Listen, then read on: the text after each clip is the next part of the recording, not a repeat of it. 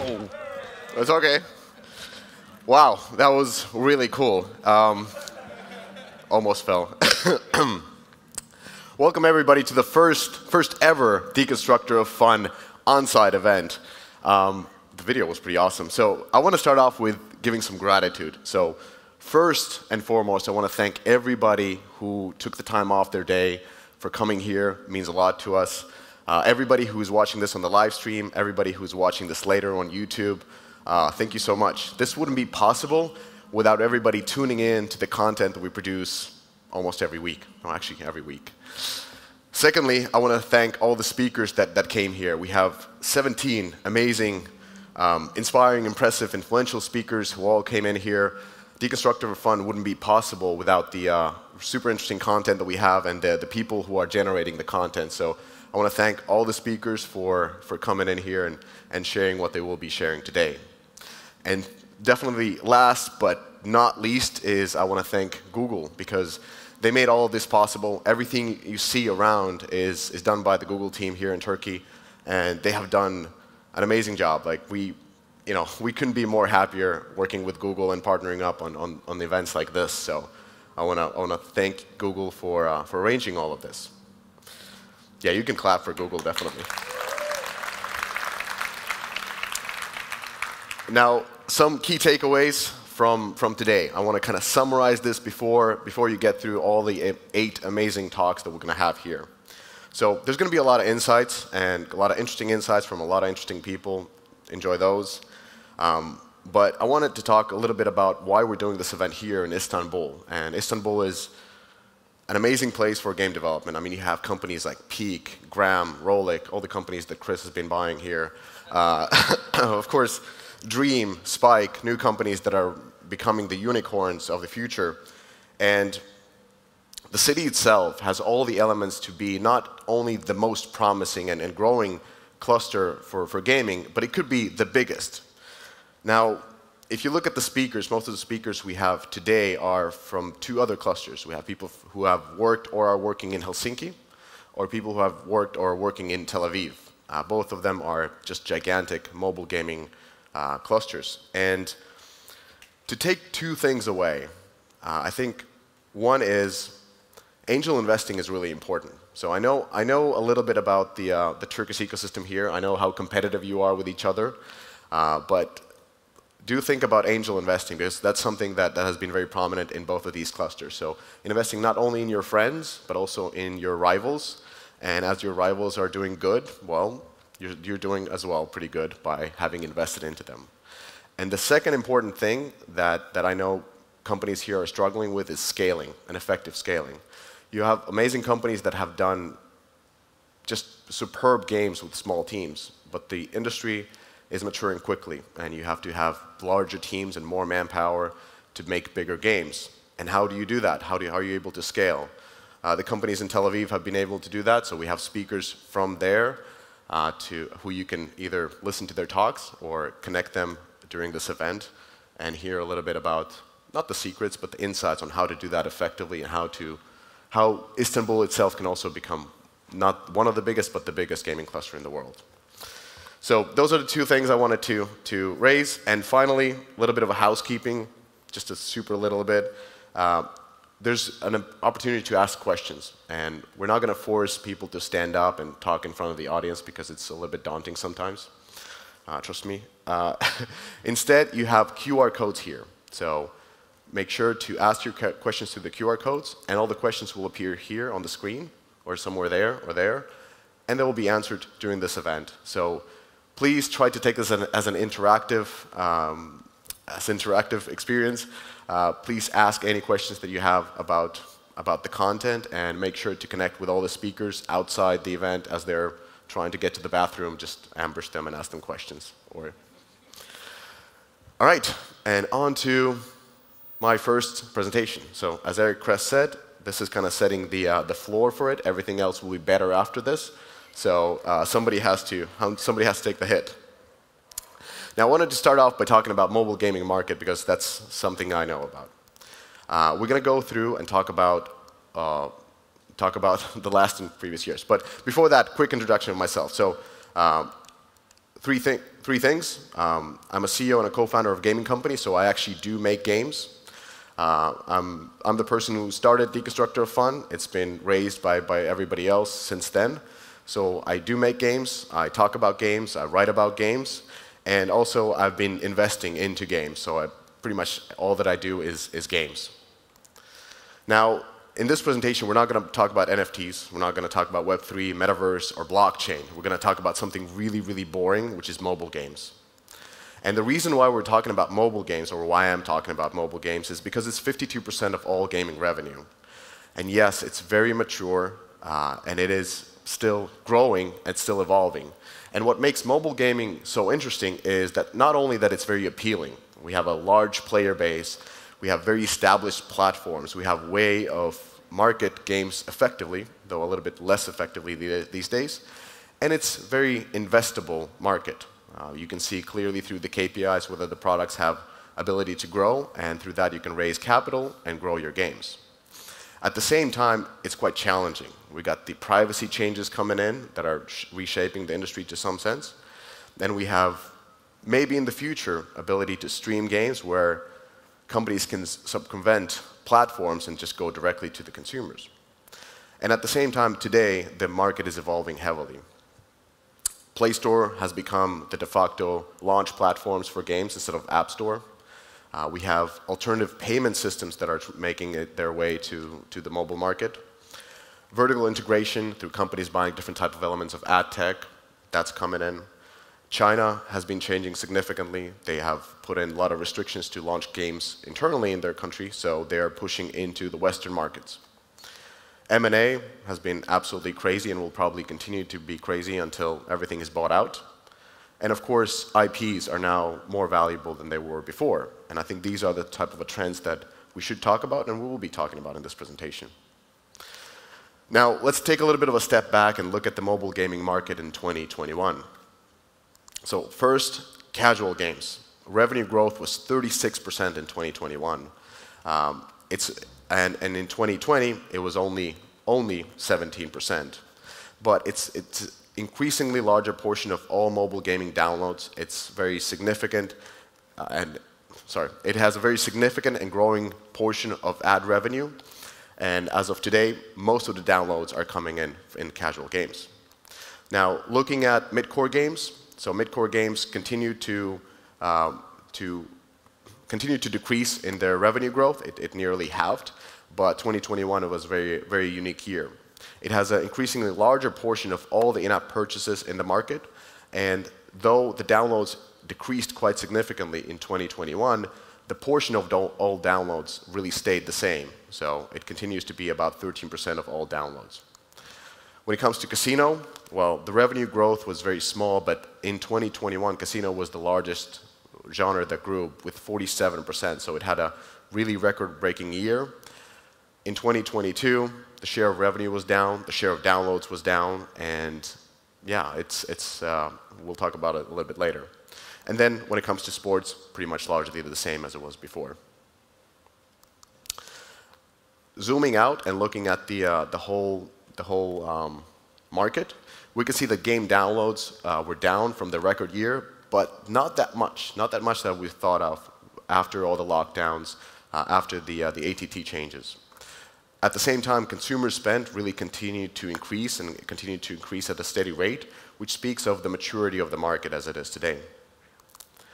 When we look at the number of games, we can see that the number of games increased slightly. But what's really interesting is the number of new games, because the number of new games have never been really so low, at least not since the Sensor Tower was tracking since 2012. Again, this is talking about the maturity of the market.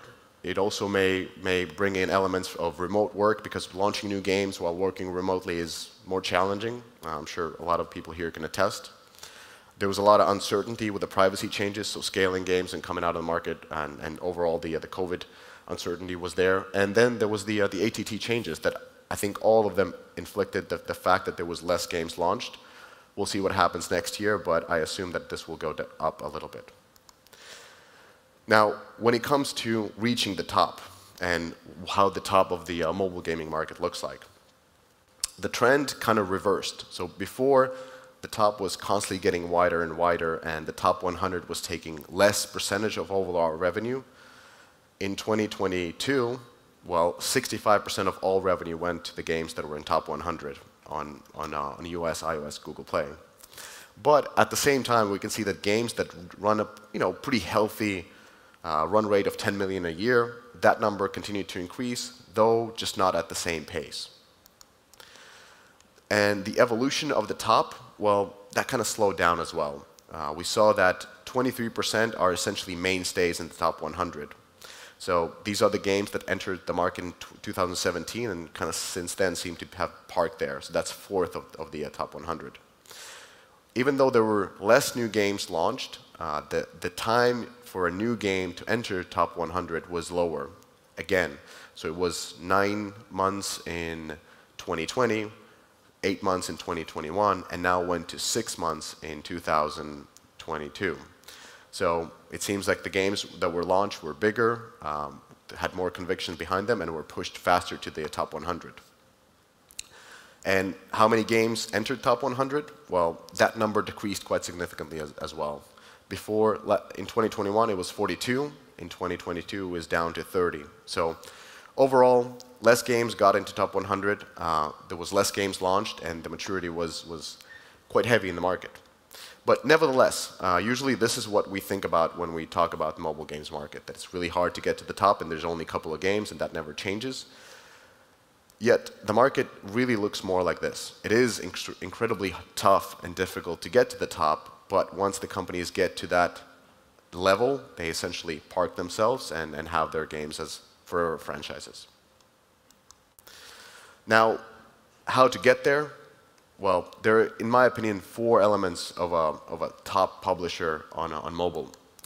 Number 1 is the marketing power. You need to have it. That means both technical, human, and financial resources to launch at scale and continue growing the game.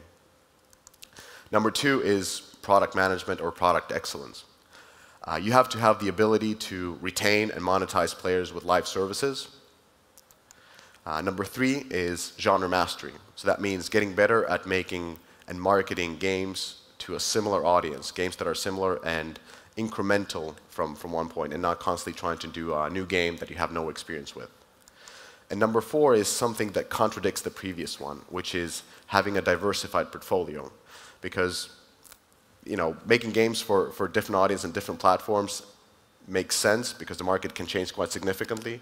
One genre becomes very competitive or obsolete quickly in the market, and by having a diversified portfolio as a bigger publisher, you have you have less risk in your portfolio, as we've seen, for example, with casino companies.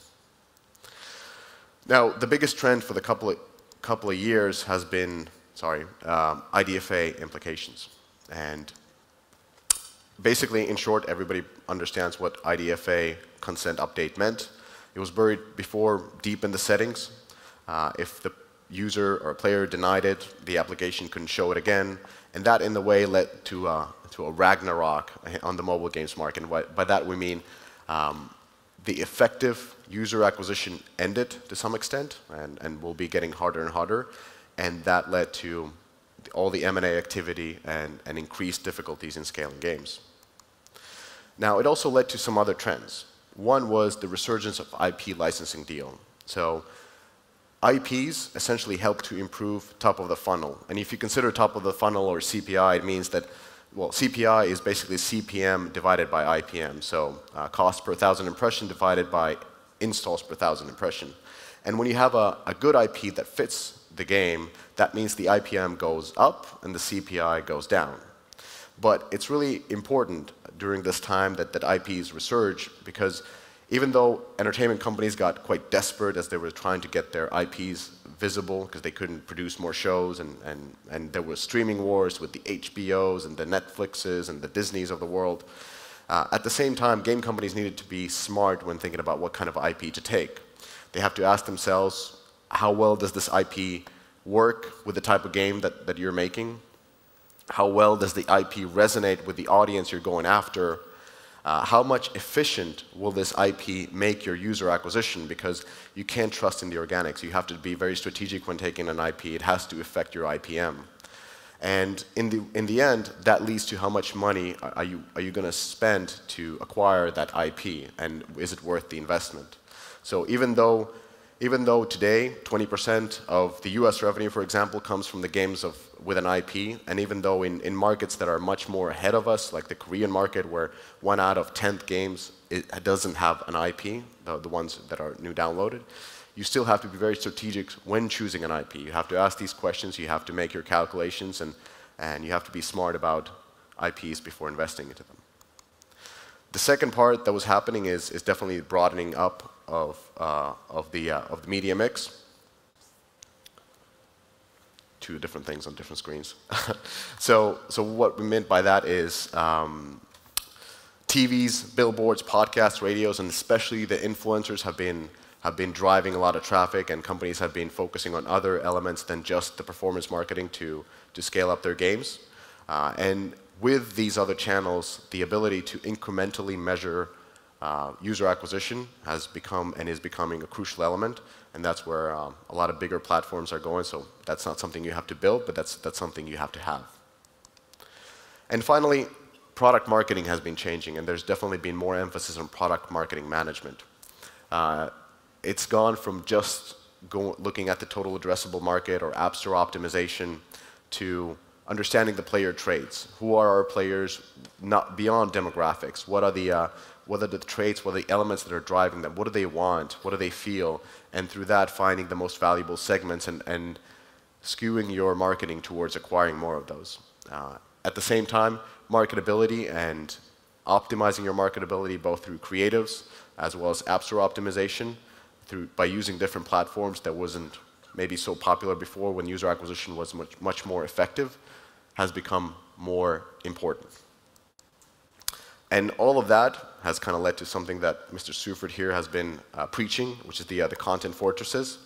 So essentially 3 elements of a content fortress is portfolio management, meaning that you have a wide portfolio and you are very pragmatic and perhaps programmatic when managing it, looking at what games make sense, what kind of users you're acquiring to your portfolio so that there's audience affinity as you're effectively moving players from one title to another.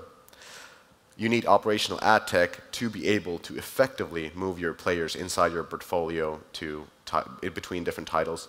And finally, the command economy. So it can be run based on which studios or which people you like, who do you have best relationships. It has to be run based on numbers, what makes sense for the business overall. And I'm sure he's going to talk more about content fortresses in his talk in a few minutes. Now, finally, go into some trends for 2022 and beyond. I'm going to look at different genres. So on the casual front, I think there's going to be more focus going on audiences versus the genre. The ATT has been definitely wreaking havoc. Things like misleading ads that Playrix has been very good at has not been so effective as of late with installs dropping. Now, we have genres that were very popular just a while ago, like merge games. They got overheated and the competition was just too strong. We have genres that a lot of game companies took elements from and evolved further by adding more monetization elements, like interactive story is now an element of puzzle games and other different games, and the original genre itself is struggling. And the most important part by the genre focus is especially looking at puzzle games. That's the biggest one.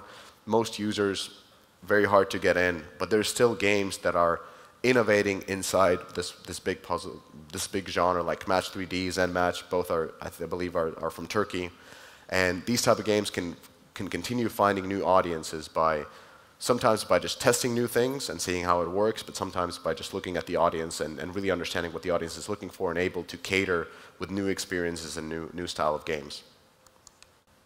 On the hyper-casual front, we definitely saw hybrid monetization approach, as well as companies moving to almost not exclusively on Android, but definitely Android-first approach. So overall, this was actually the only genre that continued to grow downloads in casual games. But this focus has been shifting towards games that can retain better and can monetize better. And we can see in-app purchase revenue going up by 50% year over year. And at the same time, these games, as you well know, there's a lot of hyper-casual publishers here, They require a very effective user acquisition strategy, a very effective ad monetization, and through that, it's been definitely going more towards the Google side. And what's also interesting about the hyper-casual games is that the number of new games that hit the top of the charts actually decreased compared to last year, while the older games continued to scale. And that speaks of hyper-casual publishers investing more and more into making games that retain better, because launching them is a little bit harder these days, or scaling them is harder. On mid-core front, been very interesting to look at the evolution of this one. Launching and scaling, of course, became much more harder post-ATT. What we see is a few elements. So first of all, monetization has gone broad. So we see the average revenue per paying users decrease, and we see installs go up to some extent. There's been a lot of collaboration with IPs, whether it's 4X games like State of Survival, using Hollywood IPs, whether it is AFK Arena using console IPs. Everybody has been integrating IPs to their existing game to some extent to make their events more interesting, to broaden the IPM, to get more new users in. At the same time, we've seen a lot of these companies push out their PC clients, as well as alternative payment systems to continue to monetize their core audience. And we've seen something that we haven't seen on mobile for maybe a decade, and that is sequels. So PUBG released another version. Call of Duty is coming up with another version. Garena Free Fire made another version. So we see sequels with better graphics, improved gameplay, just sequels, which is a very confusing thing for mobile, but that's where the market is heading. On the casino front, looks quite challenging. The last year was absolutely best ever in casino history. The lockdowns helped. People were locked away from their bad hobbies of spending money on slot machines, and they continued doing that at home without, even opportunity to win real money. And that kind of turbocharged the whole genre, but it doesn't change the characteristics of it. It's extremely competitive. It's driven by whale monetization, and that bundled with the IDFA deprecation is a very tough combo. So what we've seen is rush to diversify. We've seen companies like Playtika, Aristocrat investing into other different type of genres, and not only investing, just acquiring companies and diversifying their portfolio to be safe from eventual decline if the trend continues this way.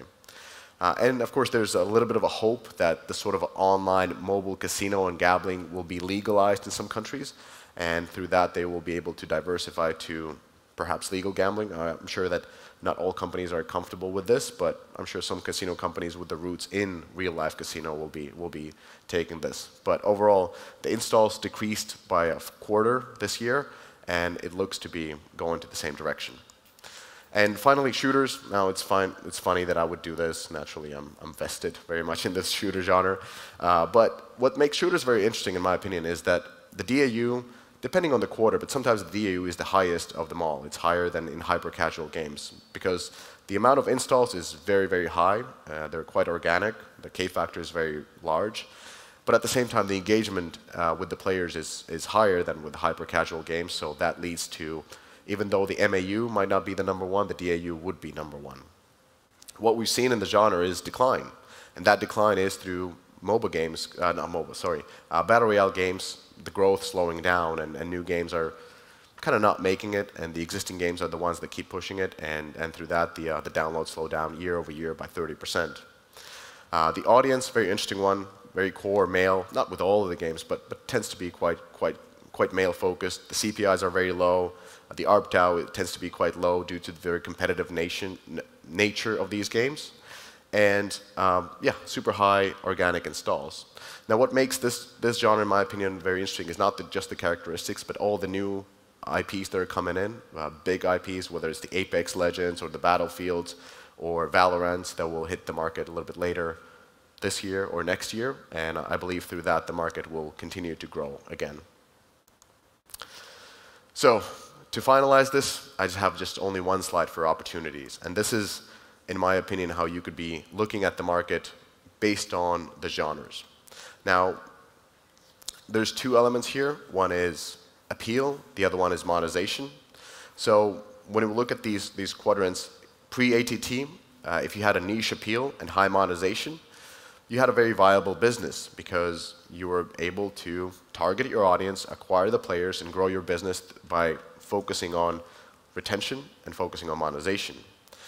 Now it's becoming more challenging for new games. It's still very good for the existing ones who know the type of audience they're going after, but new games have challenges in growing. And if they're able to figure out how to grow in a less appealing genre, then they will succeed. If not, they have to, well, then it's a different story. Games, on the other hand, with broad appeal and low monetization, used to be a very clear business. That's a lot of hyper-casual games, a lot of simple word games and board games and idle games. That has become a little bit more challenging as well due to the ad monetization nature of these games and the effect of ATT on CPMs, and through that, the effect of ad monetization. Then you had genres with low monetization and niche appeal. I think that genre has always been very challenging, mainly because not only the economics of that genre, but the fact that most gaming studios actually want to make these type of games. So you have an internal battle. It's like, let's not make a MOBA again. Let's try to do something different. But yeah, that's a challenge in most studios. And then the sweet spot continues to be the sweet spot. Those are the genres that have a broad appeal, through that have ability to run effective user acquisition, effectively scale their games, and at the same time have the ability to push monetization up. So when looking at these genres, it doesn't mean that don't go to a specific one, except the niche audience and small monetization. But have a strategy how you're going to grow in a specific genre that has certain challenges existing. So that ends my first presentation. I hope I've set a floor low enough for the future speakers. There's all the ways you can connect with me, and the last one is email, because I probably don't have time to reply to most of you, so I'm apologizing already. But it's a pleasure to be here. It's fantastic to see so many of you come here, and I'll be eagerly watching the rest of the talks. And I want to welcome Sencer Kutlu, who heads gaming, apps, and startups at Turkey. So thank you, everybody.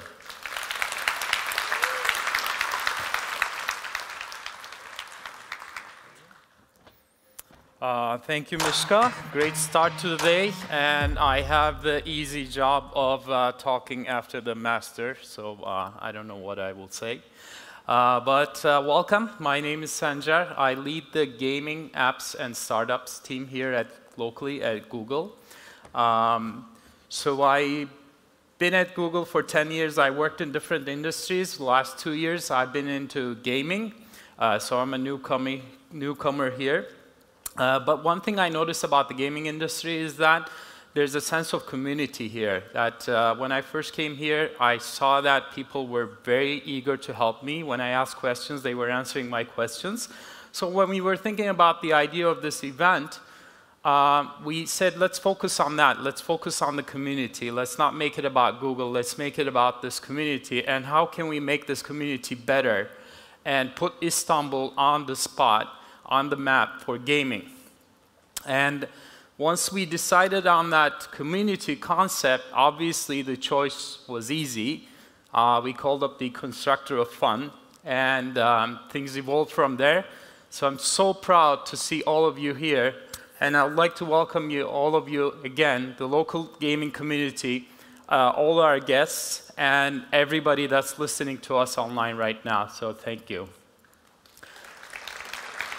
Well, I have the difficult job of talking among the masters and all the. I notice also the gaming people are pretty buff, right? But what I'm going to do is, so as Google, I'm going to focus on what our analysts examined as the data, and I'm going to take like a 10,000-foot view, so zoom out a little bit and see what we see from our perspective. But before I go there, I want to say something. So last 2 years have been like paradoxically thriving for gaming. And I think it just elevated gaming into a different place in the world. And why is that? Gaming used to get a bad reputation, especially among parents. But the last 2 years showed us that gaming can actually help us, help our well-being. So if you think about the word game, I think historically it comes from amusement, delight, play. And the last 2 years showed us how important these concepts are to our well-being. And gaming, during the lockdowns, gaming provided stress relief, cognitive stimulation, and socialization with our friends and family when we were locked down. And most of you already knew this, that gaming is fun, it helps you, it relieves stress. But now I think the whole world knows this. And I'm not only saying that, there's a lot of research that has been done that's here, that's saying that gaming helped people during the lockdowns.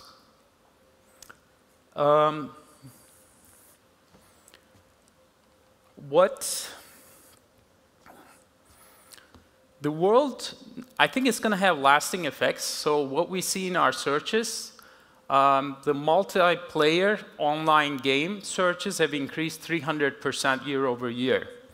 And when we ask people how their level of game increased, like 60%, 65% of the people said they started playing more games during the pandemic, and 60% of those said they will continue to play more. So this will have lasting consequences, and we've already seen this. So this is the mandatory big number slide. Last year, when I looked at this, Newzoo was estimating 2021 to be $170 billion range, but it surpassed to become $180 billion. And it will possibly become $200 billion within the next 2 years.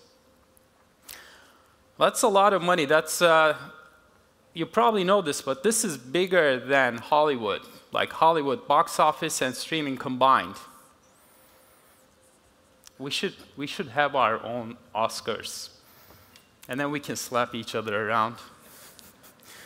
We'll call it Slapfest. There will be a loot box. You'll have to watch an ad to get into it. And when you open it, there will be a robotic arm that slaps people. And there are 3 billion gamers in the world, and that means they play games at least once a month. 3 billion people. Half of these play on mobile. And if you look at the numbers for Turkey, we see that, well, before I get to that, there's actually, I heard in a conference last year that $100 billion of investment money in acquisitions, mergers, investing, flowed into gaming last few years. Turkey took some of that. I think my calculations are correct, around 3 billion last few years. But we've seen also that, according to Startups Watch, one of our partners here, there were 200 gaming companies started in Turkey within the last 2 years. So that brings the number to 500 active gaming companies in Turkey. In 2020, there were 16 deals, investment deals. In 2021, that number was 56. So this place is becoming the gaming hub. We should have our own GDC on the side of the Atlantic. So Tel Aviv, Helsinki, Istanbul, yeah, why not? So if we look at who these gamers are, nothing surprising there. The big part is in Asia Pacific. And it's still growing, 5% year over year. And if you look at the markets that we mostly target, Europe and North America, that's 21% of the total gamers. Europe is still growing, but America's numbers have stalled. 2 rising and shining stars there are Middle East and Africa and Latin America. So those are growing almost 10, yeah, Middle East and Africa is growing 15%, Latin America is growing 10%. And if you look at who's playing, almost everybody is playing. Like Gen Z, Millennials, Gen X, 70%. And even people over the age of 60 are playing. 40% of those are playing. And those numbers will be increasing.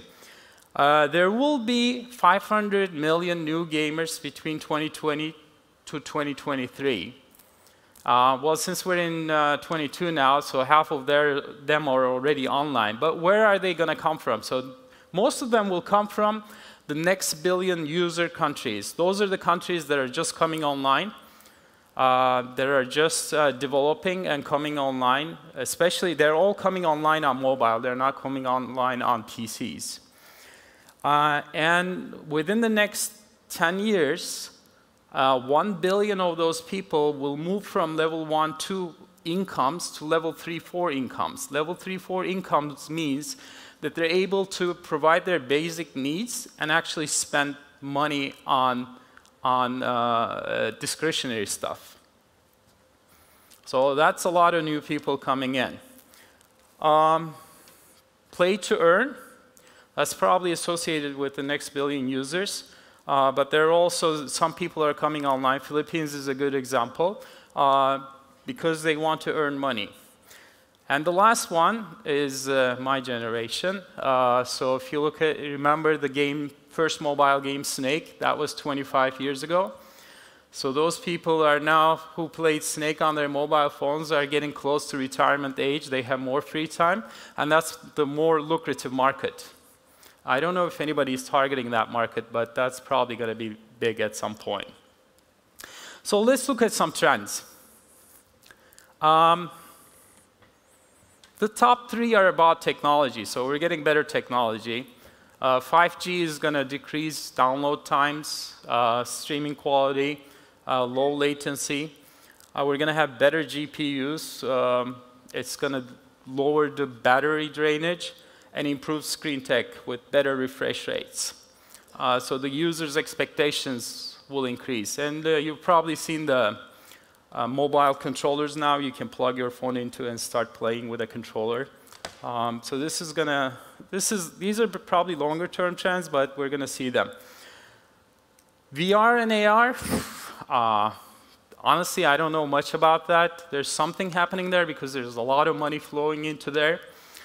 I don't know if we're gonna have the metaverse, or the metaverses, or the metaverse of the metaverses. I don't know. But with that much money flowing in there, there's something going to come out of there. If you know Yuga Labs, the creator of the Bored Ape Yacht Club NFTs, they just raised $400 million, valued at $4 billion, to create their own version of metaverse. And the cloud gaming. Well, this is small right now, but it's going to quadruple within the next 2 years to a $6 billion industry. But there are some challenges. I'm going to come back to the privacy changes. But cross-platform challenges. So we know that the hardcore gamers now want to play across different screens. And this is not easy to do. I know some companies here that had challenges doing that. Because that means providing the similar experience on a different form factor, on a different device, different game mechanics probably, and maintaining different code bases. It's very, very challenging, but the players are now expecting this. And does this translate into casual games? I don't know. Would people want to play casual games on PCs? I don't know. But can that spill over? Regulation. Well, the regulation tends to come in slowly, very slowly, stealthily. But when it comes in with a hammer. And we've seen this already in Asia. Is it going to spill over to this part of the world? Will probably come. But the big thing, so the users are expecting us to be better keepers of their privacy or their data. And that's driving two parties, the platforms and the regulation, to act. So I said privacy, but it's actually, for us, a couple of years ago, so I've been in the industry for 10 years now. A couple of years ago, I used to tell everybody that we're moving into a world where we can measure everything. You're going to be able to measure TV, you're going to be able to measure online, everything. Like, now we're going into the world where we cannot measure anything. Well, it's gonna settle. It's gonna happen. We're gonna fix this. It's gonna take time. It's gonna be messy. And the privacy and the measurement doesn't have to be mutually exclusive. They can coexist. But it's going to take time, like I said, so expect the change. The three things that we know to be true. The cookies and device identifiers will degrade over time. We're going to rely less and less on those. The industry will move to rely on aggregated and anonymous data, and the observable conversions will continually decrease. So what can we do? I have no solution. I don't think anybody does at this moment. But we're going to have to invest in multiple technologies. So I have this story, actually, maybe 6, 7 years ago. I used to work with a travel client who was very, very good. Like, they were selling hotels globally. And I kept telling them, you know, at that time, we were observing the mobile queries keep going up and up. And I kept telling him, you know, this is coming. You need to get ready. This is coming. And he kept telling me, well, I'll think about it when it comes. But when it came in so fast. Like, the mobile queries surpassed desktop queries so fast that he was unprepared. And he couldn't switch. It's not easy to sell hotels. Like, selling hotels on PC versus on mobile is different. And it wasn't an easy switch. He had to close shop. The privacy is something like this, so we need to try different things. We don't know what's going to stick, but we need to keep an eye on it and try different things. Well, I know you don't like it, but we're going to have to rely more on modeling. And this means we're going to need more signals, and this means you're going to need to build relationship with your clients. You need to build that fortress. So it means you're going to have to get your own first-party data, use your own first-party data, so that you can have better signals for your models. And be ready to adapt, because one thing, you're going to try one thing, it's not going to work, and all of a sudden the industry might go in a different way, so we're going to have to move very quickly. So let's look at the player perspective. What do players want? Self-expression. Players want to bring their identity into games, and now I think this is more than skins now. They want to bring their gender. They want to bring their culture. They want to bring their sexuality. They want to bring their trends that they are in. This is not something that's going to go away. People want to be who they want to be in these virtual worlds as well. User-generated content, they also want to create. They want to create their own world. They want to create, they want to co-create with others, and they also want to share this with the whole world. Sometimes for monetary reasons, sometimes as a validation of the quality of their work, but they need a way to express themselves. And finally, play to earn. So that's not in the top 10 motivation list for players to play games right now, but for new people that are coming online, that's going to be. And some of the game trends, blockchain games. So this is, some people don't like to put the blockchain and games in the same sentence. It seems to be a taboo in some circles. But again, so going back again in my media days, back when I started, so we used to have the media world and the IT world. So the media world is we had the creative agencies, the media agencies, the digital agencies, and then we had the IT world who provided the infrastructure for the whole company. As advertising became more technical and more technological, those two worlds started to merge. And then we started seeing media companies buying small IT consultancies getting into the media world, and now you cannot think of a world where you don't have technology and the media together.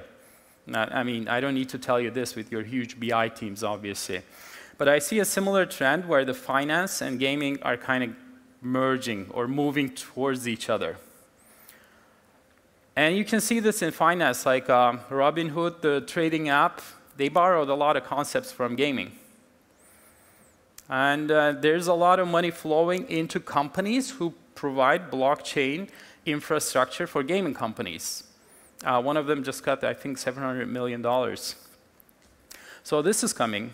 Mobile social, so I talked about this a little bit. So people play games to socialize. Some people meet other people, not on social media, but in games, while playing games. And if you look at the top games, 2 out of the 3 have some sort of social element in it, some sort of social feature in it. And if you talk to the players, they say if they feel part of a community within a game, they're 2.7 times more likely to keep playing that game.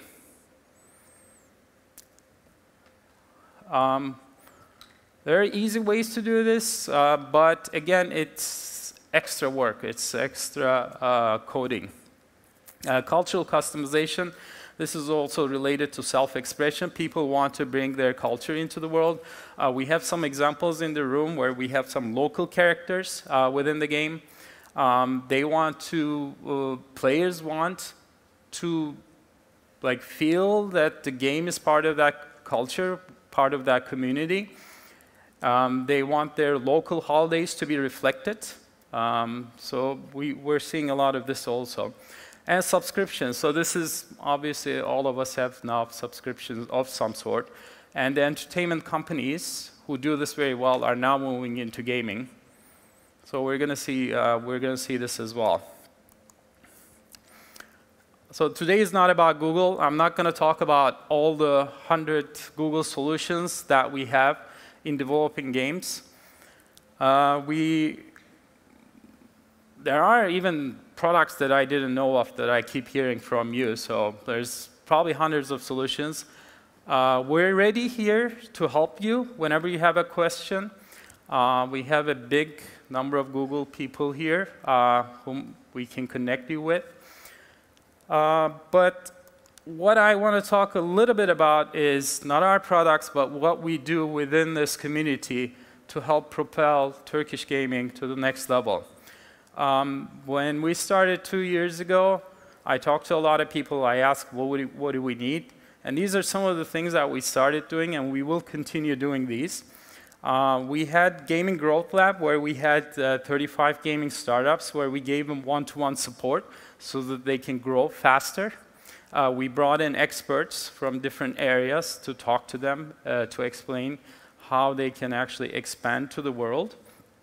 We have some incubation programs, not only in gaming, but in different areas of startups, where we bring in startups, and we work with them to, again, like a 6-month, 3-month program to get them grow faster. But one of the things, big things, is the talent. This is a big problem. And we worked with our partners, local partners here, to provide 60 casual game developers and game artists for a 12-week program. And we were able to place all of them in jobs, like 100% placement rate. So we hope to continue doing this. Before I finish, well, first, I'd like to thank all of you for coming. I'd like to thank our guests. But like I said, today is about community building.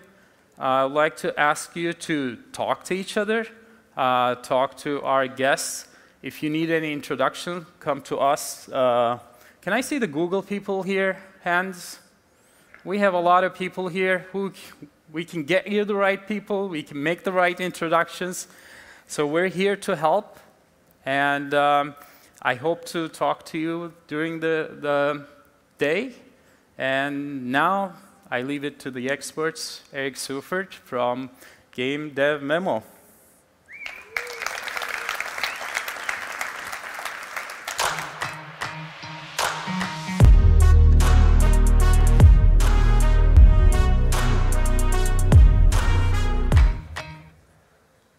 Hey, everyone, how you doing? Who's having a good time? Yes. Nobody? Huh? Before I begin, want to thank Miska for putting everything together. Maybe a round of applause.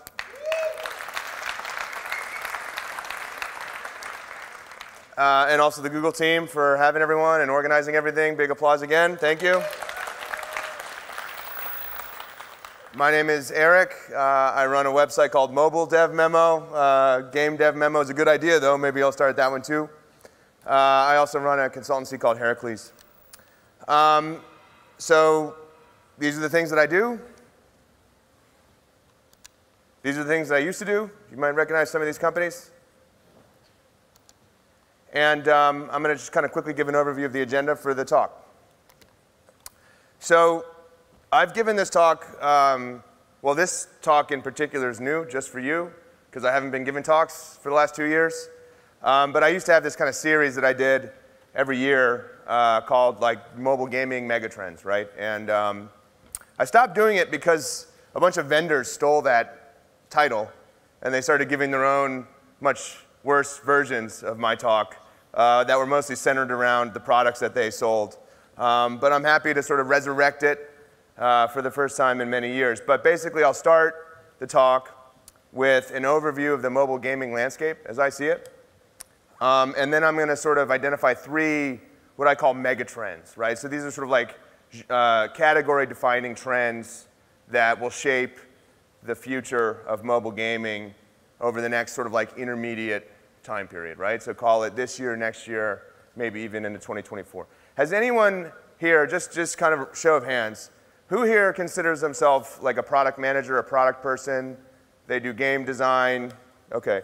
Who here considers himself a marketer, UA person? Okay. Who here is in analytics? Okay, good mix. So I think I've got something for everybody, but the presentation probably leans heavier towards the UA side, the growth side, and the analytics side. So for any of the PMs who feel like they were shortchanged in my presentation, please feel free to bring it up with Miska. Okay, so start off with a survey of the mobile gaming landscape. I talk very fast. I'm going to try to talk slowly, but this section is just kind of chock full of graphs. So I'll sort of talk through what the graphs are saying. If you don't kind of get to read everything in the graph, you won't have missed out on much, because I'm hopefully going to describe what the graph depicts, right? So if we think about mobile ad spend worldwide, it's obviously been growing, right? And I think anybody that works in UA knows that. Anybody that works in gaming knows that. This is a graph or a chart from eMarketer, right? And they're probably the best source of data related to digital advertising, but they're not that great, right? But sort of directionally, it's usually roughly correct.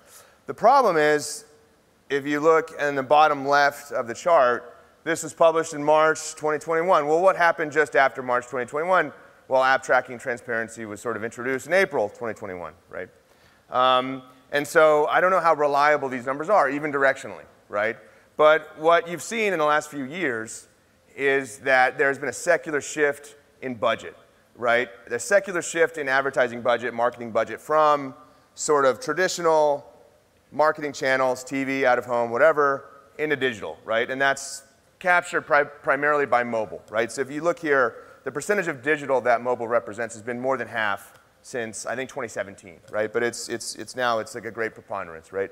And this projection shows it going almost to 80% by 2024. Now, notably, it shows that mobile ad spend will be more than half of all media spend, right? All advertising media spend by 2024. Now, given that this is sort of a slight majority projected in this chart, we don't know, because ATT, because other privacy changes, and I'll get to that in a second.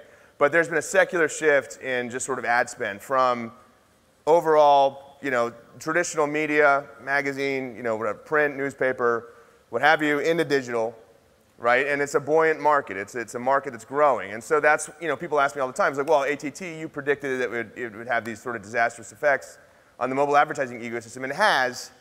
But why is the mobile advertising ecosystem continuing to grow? Why is Facebook revenue up? Why is Google revenue way up? Well, because of this secular shift in budget away from these traditional channels into digital, right? It's still a growing market. These privacy challenges, coming regulatory challenges I'll talk about in a second, they're just creating headwinds, right? They're creating pressures, right, that wouldn't have existed absent these changes, but nonetheless, the market is still growing. Okay. The defining trend in digital advertising for the last few years, right, has been privacy, right? And, you know, ATT is probably front of mind for a lot of people in this room, but these changes didn't start with ATT, right? And they won't end with ATT. I think, to my mind, and, you know, some people might argue with this, but to my mind, this sort of changing privacy landscape was catalyzed with intelligent tracking prevention. So that's Apple's privacy framework for the Safari browser, right? That was launched in 2017, right? So what that did, it got rid of third-party cookies in the Safari browser. It put some limitations on first-party cookies. But it basically was, you know, Apple's initial foray into this process of radically altering the digital marketing landscape, right? And you could think about this as kind of a category-wide impact. But really, you had Facebook kind of at the dead center of that, right? Following ITP, which, you know, changed a lot since 2017, right? Had many updates. But following ITP, with like the kind of big new sort of introductory change, was app tracking transparency, right? So that was 2021. There's more to come, right? So they introduced private relay in iOS 15, right? So that sort of masks the IP address of web traffic on the iPhone and on the MacBook, you know, in iOS and macOS.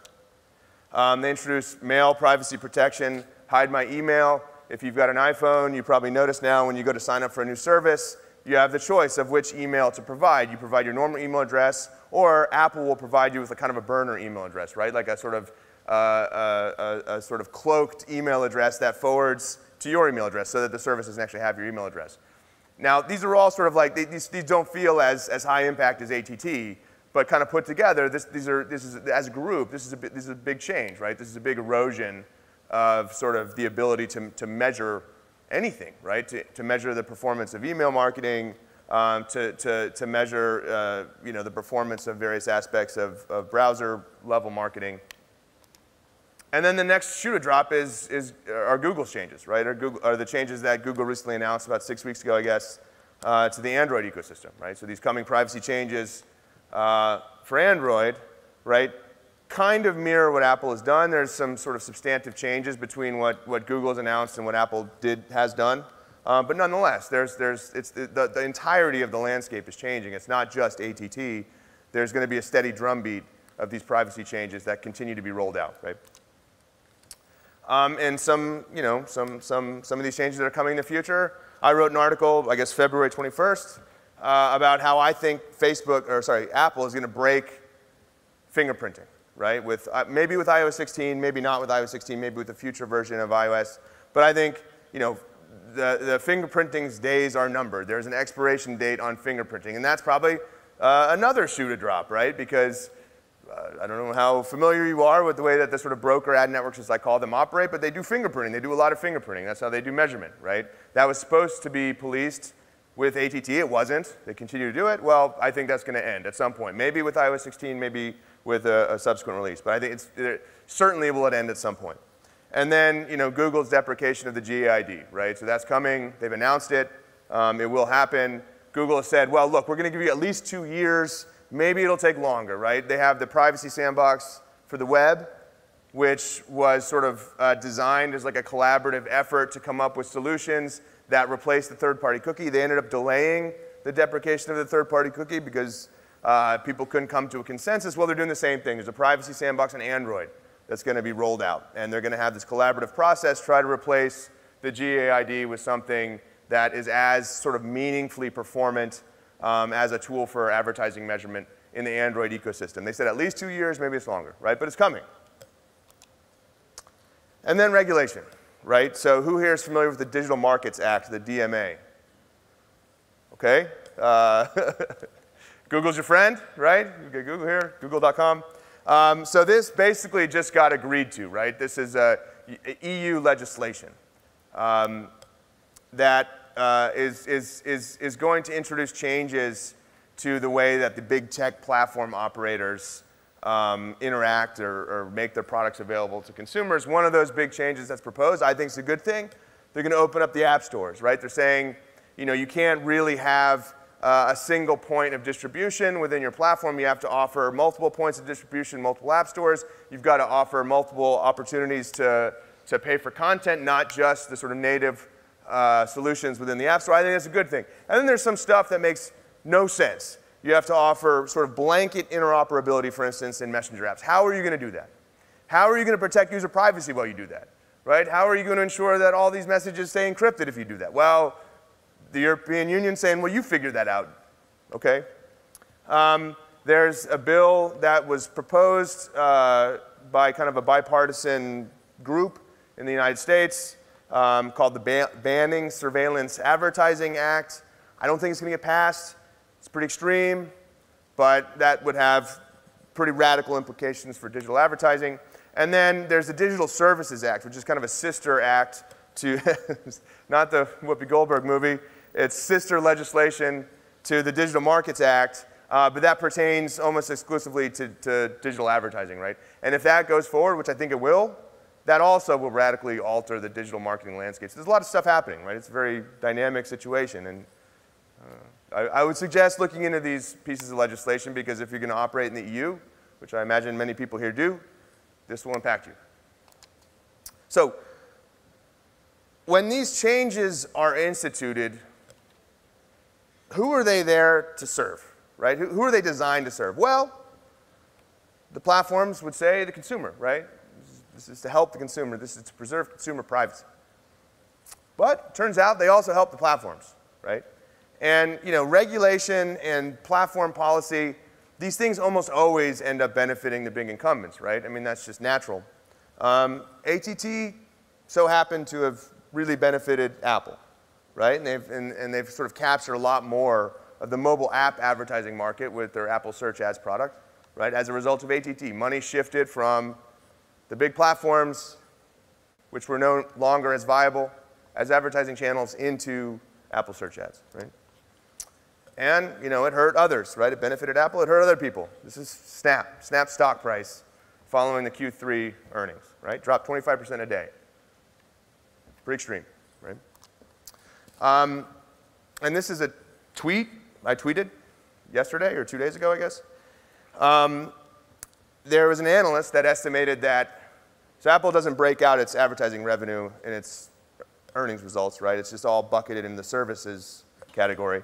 But this analyst estimated that Apple's advertising revenue, right, grew from $300 million in 2017 to $4 billion in fiscal year 2021. Now, Apple's fiscal year is not a normal calendar year. I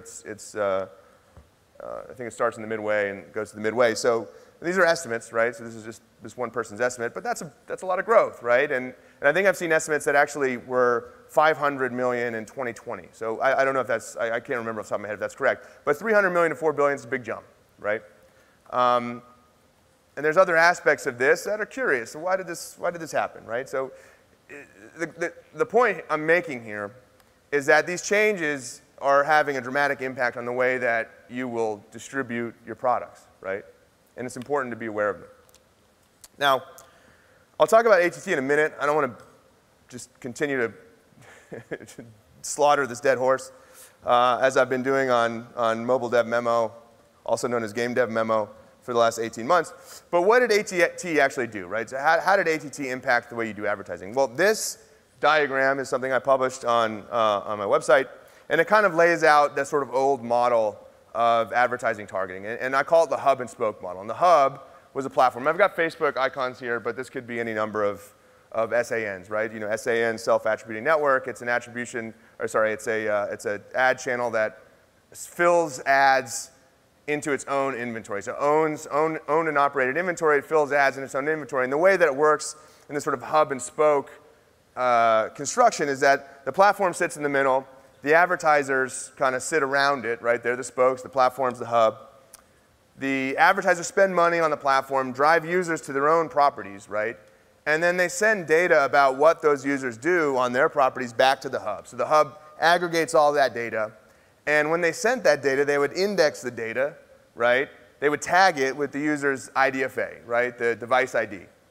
And so these hubs would capture that data, and they would build user profiles, right? They would build profiles, behavioral profiles on these users, and then they would use those profiles to target ads to them in the future, right? And they'd also use those profiles to find commonalities across users that were doing the stuff that the advertisers wanted them to do, making purchases, completing registration, and whatnot. And when you get rid of the device identifier, you get rid of that flow of data, right? You get rid of that flow of data from the spokes back to the hub, right? And that prevents those behavioral profiles from being constructed. That prevents these platforms from being able to target users based on the things that they've done in the past, right? And also to find lookalikes, and also to target users directly based on their device ID. So if you think about what changes sort of ecosystem-wide as a result of that, well, pre-ATT, pre-ITP, you had kind of the open web that, where all this data sort of flowed freely, and then you had these closed ecosystems, right? You had the closed ecosystems where they had their own data sets, they had their own first-party data, it was all their own logged-in data, and right, like, so the sort of primary purpose of ATT was to disrupt this free flow of data from third-party context to a first-party context. So if you're a walled garden, you're a closed ecosystem, everything is first-party to you. You get to capture that data, and if you're in the sort of open internet, everything that you need to send to the platform is third-party data to them, right? And so ATT disrupts that. And the deprecation of GAID will disrupt that, right? So post-ITP, post-ATT, well, the walled gardens, the closed ecosystems, they have a big advantage, right? Because they have all this logged-in first-party data. They can use that to do targeting. They can use that to do measurement. They become what I've called a content fortress, and I'll get to that in a second, right? But the result of this change has been a frenetic pace of consolidation, right? And I could fill 5 slides with headlines about even just specific to gaming, all the consolidation that's happening, because these companies want to bring all this content inside their walls, because if it's inside their walls, everything that happens in that content creates first-party data artifacts that can be used for targeting, measurement, what have you, right? And so this is now the direction that everything is moving in, right? And so this sets the stage for the megatrends. So megatrend 1, in-game personalization. So this is a schematic of how SKAdNetwork works. SKAdNetwork is the measurement framework that was introduced by Apple to replace the IDFA, right? So you show an ad to someone, they click it, they do something, they go to the property, and SKAdNetwork kind of collects some stuff that they do, and they send all that context along with like a notification of the install back to the ad network that produced that with just one post back, right? So much more limited, much coarser sort of scope of data that you're able to collect. Well, that's all you've got to work with on iOS, right? And so going back to the hub and spoke model, I had a product, I handed it to Facebook, I handed it to Snap, I handed it to whoever, and I said, look, you find the right audience for this product. I don't know what that audience is, but you'll be able to, in real time, witness all the conversions that are happening, look at who's creating those conversions, and then just use that information to find the right audience for me, right? I am abstracting the audience development part of building products to you, right? You are going to be my audience discovery tool. Well, it's not possible anymore. And so now what's happening is you're going to be advertising, you're going to be showing your ads to less relevant people. They're going to be coming into the product, and you've got to take control of that personalization process. Right? And I think this is kind of the most important thing that I see gaming studios doing right now is investing the resources into building a personalized experience for the user. Because, again, the product is not personalized and relevant to them. That was Facebook's job. That was Snap's job. That was YouTube's job. They did that before, but they're not doing it now. They're sending you a much broader swath of people. And so it's your job to very quickly ascertain what do those people want and to give it to them on a personalized basis, right? So this is just kind of a simple diagram, and I published this on Mobile Dev Memo. But basically, like you can use all of the sort of steps in the onboarding process and the funnel and the first few levels and the registration process, whatever. You can use those to ascertain what this user wants, right? And you can sort of encode those steps with values that go back to SKAdNetwork, right? That then tell the ad network, okay, this was a good user, this was a bad user. That's kind of step 1, right? It's just encoding these values that allow you to know if this is a good user or a bad user. But then you can take those steps, you can take those events, you can take those instrumented conversions, right? And you can kind of build a path, right? So event A, if they do that, they've got some assumed LTV, some imputed LTV, right? If they do A and B, they've got a different imputed LTV. And if they do A and B and C, they've got a different imputed LTV. And you can create those sort of different paths to determine who the valuable users are, right, on the basis of predicted LTV, and then shape the product to sort of capture that monetization potential, right? And so like this was the old model. You had all this traffic flowing into the game, and the game was just one singular experience. Everybody experienced the same game, right? Well, that's not possible anymore because, you know, or it's possible, but it's not efficient anymore because all the traffic is not going to be sort of relevant. It's not going to be personalized, right? The traffic is going to be broad, potentially like, you know, sort of irrelevant groups of users. Well, now you've got this big blob of traffic that's going to your app, and you can personalize the in-app experience. So instead of personalizing the ads that they see, reaching the most relevant users via the ingenuity of these ad platforms, you're going to get a big blob of broad traffic that's potentially not as interested in your game as like the most interested person would have been on average, right? And then you can give them personalized experiences to sort of create the best, most joyous, most fulfilling experience that this user could possibly have in your product, right? And a good way of doing that is with special offers, discounts, you know, personalized sort of IAPs.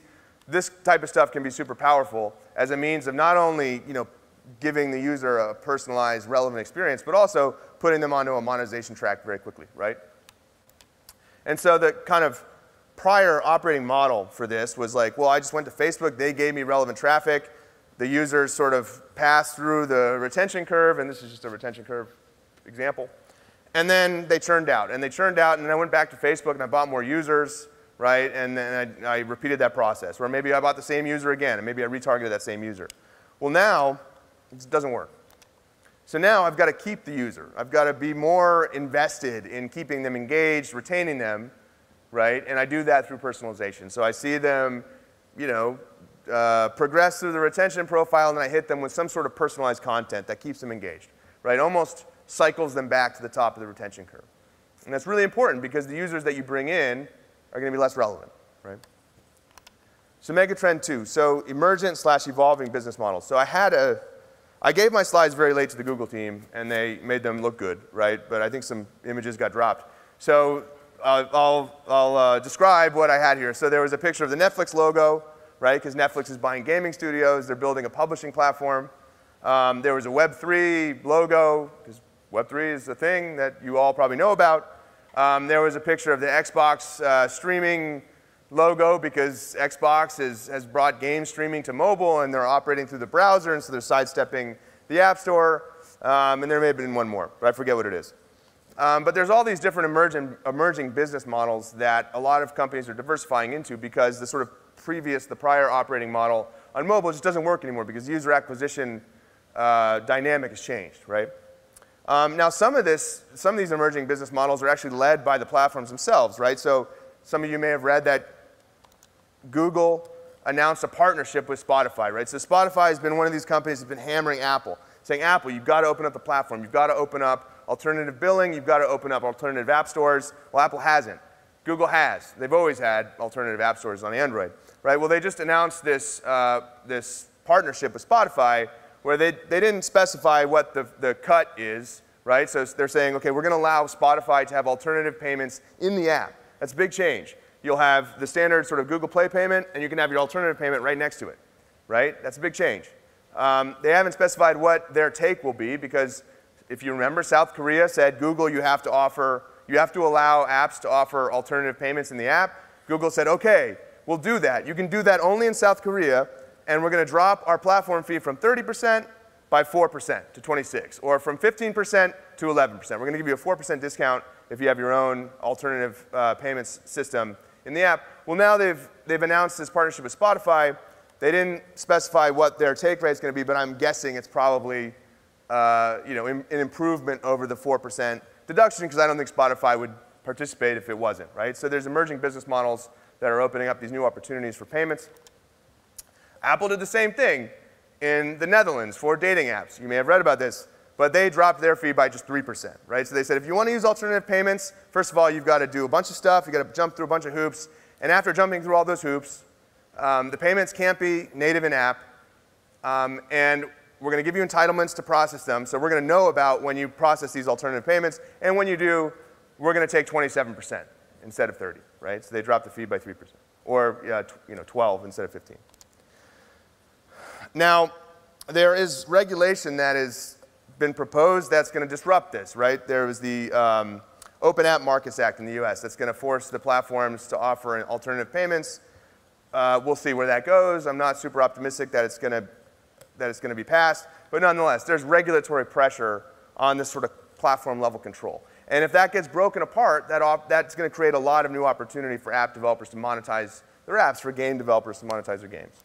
And of course, content fortresses, right? So bringing all the content that you can get your hands on into your own first-party environment. Everything that happens within your own first-party environment is fair game to be used for ads targeting, for measurement, what have you. That's another evolving business model that is very relevant post-ATT. OK, so Megatrend 3, growth challenges facing games developers, right? So I talked about ATT. I talked about the impact it had on the advertising dynamic. I want to talk about how that's going to change what type of content gets made, right? So if you think about, and Miska presented a chart that was similar, looked better than mine, but similar idea. Call it on the right-hand side, you've got high ARPU, low DAU games, right? So core games, social casino, Forex strategy, whatever. On the left side, you've got low ARPU, high DAU games. So call it on the extreme end of that is hyper-casual, right? So hyper-casual monetization is driven through advertising, primarily from user-level device identifier-based targeting, right? So what makes hyper-casual games able to monetize? Well, it's not the ads that the sort of big bucket of users see, because those are very low CPM. It's actually advertisers sniping high-value users within those games' DAU, right? And that was done with the IDFA, right? They saw, hey, this is a high-value user. I see them active in this hyper-casual game. I'm going to put an ad in front of them. And the overall CPMs from these games are low, but those individual high-value users were very valuable, and so you could snipe them. There was an arbitrage play. You get them cheaper than the sort of average value of buying that traffic, right? And on the right, for these core games, monetization driven almost exclusively by in-app purchases, especially with event-based economies. There was a small delta between the targeted users and total DAU in terms of value, right? And so what they were doing was doing the sniping, right? Most of these games don't have ads in them, so they're not selling traffic. They're not selling their users because they want to retain them, right? So they're buying from the big platforms and they're sniping based on IDFA. Well, both of those, the ability to do both of those things is reduced, if not completely destroyed post-ATT. And so there's what I've called a move to the middle, right? So you don't want these extremes, right? Because they're not going to work. You don't want sort of very, very low ARPU, high DAU, and you don't want very, very high ARPU, low DAU, because neither of those things is going to work in this new advertising environment. So you want to move to the middle.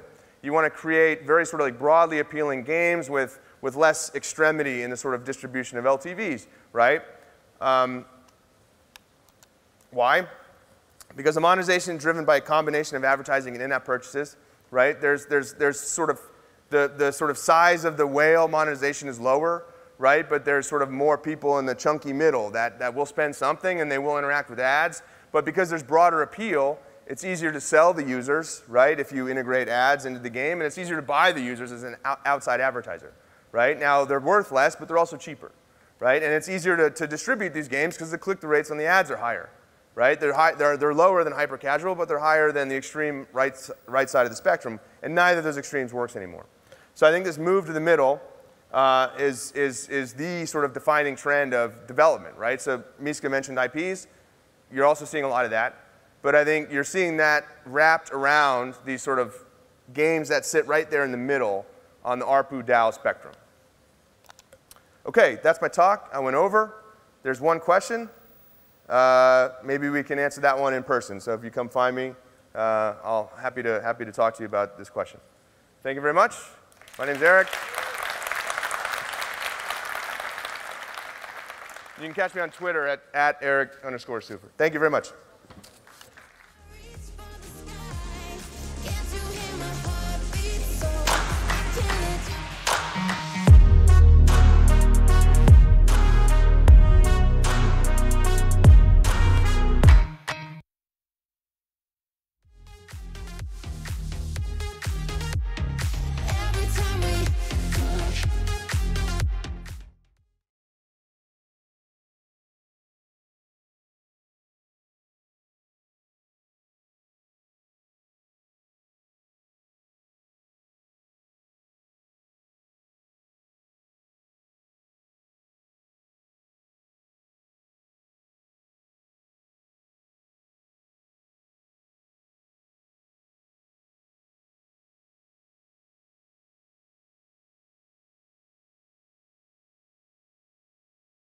most people are going to miss what we're going to say. Guys, it's not lunch yet.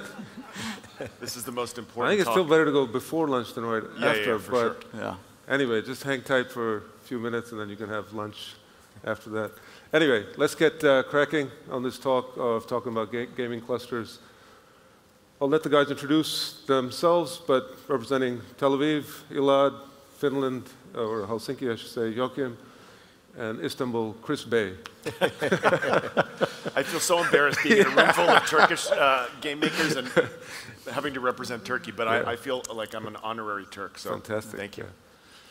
Great. So thank you, everybody. Hi, nice to be here. Humbled to sit with this amazing group of experts on stage. My name is Elad Kushner. I'm a game executive that was SVP Business Development in Playtika, and then Chief Operating Officer in Huge Games. I'm also an active angel investor in the games industry in the local Tel Aviv market, and really happy to be here in Istanbul today. Thank you.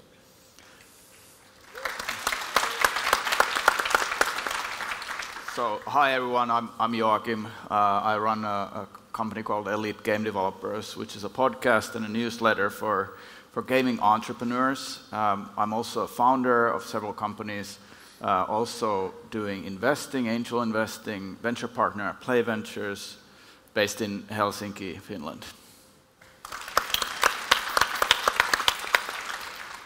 Chris Petrovich, Chief Business Officer at FunPlus.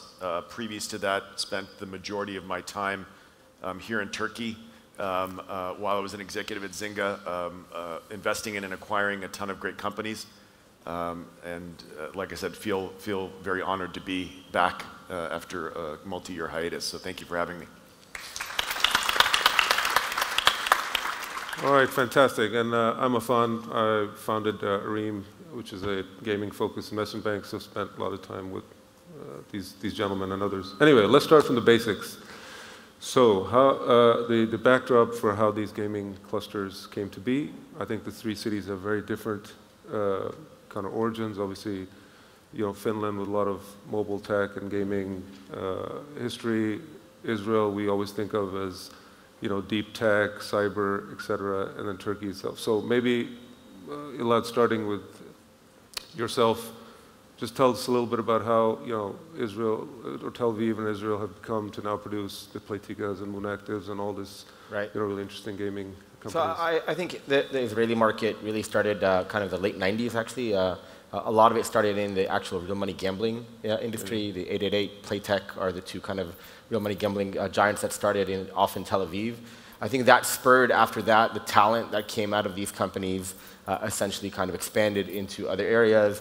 The Playtika, the Plarium, the Moonactive, the Crazy Labs, kind of just to name a few of the large players right now in the market. And I think I kind of see it as an evolutionary process where people work in these companies, they gain the knowledge, they kind of expand, they move out, build the next businesses out.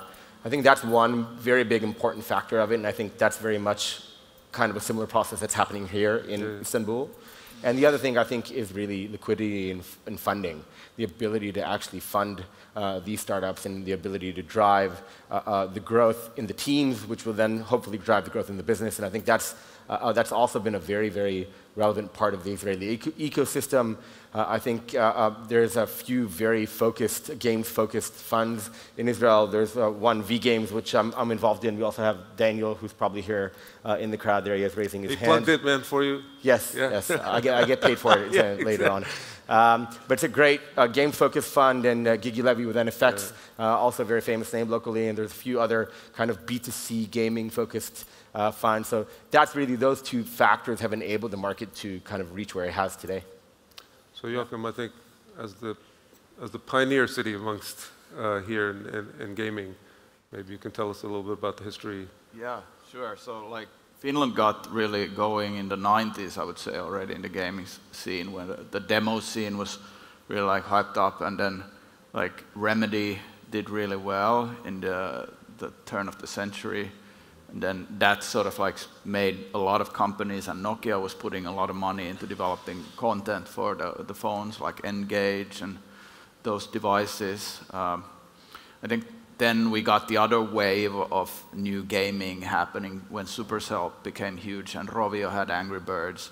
all at the same time, it kind of like made everybody see that, okay, like we want to, like I want to try out to do something like this as well. And we already had a lot of talent like 10 years ago to actually like fuel people into these companies. So yeah, I think like most of the industry has been like steadily growing in Finland. There's challenges for sure. Like how do we go to the next stage in Finland? So I'll return to that later in the talk here. Chris, you've been coming to Turkey for a long time, both of us actually. So, you know, what have you seen over the years? Yeah, so unlike my fellow speakers here, I'm not going to pretend to be able to lecture to a room full of experts, but just to give you my perspective as an outsider who had the good fortune to spend a lot of time here. You know, I attribute a lot of my knowledge and insight and passion for the Turkish gaming community to my good friend Sidar, the co-founder of Peak, whom I've had the pleasure of knowing for many years, and who invited me many times to come visit him and his young company, even before I joined Zynga. So we established a great friendship, and through him, I learned a lot about the history of the gaming industry, which starts from a number of different factors. One is obviously the global location of this country, and it's being the crossroads of East and West gives it a really interesting perspective that I believe is not matched by very many other places in the world. I think also at a personal level, I've noticed that there's a deep heritage in gaming, you know, in traditional board and card games that translates into a love of competition, a love of play, and obviously as the technology scene here in Istanbul and in Turkey grew, marrying those two together was a natural fit. And then obviously the third for me, during my time at Zynga, you know, a data point that was always amazing to me was looking at our game Zynga Poker and realizing that Turkey was the third largest market for us, both in users and in revenue. So that sparked a lot of professional interest by the company in learning more about what makes this market tick. And then just that led me to you know, coming here and then validating a lot of that through seeing the professionalism that had evolved in companies like Peak and Rollick and Graham. So it was really just all of those factors mixed up together that created, in my mind, a really robust ecosystem that we see here today. And I guess a question for all you guys, because I know obviously Tel Aviv has some PC companies as well, Plarium, et cetera, but, and I guess it's an obvious mobile kind of relationship to Helsinki, but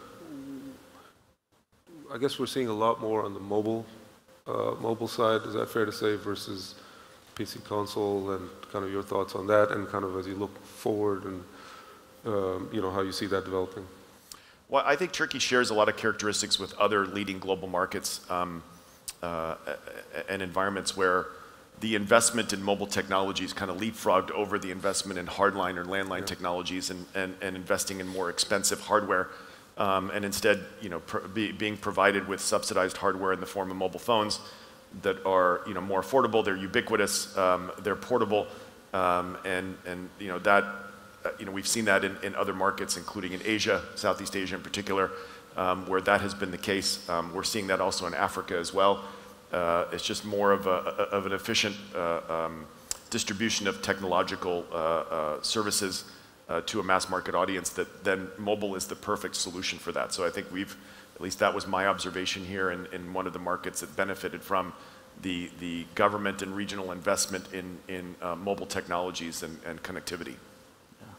Yeah, I think one touch point there to the platforms is like in Finland we're sort of in the middle ground of this ideology of like, okay, are we sticking to what we believe games are as game developers versus where the market is going? Like there's some events happening with Web3 now in Helsinki. The activities there, I think we're not like as like, you know, quickly going into that sector as some other markets are looking into it. But I do see like there's different kind of ecosystems like the UK, which is super traditional and ideological about like what kind of games do the developers want to actually work on. So I think that's part of the mix there, just thinking about the platforms. Joachim, on the Web3 comment, is it because Helsinki they're very passionate about like actually being gamers and this crypto stuff is you know, different or Yeah, it's a mix. You know, there's people who went after mobile really quickly early on to free to play, embraced it quickly. Then there was a crowd that sticked into the PC premium. So I see that there is a bunch of people who are kind of like moving quickly, but it's not ubiquitous with the whole market. Yeah, I think in the Israeli context, it's more of a pragmatism, right? The fact that kind of mobile is the forefront is because that's where the DAO is, that's where the money is, that's where the business building kind of opportunity really is in place. And I think in the context of Web3, you'll hear later on from my colleague who's here, Shachaf Bar-Geffen, you know, about the kind of local ecosystem in Israel of Web3, but there's a humongous run right now into kind of Web3 gaming or blockchain gaming. I think the wording is yet to be solidified, but that's again part of this pragmatism, right, and that ability to see business growth and the business opportunity. Yeah. I was trying to do a panel without mentioning Web3, but I guess there's no way out of it. No way out of it. Such is life. All right, let's talk about. I mean, one of the key building blocks for general tech companies is talent, but in particular for gaming companies, given it's a creative industry. I think each cluster has some different challenges when it comes to attracting talent from both locally, but also from abroad, given the development of maybe the local ecosystem in gaming, and also just then retaining them. So maybe Joakim, why don't we start with Finland? Yeah, I think the pandemic sort of polarized the situation. Like when you can work wherever you want, do you want to stay in the polar Arctic sort of cold? So like, I wouldn't say that Finland is really booming with bringing a lot of talent over, like right now. So there's a lot of like circling, people going from job to another versus like, hey, let's bring more talent into the country. So I think that's a challenge for like just making new studios, growing the ecosystem. I don't really have an answer. Just it's tough. My sense is, and I'll let Chris and Elad jump in, that yeah, I see obviously some cycling in Finland, but it seems to me that Turkey and Israel is a lot more competitive when it comes to that HR talent, whereas Finns, you guys are all nice and like super often talking to founders who are like, I'm saying like, yeah, there's this guy who I worked with, he's at this company, and then the founder says, I don't really want to steal anybody from there. Like, I don't hear that much in Turkey. It's very different than Tel Aviv as well. Yeah, we have a term perhaps more used in Western markets, but co-opetition, right? Which is that intersection between competitiveness and cooperation. And I feel like that term doesn't exist here yet. But getting to the Turkey market in particular, just having observed, again, being an observer here, being an acquirer of companies, there's been this natural cycle that I've seen in other countries, and I like to use China as a great example, which is, gaming has emerged here. When I look at this room, a lot of passionate people that perhaps either this is their first job or their favorite job relative to working in other industries, because gaming presents a lot of high growth opportunities relative to working in other perhaps more traditional institutions. But I think also what comes with that is tremendous growth also breeds a lot of failure of best practices, and I think what we're seeing here is an opportunity for this market to improve in terms of the quality of the work environments that it provides for its employees, its investment in diversity, not only within the Turkish population but also trying to attract talent from outside of Turkey, because ultimately a lot more countries that are more captive in their nature. So, for example, China. It's also capped in its own success because it's somewhat of an insular market and has a reputation of having work conditions that are not exactly meant for the long term.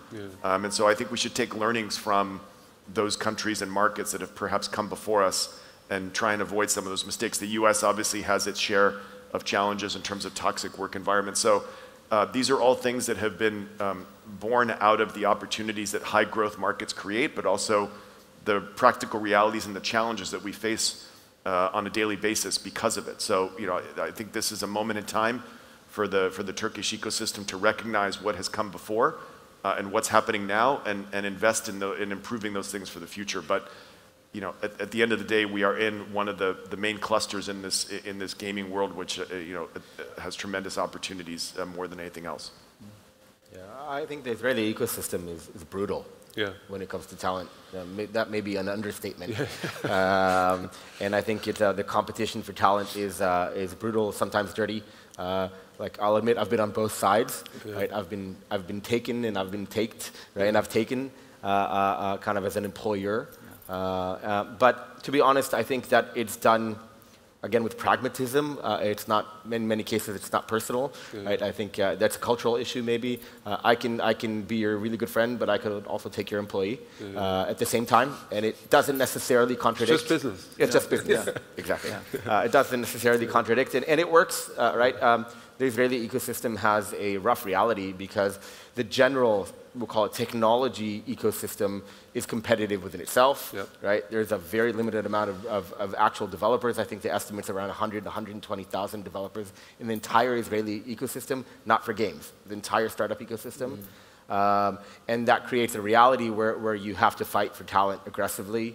And I think the way the Israeli market has evolved over the time is that we've expanded globally, right? So Ukraine, Belarus, Russia, Serbia, Poland, a lot of these ecosystems have been kind of the expansion mechanism for the local markets. And it's worked well. Obviously, there's some local geopolitical challenges right now, which are not small for some of the Israeli companies as a result, but it has worked well. And it also creates a really interesting, I think we'll call it professional challenge, is that whole remote management kind of challenge, which is now almost commoditized, but in Israel it's really been the reality for many years. Right? We've always had teams overseas. It's never been under one roof.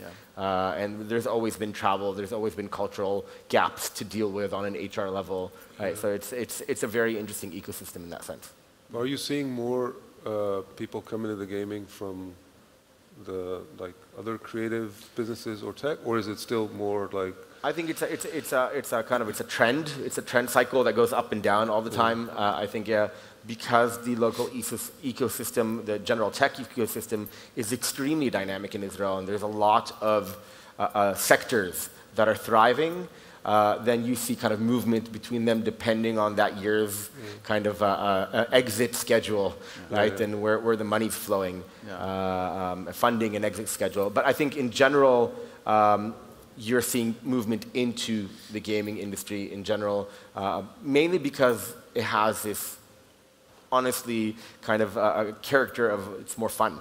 Right? That whole character, the whole creative element alongside with the data, alongside with the monetization, alongside with the hypergrowth, that's the driving factor that's bringing in talent from other industries. And the fact that, like you mentioned some of these other Eastern European countries, Plarium, Moonactive, Playtika, et cetera, have massive operations there. Is that just because of the size they've gotten versus Turkey, Finland? We haven't really seen. I think it really is a supply-demand issue, right? The ability to, when you're running a company like Plarium, for example, you need hundreds of developers, right? Maybe more than 1,000, right? And that fact within itself requires you to expand into other locations. There's no choice. You can't grow without doing that.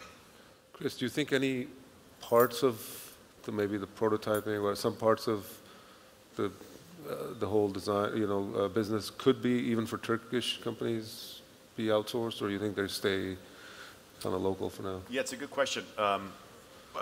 I've always been impressed, at least with the companies that I've come in contact with, just the sheer level of efficiency that's been able to be garnered here. I use Pika as an example, and sitting with Sidar and when they had both Toy Blast and Toon Blast in market, and realizing that this is only a studio of 100 people, that between between two games is in the U.S. it would take 1,000 people to on a payroll to accomplish what was accomplished here in 100. So I think there's just a level of efficiency here that's been that code has been cracked that is unparalleled in almost any other culture. I mean, China applies brute force. Just because they have so many people that they can put at it, but here I think there's just an inherent acknowledgement that talent is scarce and you do more with less, which I think is a great attribute.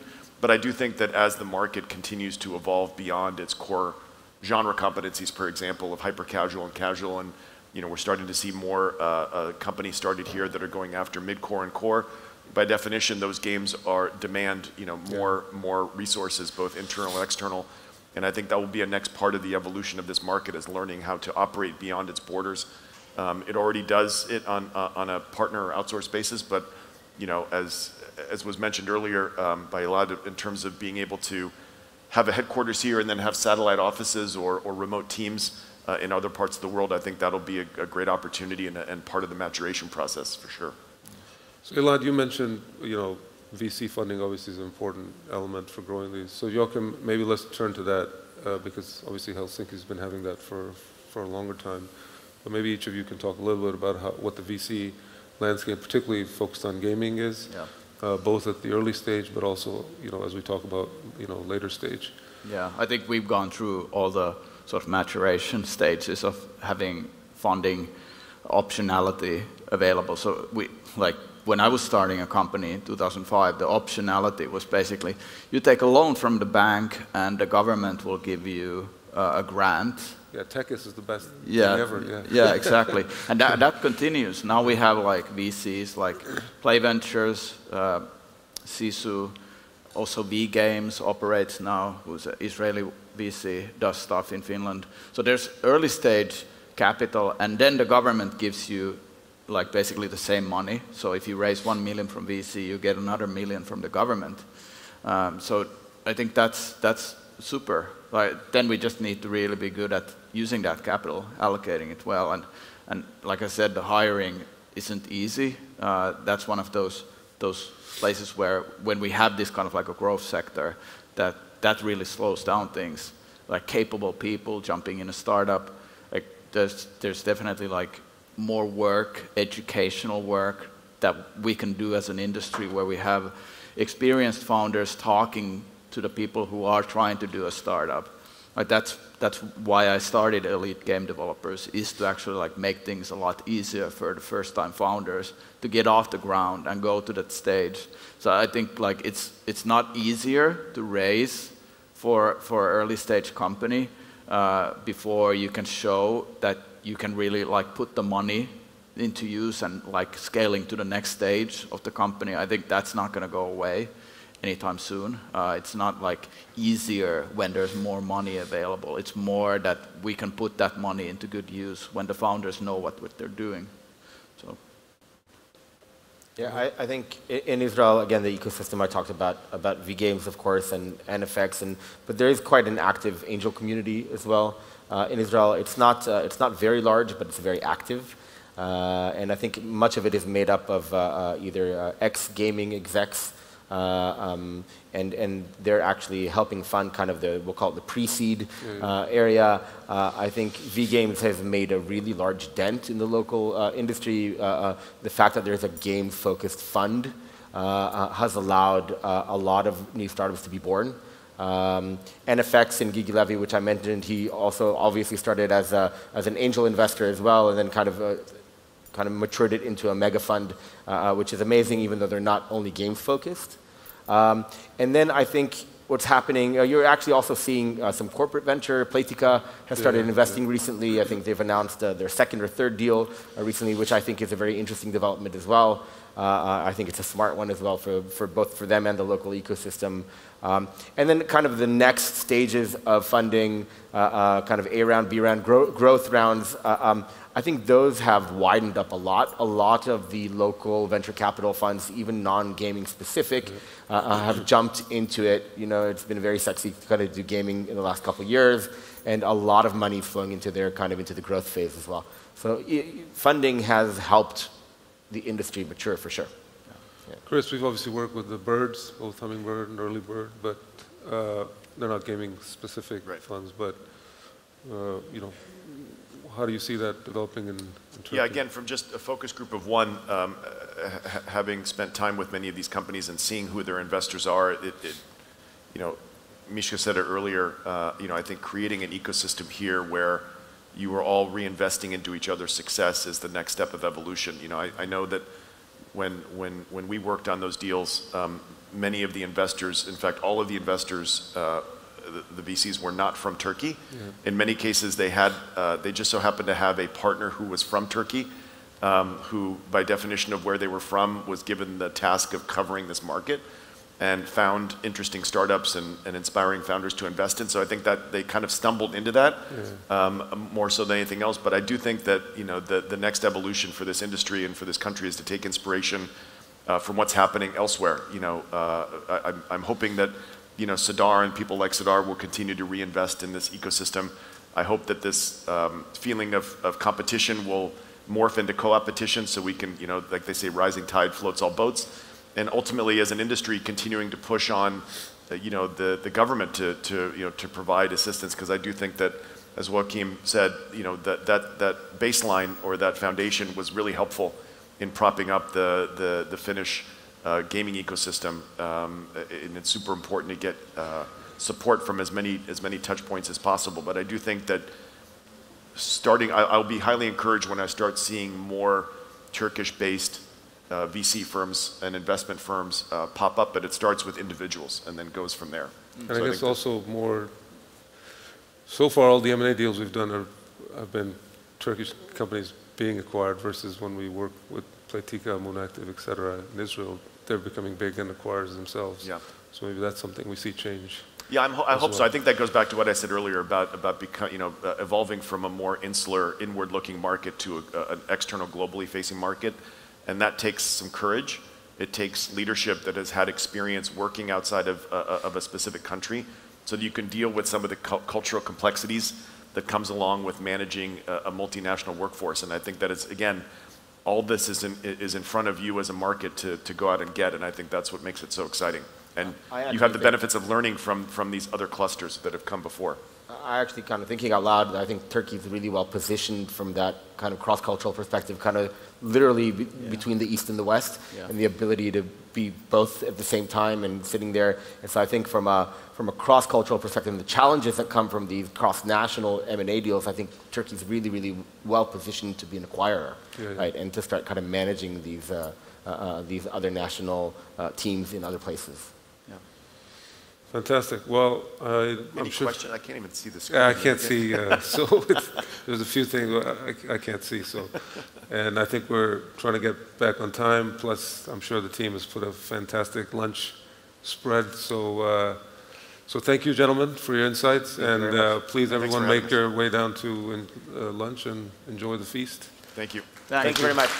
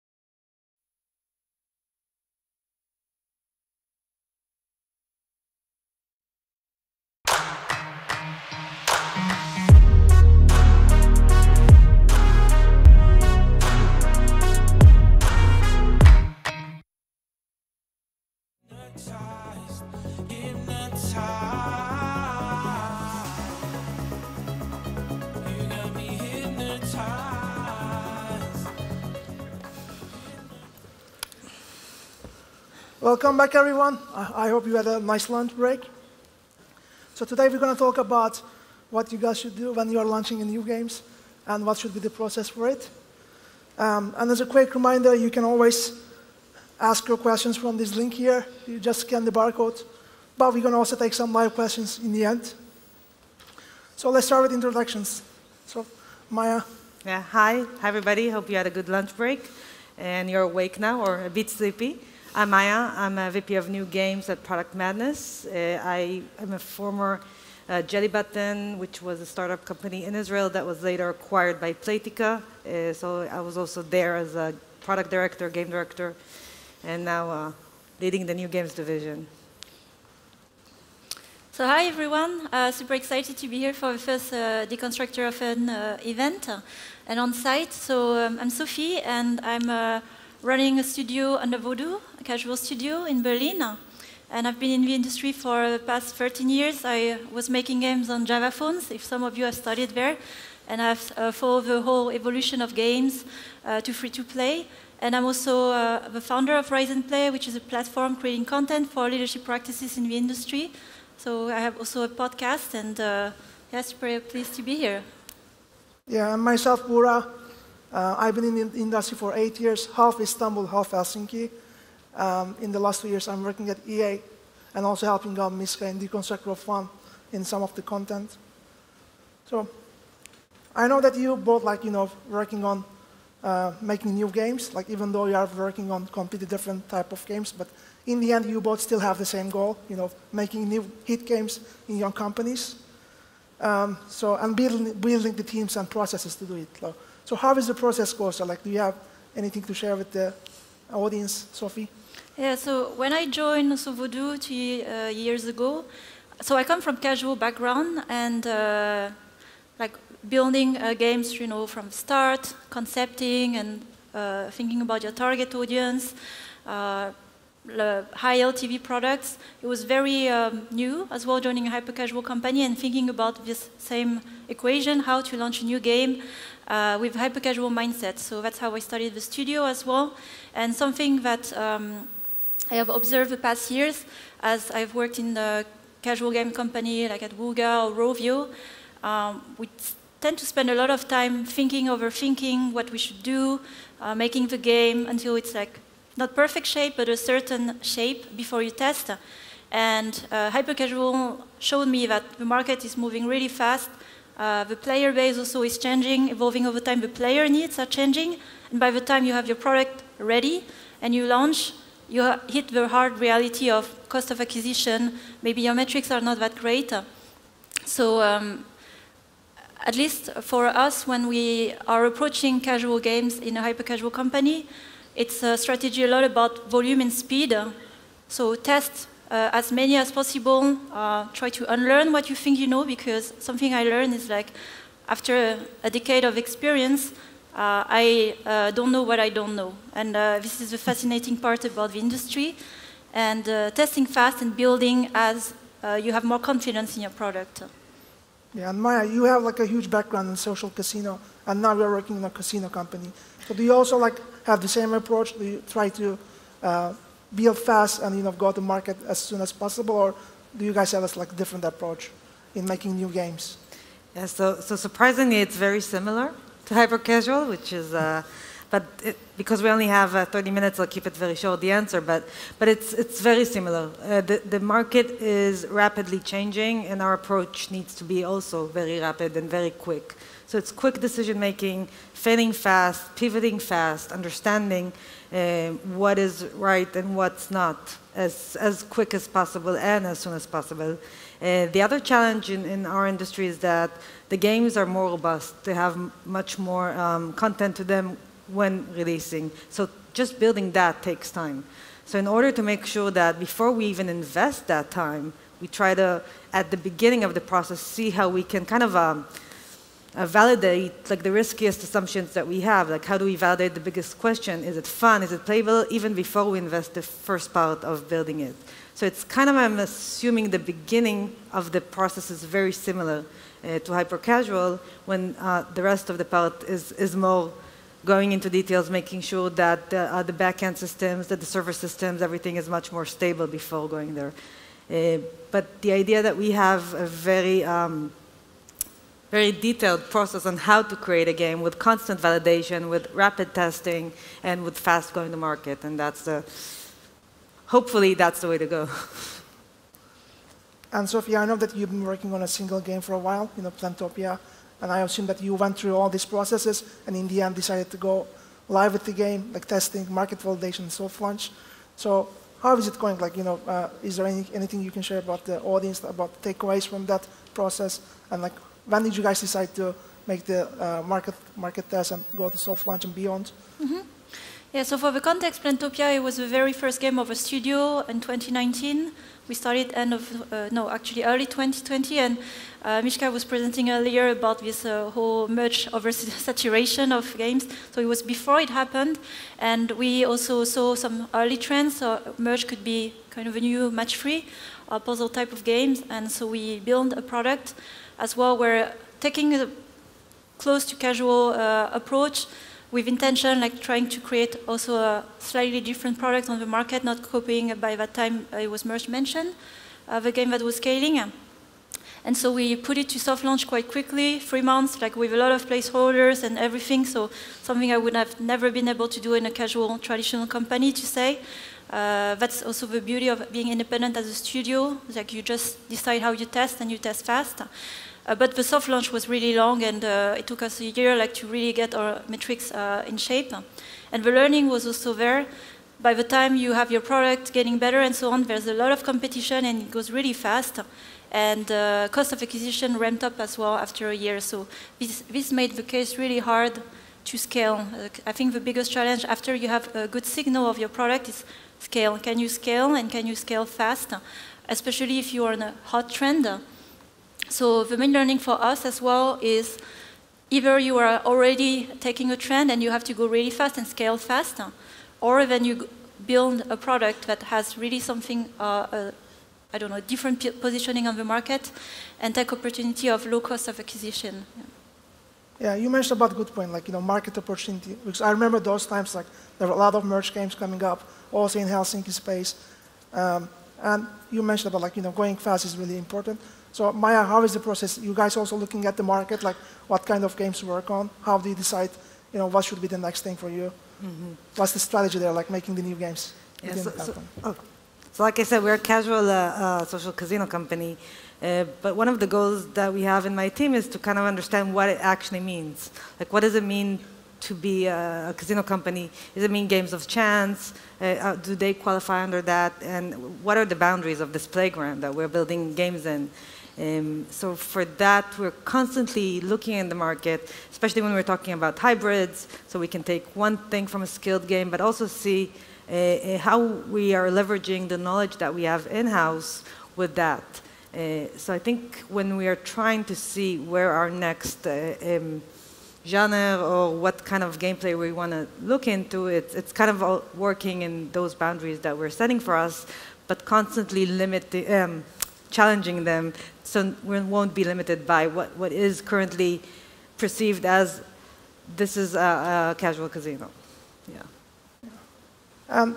You guys are probably building teams around it, teams with a different culture and skill set. So is there anything you would say that in order to build this kind of structure, like a fast iteration and going to market validation fast, is there any kind of a highlights from the studio culture or from team bonding?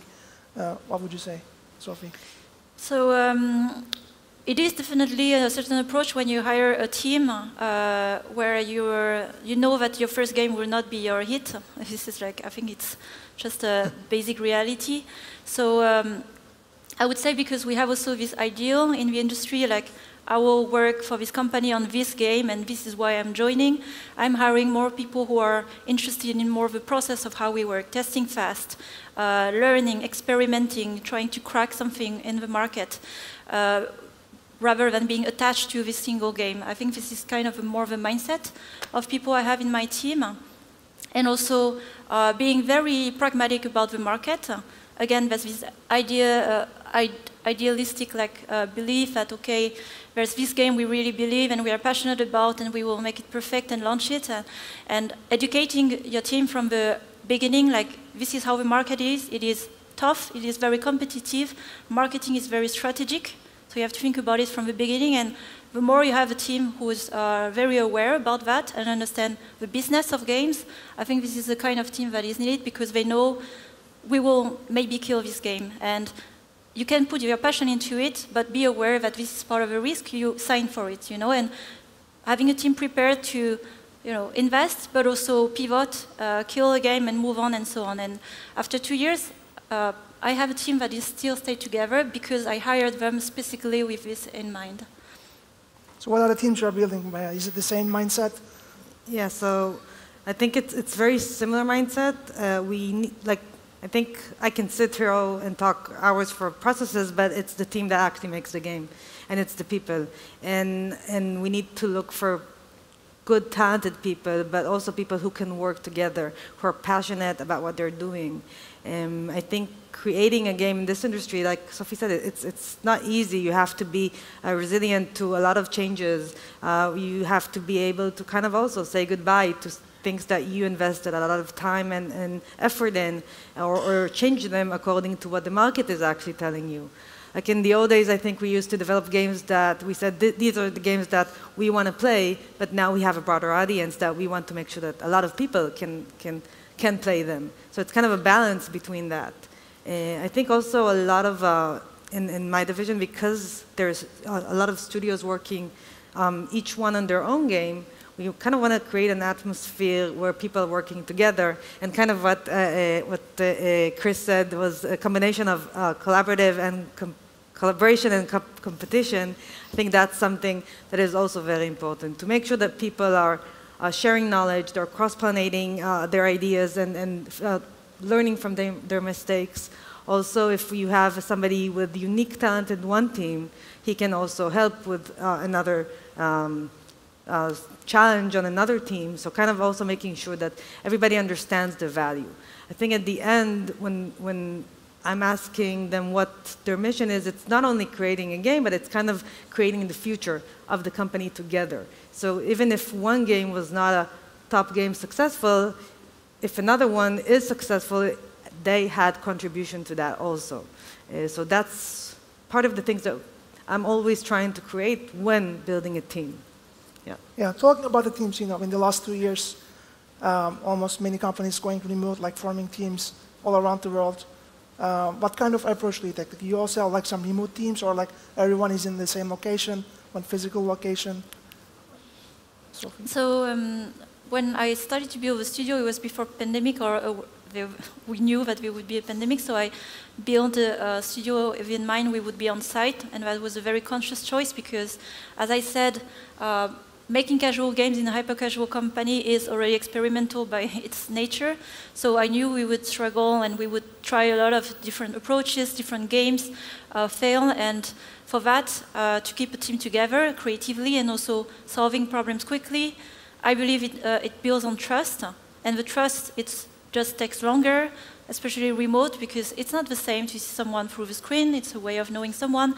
But it cannot be compared to I don't know, a time conversation you have around a dinner, I don't know, some evenings, all these little moments that create trust because you know who you're working with. So for us, especially for, I would say, when you are like trying to find innovations in a way of making games, your games, I believe personally that being on site is the best together, or actually meeting face-to-face maximum possible. And Maya, we were talking like you've been traveling a lot to different countries and different cities, like almost every week. So I guess you are just visiting the different locations of your studios, and I guess they're all on site. Or how is it working for you? Yeah. So going back, when I started in the industry, I started in Jelly, which was a in-house, everybody working together, all no outsource at all.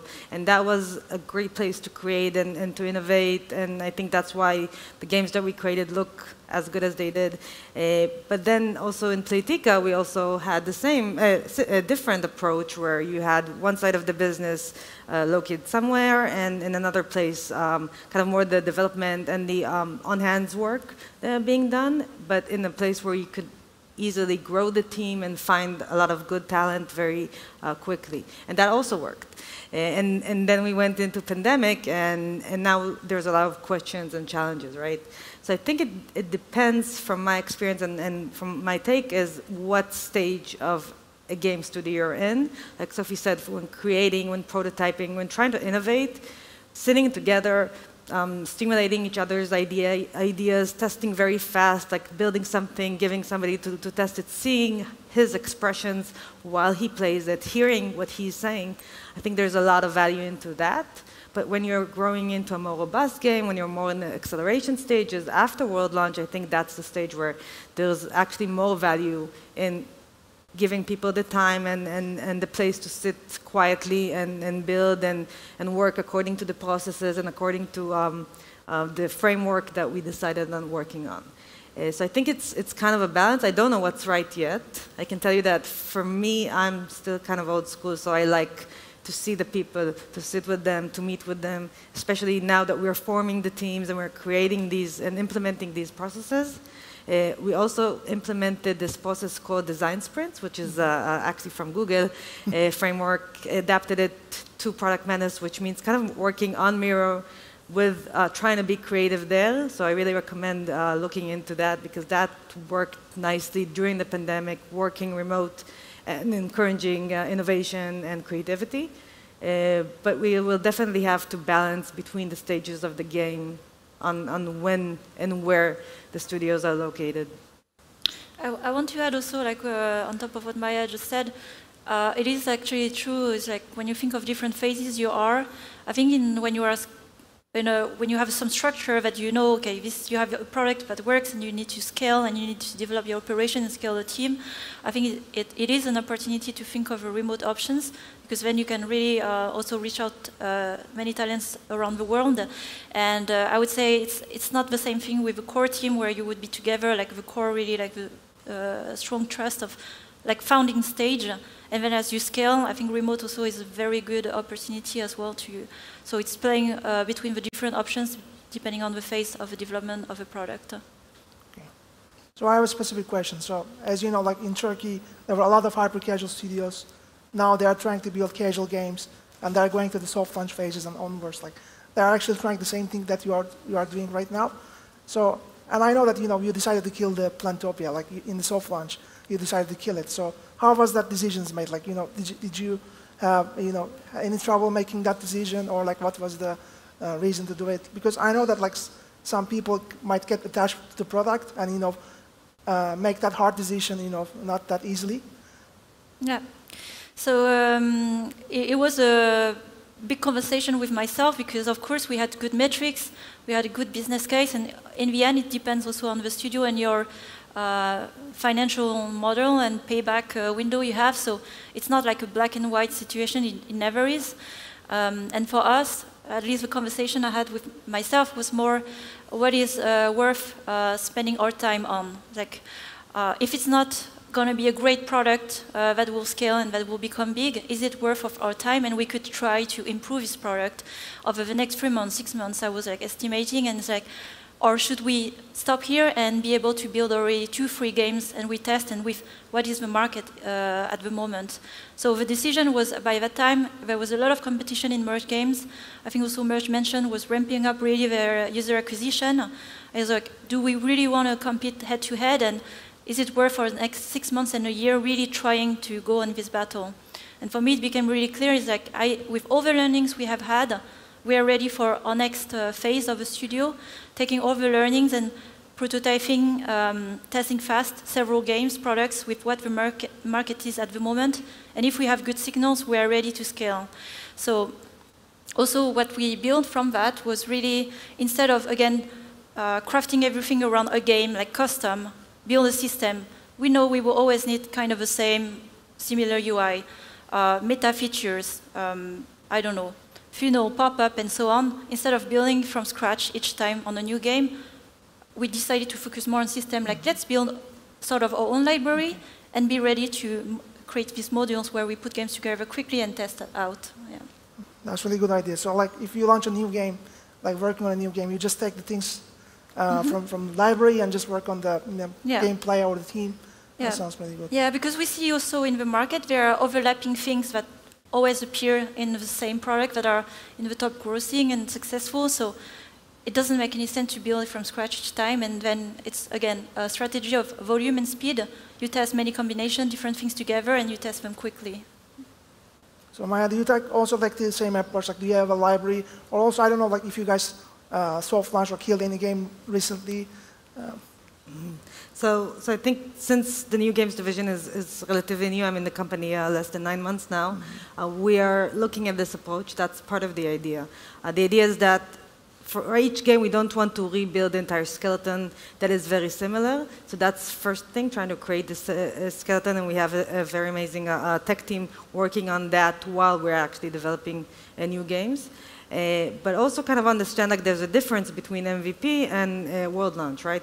Because we know this is the basic gameplay, this is how we're seeing the game, but then what actually market and industry says and players actually expect to see from a new game under this genre, there's sometimes a lot of features and a lot of capabilities that we see as important to be part of the game at world launch stage. So we're kind of balancing that. So working on new ideas, working on creativity and prototyping while trying to build a structure so that eventually, looking ahead, we'll optimize the time that it will take, but also making sure that when we're building these games, we are aware of this approach, because I feel like a lot of time for more mature companies going back and now connecting games that are already live to existing backends and capabilities, that takes a long time, and that's a big challenge. Okay, so while building that structure, do you also have some certain milestones that you want to say? For example, I know that some companies, they start like prototyping, then go to MVP, and then, pre-production. They have like different milestones. Sometimes they take like really long time. How is your approach? Like, do you also use this kind of mindset? Yeah, for sure. I think, like I said, for us, the biggest challenge is, I didn't say that, but the biggest challenge is that we actually, because we invest a lot of time into making these games, we need to be able to kill a game quickly, but we also try to make sure that before taking this decision, we're kind of making our way into any stage, as with a lot of validation and a lot of our insights that we are gathering along the way. So this entire process is kind of paved between prototyping, MVP, tech launches, soft launches, and et cetera, with a lot of support from different units in the entire organization in order to be able to constantly validate, to constantly test. Even before we're ready to go to market, we're already trying to see focus groups, trying to see how the game will be perceived or received. So we can actually try as much as possible, right, is to kind of limit the amount of guessing that we're taking while reaching the market. So we currently have a process. I'm pretty sure that once more games will go through this process, the process will probably be more accurate or even change according to also what's relevant. Like we said in the past, soft launch was MVP. Today is soft launch MVP. Like what is the balance between a game that is ready to meet market, at what tier, and what do we expect, and what KPIs are we looking to see according to that, and that rapidly changes as well. So we're kind of in a dynamic process, if you can say that. Okay, so talking about the learnings, Sophie. So you killed the Plantopia. Is there anything you would like to do differently, like for the next project? Are you guys making any postmortems or like trying to get some key learnings from the past projects or failures? Yeah, so we did actually a very big postmortem after when we decided to kill the game. I think that was most, I would say, fundamental step before starting over, because it's common, like you kill your thing and then you don't want to think about it, you move on and then you go on. And actually we took really the time to understand what has happened. And I think the key learnings here for us was the share of innovation as well we put in the product. So we talk a lot about innovation. Innovation is like, there's innovation in the product, but is innovation in how you develop the game, and also focused innovation, right? So innovation is in the eye of the players, and you have to think really what are you innovating on, and for who. So for us, we went a little too far as well with our merge product, and it made our life harder, and we had to iterate a lot on a lot of things. So we learned as well, like, let's pick wisely what we innovate on in the product, and does it make sense even for the audience we are going for. And I think also looking, once you have a good early signals with your product, be ready to scale and develop fast. And we took too long actually, as Merge was ramping up. And by the time we were having a good product with very good metrics, it was just not enough with the CPI rising. So I think the speed is an important element. And yeah, I would say the mindset as well as a team to, again, think of the big picture when you make games, and think already of the several games you will make if this game you're working on is not working. So more a strategy at a high level instead of just a strategy around a game. So more a portfolio strategy. That would be my advice. Makes sense. So Maya, so you've been working on like live games for a while, like games with long life cycles when you were in Jelly Button. So is there any like experience that you brought into while working on the new games development? What was your past experience on this new role? Mm-hmm.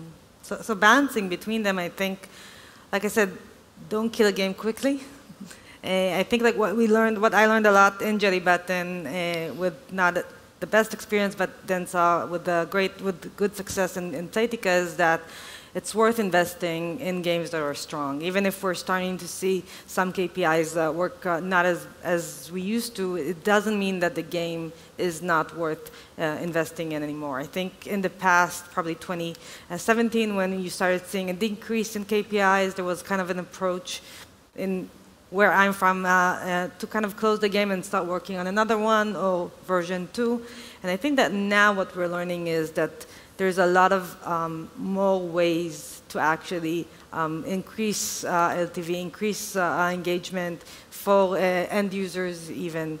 So I think that's the first thing to kind of understand that when you're looking into long games, there's actually not an expiration date. You can constantly invest more, improve more. The market is constantly introducing new features that if you understand correctly why they're working and implement them in your existing game in a way that is kind of holistic to your gameplay, I think you can extend what was looking like the end of the road into a much more longer road. So I think that's one of the strongest things that Live Ops actually introduced us to, is that you don't need to stop working on a game. You don't need to kill it if you see that the KPIs is working, but try to examine what's working and how to integrate that in your game and kind of extend that lifeline. Yeah. So one of the things like make long life cycle games successful is live ops. And when you are making new games, are you guys even considering like when to think about these kind of live ops tools or like additional things that scale up the game, run the live service? Is it something that you put in your mind like while working on these processes? Sophie? Yeah, totally. I mean, again, in the life cycle of a product, like you have an early signal, and okay, you have maybe a good opportunity. Like I speak, of course, coming from Voodoo. Like we look, of course, more on the marketability side and opportunity of scaling, but the game remains the same, where you have to, of course, develop the lifetime value, the live ops, and you have to think about it like. When we think of hyper-casual games, and maybe this is a message for hyper-casual companies thinking transitioning to casual, you cannot transform a hyper-casual product into a casual game because some are not viable to scale by the nature of, in terms of product and design. There are many games that the core will not scale, and you can already see that, and you know, especially in product and design. So ask yourself, can you scale this product? And can you imagine this product to be played after a year, and why? And can it support as well other meta features and the live ops feature that can go on top? And not all the hyper-casual games can make that transition, far from it. Or should you build a brand new product with this in mind? And that's more what I believe. It's like, again, it's hybridization, taking the learnings from hyper-casual, also what you understand from casual, and maybe it doesn't look like either casual or hyper-casual, but it has the same, I would say, thinking in how can we build a long-term product and with engagement of the audience that keeps it interesting, appealing after a year. Because hyper-casual, after a week, several weeks, repeating, it's the same. You cannot retain players like that. Maya, I guess you are in a better position there because like you guys have a couple of evergreen projects like in Product Madness. So if you are like going to go live with one of the games like Scale Up, I guess you should already have some of the tools and the the knowledge within the company, right? Yeah, I think that's one of the strengths in Product Madness is that we also have three strong games that are live and kicking. And I think there's a lot of things that are being developed there that we will be able to use in the future. And also kind of to return to the previous subject and also what Sophie just said is when working on a new game, we're building kind of a business case, right? We're looking at how much it will cost me to develop it, adding user acquisition growth, whatever is needed into the case, and then seeing when we will start seeing return on investment and when we will start seeing actually the game be profitable and how to take it from where it is with the current KPIs in the market and then bring it to a stage of becoming a $100 million game, which is our end goal and even above that.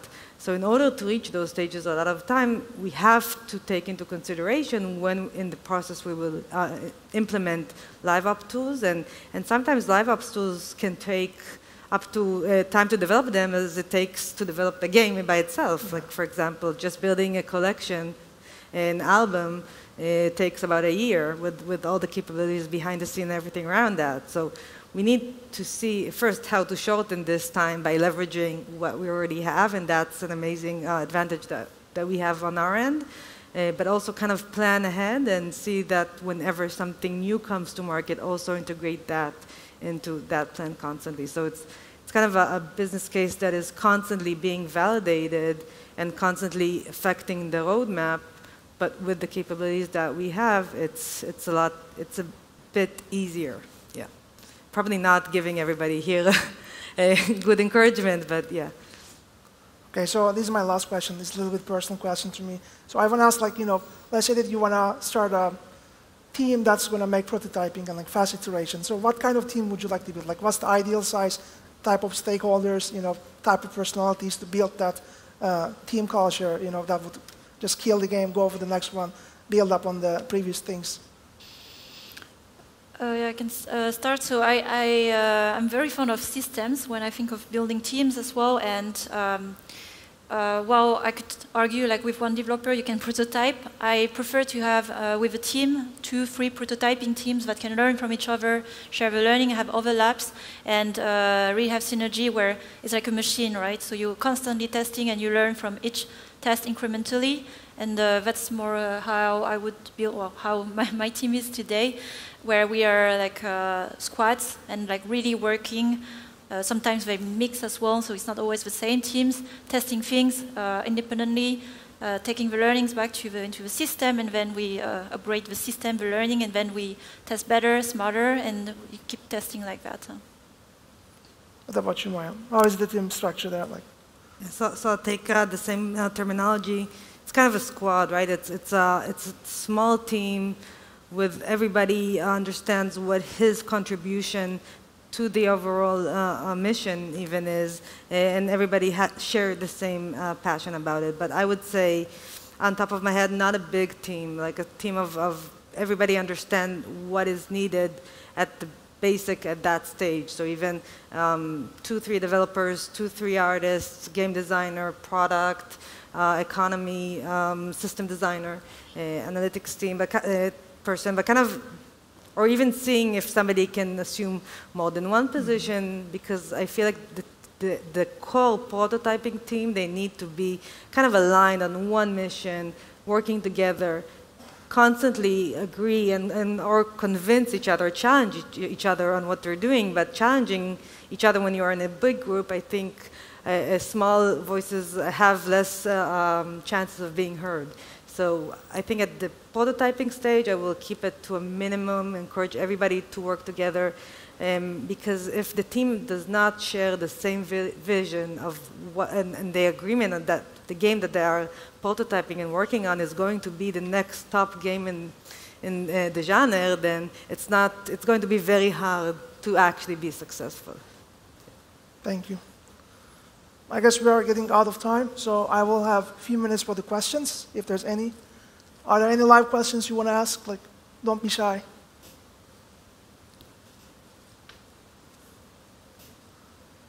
Shy. Yeah, I was expecting this. But I think... Oh, we have. Okay, so there's one question. So what's the average success rate for launching a new title? Can you guys give like a number or percentage? Or like, is it something incrementally goes up over the time?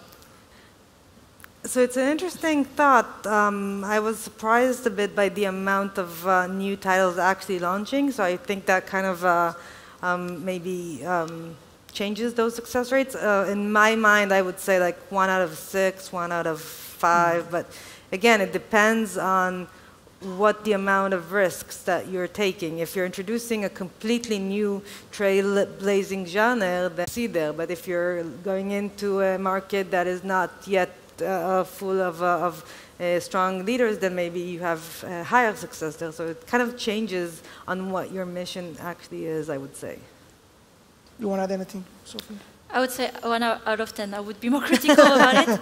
And also keeping persistence in a certain direction, because you want to keep the learning towards the same direction. So if you do 10 tests that are super different, then it's not really helping. So I would say 1 out of 10. Okay, I think we have time for one more question. So what's the best strategy to retain talent throughout long production cycles? How to approach failure and inform the team? I can start on that one, as we worked on Plantopia, and I think here it's about setting the expectation right, always for the team. So it's easy to, we have a tendency to think like sometimes as team leads, we have all the information from stakeholders, the financing part, and we keep it for ourselves because we think the team cannot handle it or they don't understand and so on. I think this is the most, I would say, responsible thing to do, is to share the business of the game and like, look, these are our KPI, this is how much money it will make in X time, this is how much it costs, and so it makes the money back in X time, and so does it make sense for us at all? And so when the team knows, it's like, okay, it doesn't look that great, they know all the time it's kind of a bit of this axe over your head. It sounds really bad when I say that, but if you're not presented this way, this is just the business, and we are costing money, so I was also sharing very openly how much we cost per year as a studio. And then everybody can understand that logic. At some point you have to pay back and return the investment. So being super transparent where your game is, what is the business of your game, your finances, and everyone can understand and can handle it, because we are adults after all, working on games, and that would be my advice for that. Yeah, so I'll agree with what Sophie said, and also add that also retaining talent is seeing your employees and seeing even the younger generation is that people ask themselves, yeah, they are in this industry because they love what they're doing. They're part of the team because they're feeling that they're connecting to the team. They're staying a lot because they feel that their voice is heard and they're having an effect on how the game will look like. And once it reaches market, they'll be able to say, this is my game, and I contributed this and that. But it's also what's in it for them, what's in it, like why are they, how do they grow in the company, what's their career progression. So that's also kind of something that is also important, to constantly see each employee, his contribution to the team, but also your contribution to him. It's a balance. Yeah, +1 to that. Okay, thank you both. It was Thank a great you. chat. Thank you. So the next on stage is Javier Barnes. He's going to talk about principles of game economy. Thank you.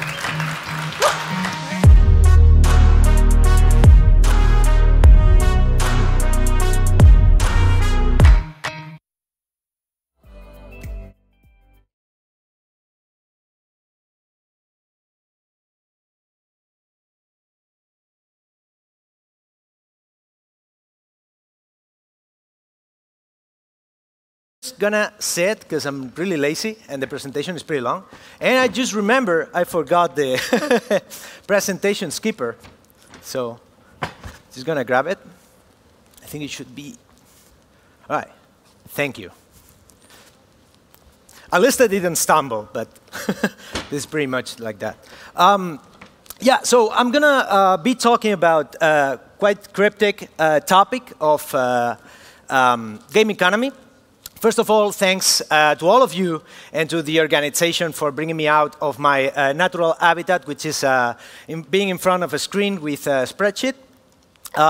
For those of you that do not know who I am, which I guess is most of you, I'm Senior Product Manager at King, and I've been in multiple other companies. Basically, I've been working in roles related to game economy for about a little bit more than 10 years. Yeah, but what I'm not the important thing. The important thing is what I'm going to talk about. And if the title of a presentation make you expect like a super articulate system that's going to solve all your questions regarding game economy, you'll be disappointed. What I'm going to do is I'm going to present kind of my wibbly-wobbly economy stuff. We're going to be talking about 12 topics related to game economy. I'm sure there are more. This is just 12 that are particularly interesting to me. And I know that sounds really theoretic, and because there are so many, we're going to be high level. So here's the deal. There's going to be, this presentation is going to be available. There's a lot of material, go quite quick. But the folks from Google told me that they're going to send you the slides. They're going to make them available afterwards. And together with it, I've added like a 5 or 6 pages checklist for game economy that you can use at your work the next day that you get it to challenge your own economies and kind of help your teams make sure that this that your game economists have solved a set of specific questions, right? Now, the first question would be, why even care about game economy? And traditionally, in video games, game economy, the only objective of game economy had been just, okay, we just needed not to break up until a certain point. This is especially true in especially the first wave of hyper-casual games. These were not games built to last. It was, so if the economy broke at some point, it doesn't matter, because, you know, the next cohort is coming in and so on. The problem comes when you want to do like a project or a game that stands the pass of time, and you want to accelerate the pace at which you scale it and so on, then economy becomes really, really important, because if it's broken, you just cannot put new features and new stuff to keep players generating more value and keep retained, right? Game economy is really important. It manages rewards and unlocks, so it's going to manage the reasons that players have to keep on playing. It's also going to set up the prices, the monetization system, so it has to do with the reasons they have to pay and to keep paying in the game, so the value that they generate for you. And for the Web3 folks, it's also really, really maybe even more important than free-to-play, because that's what is going to give them, the players, the reasons for trading between them, and also incentives to not cash out their earnings in the game and just sunk the value of a game, right?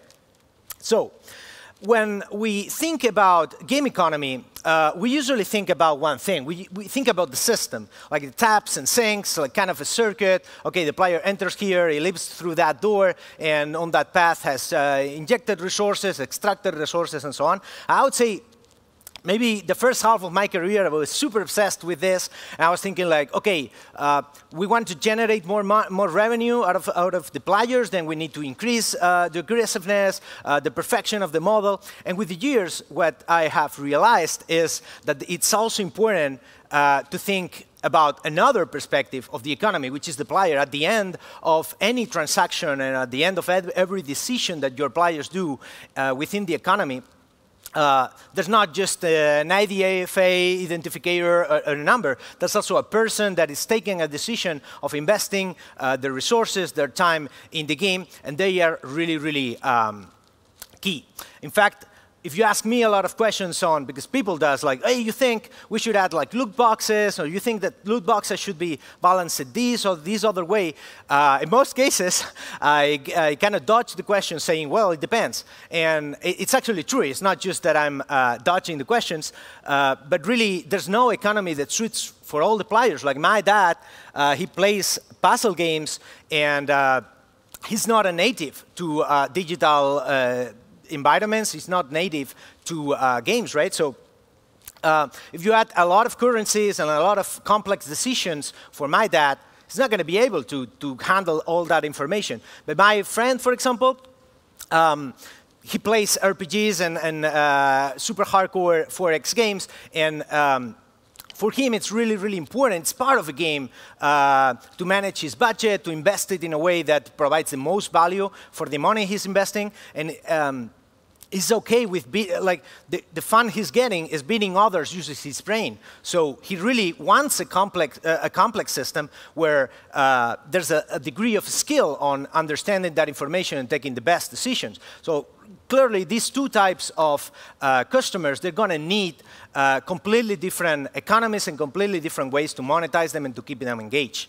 In fact, this is actually something that I think there's an article in the Consortium Fund that says kind of this, which is like in mid-core games, you know, they should be more aggressive. Riot Games specifically, they should be more aggressive and so on. And for me, that raises kind of a question, right? Because if your player is a kid that has 15 bucks per month available for games, and you build a system that really is based on increasing RPPU and like extracting as much revenue from the players to be competitive, this player is going to be alienated. He won't be able to keep up. So clearly, a lot of games targeting this audience, they base their monetization system on battle passes, which they focus on retaining the players and just asking for them a specific amount of revenue every month. And another example that I'm sure you all know is League of Legends and other competitive games. They have players that they value competition over everything else, and they also value self-expression. So maybe monetizing them with a pay-to-win is not the right way to go. And then these games, they incorporate a lot of cosmetic monetization. Or even another example in Axie, a lot of people saying, oh, the game is suffering inflation, this generates these many problems on the game economy. And like solving that issue, actually, when it comes to the system, is pretty easy. They just need to decrease the acquisition of SLP and AXS and sync it through different mechanics. But that really doesn't work because there's also they also have to consider the human aspect. And if they did all this, then the returns that the players that are playing the game to get earnings, the earnings would decrease, and then that would trigger them abandoning the game, which could potentially damage or generate a bigger player exodus. So in other words, fixing the system, it's pretty easy, but doing it while keeping players satisfied and taking the right decisions so that not only the system makes sense, but also it makes sense for the players to which it's oriented, that's the real hurdle. So I've divided the topics in topics related to the player perspective and topics related to the system, and we're going to start with the player. The most valuable resource in your game, it's fun. Really, have you ever wondered why somebody would pay in a game that is free, like, or for something that they can just spend some time and grind it? Well, they pay because they love it. Having fun with the game is what makes that, what other people would say, oh, you know, it's a free game, I won't spend any money of it. It makes players value it and want to spend with it, right? So actually, your payers, and I bet you check your data, the players in your games are actually super engaged. Because non-engaged people, they don't value the game enough to spend on it. And an example of this that I always put, it's Black Lotus. I don't know how many of you are into Magic the Gathering. I am. And like this is the most valuable card of the game, right? It's super classic and so on. But this is something that's really worth for people like me that are like super fanatics of this game. But if you ask my dad, like, that's just a worthless piece of paper. He would never, like, if I would tell him that this is worth $40K, his mind would blow. Right? The difference between these two profiles, these two fries, is that the players that love the game, the players that have fun, the ones that are really engaged, they value the elements much more than the ones that don't, right? And so it's really, really important. This is pretty basic, that our economy and our monetization proposal doesn't block fun, right? We can accelerate it, we can maybe delay it, maybe pay players, make players pay to access it faster. But if players are paying to skip the fun parts of your game, well, you are sacrificing the most valuable resource to get some money. And the same thing if your monetization heavily blocks the obtainance of fun. You're selling your most valuable resource and the main reason why your players stick to the game. Now, another factor that it's pretty relevant, and I started to realize how relevant was this when I jumped from mid-core and hardcore games into casual games, is comprehensibility. Like, your players will not be able to behave rationally in your economy if they don't understand the rules. And if you're used to work with like younger audiences and so on, that's usually not the problem. Because younger audiences, they have more ability there to digest and understand information. They're native to digital environments and so on. But if you're working with older demographics, which are more common in puzzle games, for example, then even understanding the most basic and most established tropes of gaming is going to be challenging, right? Even the size of the text is going to have to be different because maybe those players, they have problems on their vision, right? And this example is just two screens from two different games. This is Love and Pies and Brawl Stars. And like, just check out how the UI handles the management of information. Here's like a face, like looking down, like here's the information, big task. Then it's a guy smiling, like whatever you do is good. Build a stage, super low information, just one button with a sign like there's just one button and they're telling you like press here, don't press close. And compare it with Brawl Stars, which is not the most complex game, but even still, it's filled with information. There are so many features within the same screen and so on. And the target player of this game will be able to dissect and kind of decipher all this information and make sense of it. But older demographics, they need something way more simple, right? So that comes to the decisions that you do with the economy and how you present it. If it's very complex, they will have a lot of trouble understanding what do they need to do, and they will get frustrated. Also, like, if the more you're targeting casual audience, the more you want to reduce player agency. Player agency is actually something, it's something relevant. You need to keep a part of, you need to keep some of it. And I cannot think, at least, on like clear examples of games that have totally removed player choice. I would say even the more straightforward visual novels keep some types of player interaction. And this is called like player agency, the ability of make choices. It's great. It helps players being engaged because they take meaningful decisions.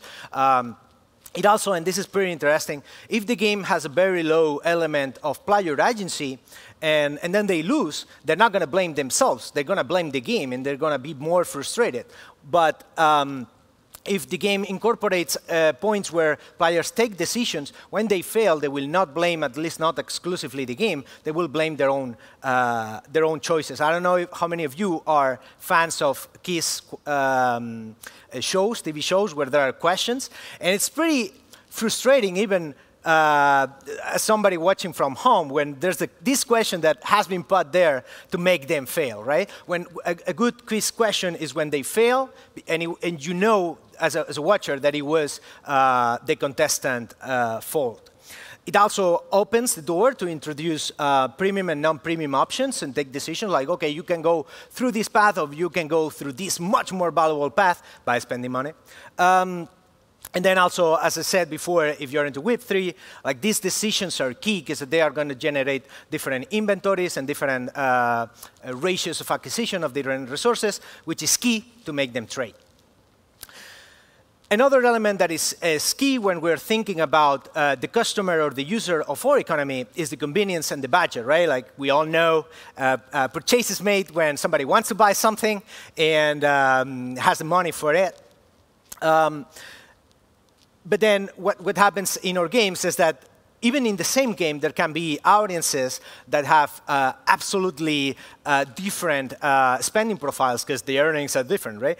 And for example, I imagine that in Brawl Stars or even Clash Royale, there are these two profiles. I'm sure there are these two profiles playing the game. There's people like me that have salaries and adult salaries, and we can spend a lot on games.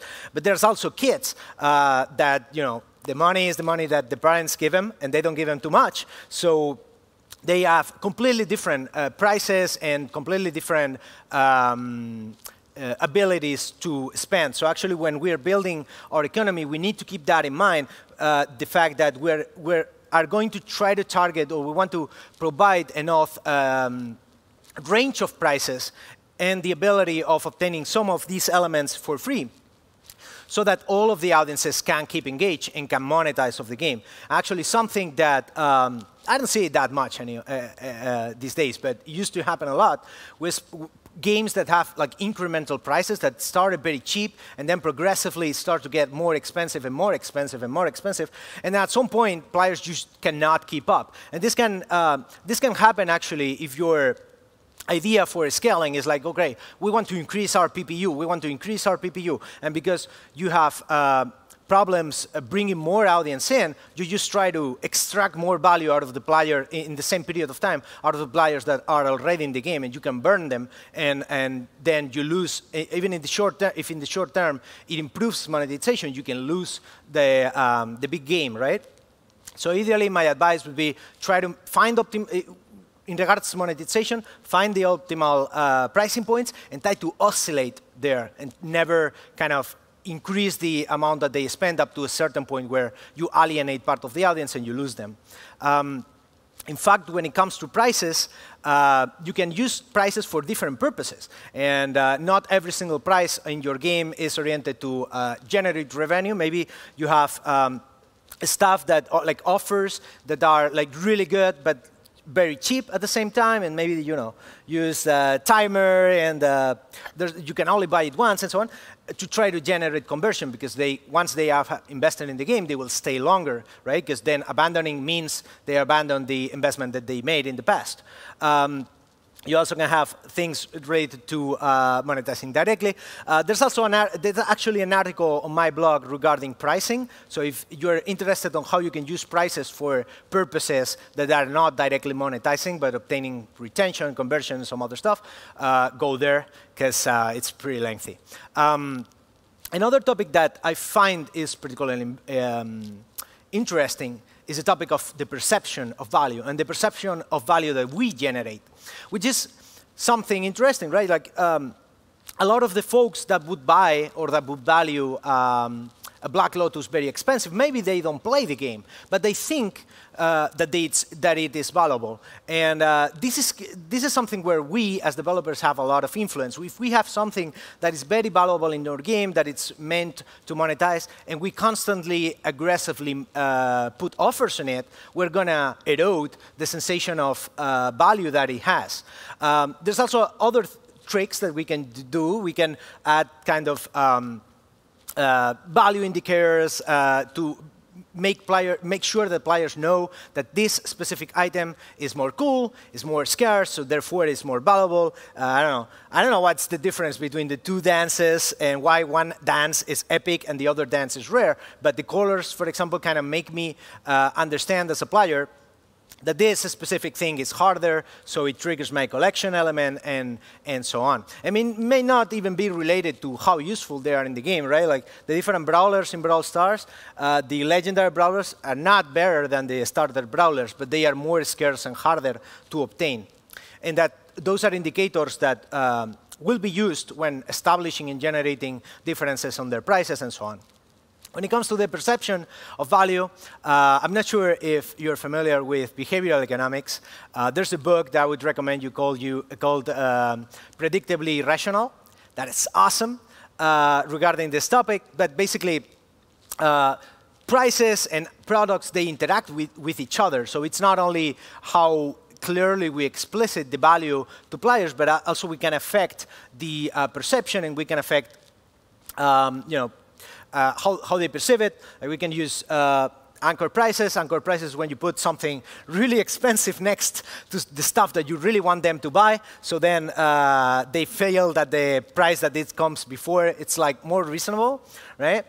You also have decoys, right? Yeah, decoys. So you can put like two things that are very, very similar, but one it's obviously better than the other, and that will make them think, oh, this is a much better deal. I'm going to choose this one. And there are a bunch of them. Actually, in the presentation that will be shared, I list a couple more, like cost-sum fallacy. So if I invested in something, I feel that if I don't invest more, I will be losing the amount that I invested before, and also fear of loss, so making people think that if they pass on this opportunity, they will regret it.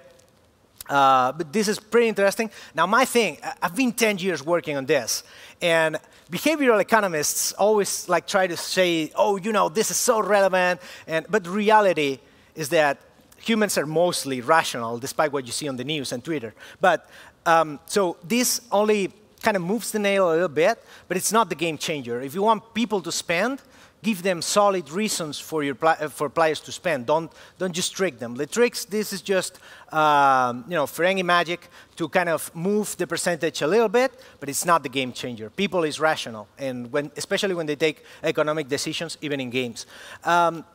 Regarding the perception of value, I already talked about this, but everything is in contrast with how much effort do they have to put to grind. So whenever there's any element in your game, players will be choosing, okay, do I pay for it or do I grind for it? And that is really key. So if you want to make things look premium and make things push actually for monetization, you can control stuff like how often is it available, at which price is it available, at which times, what previous investment you have to do in order for it to be available for free, and also currencies. The kind of two similar items in Call of Duty Mobile, they're pretty much the same actually when it comes to gameplay. But one is in hard currency and has like a skin. So it seems much more valuable, and as a player, it's way, way easier to understand, okay, I can grind that, I have to pay if I want the other thing. Finally, when it comes to the player, last topic is the perception of fairness. And this is maybe something that at the beginning of my career, I was very aggressive as a game economist, and I didn't thought enough about it, and then I realized it as I moved to games that involve more community and where player voice is more relevant. They let you know when you're taking decisions that are pretty aggressive, right? So it's whenever we think of okay, what should I monetize? What should I give to the players to fidelize them and stuff? We usually try to identify the stuff that they value. Right, the players value this. They value competition, so let's monetize on competition. They value how they look, so let's monetize. But it's also important to check what things they value, but they would absolutely hate paying for, or identify methods that they would hate paying for. Because we can still monetize, and I don't know, Brawl Stars, they monetize on pay to win, but they very carefully. They do it very carefully. And actually, if you compare how much the stats increase in Brawl Stars with the upgrades with, I don't know, Clash Royale or Clash of Clans, like in Brawl Stars, they actually increase very little. So even if they are monetizing in pay to win, they're very careful when doing so. And actually, like right now, they're trying kind of to move to other ways of monetizing. That's why they push so much in stickers and new characters and stuff. And finally, economy and balance. It's a non-written contract with your players. So it's pretty obvious, but if you make everything in your game expensive, like more expensive, you increase the prices, they're going to be pretty pissed off. So you should be, that's an advice because I've done it and seen what happens. it's like, say you want to increase your prices, the prices of your upgrades, because you know that you can extract more value from your players. They're actually more worth than the price you're asking for. It's way much better to add a new layer of upgrades than to increase the prices, right? And this is just an example of how you can maybe think changes that you want as a developer, but maybe doesn't make the deal better, but how you can frame them or how you can present them in ways that they avoid triggering concerns from the players or a negative reaction. As always, the best advice I can give you on this is to use a technology that game developers hate, which is getting to talk to real people. Talk with your players. Sometimes they will anticipate they will let you know concerns that maybe you have not thought about, and they will improve your ability to communicate those changes in ways that are positive for the players. So that finishes the stuff related to players. And again, if you're more interested in this, this is pretty basic. If you want stuff that is more in-depth, go to the Constructor of Fun blog or go to my blog, where I have lengthy articles, like 20 pages long. I'm working on a book. And you can read more about that. Now, when it comes to systems, so the first thing when designing an economy is to have very clear what are the purposes. I always start trying to build some kind of core loop. And trying to identify, OK, what are the activities that the player is going to do in this economy, and how then I think on how I will structure each of the activities, right? This is an example from War Dragons. War Dragons, you do 3 things, right? Like 3 things that start with B, actually. You build a Dragon Island, breed dragons, and then beat others. And what's interesting is that based on that, each of the actions that you do on the game, they have their own kind of micro loops, which is pretty cool because having them isolated means that they can control them much easily and analyze them individually. So always start with the purpose, thinking on what you want players to do or what are the activities that players are going to do within the economy. Also remember, if you want to keep your economy simpler at the beginning, remember that you can expand your economy as the player progresses. You can introduce new features, new resources, new purposes for currencies that already exist, and make the game progressively more complex, like it happens on Everdale. At the very beginning, you start building your village, but very, very quickly, they unlock the stations and the whole social aspect of the economy. So the economy becomes progressively way more complex. Now, when it comes to economy, probably the most important, the thing that makes everything run, it's scarcity. Because at the end of the day, the economy is the logic how people take decisions to allocate resources, be it time, money, whatever, game resources. If your game has no scarcities, then player decisions are meaningless. And if your monetization is based on selling the resources that players are missing, then it will be very, very difficult to sell them anything if they have more than what they need.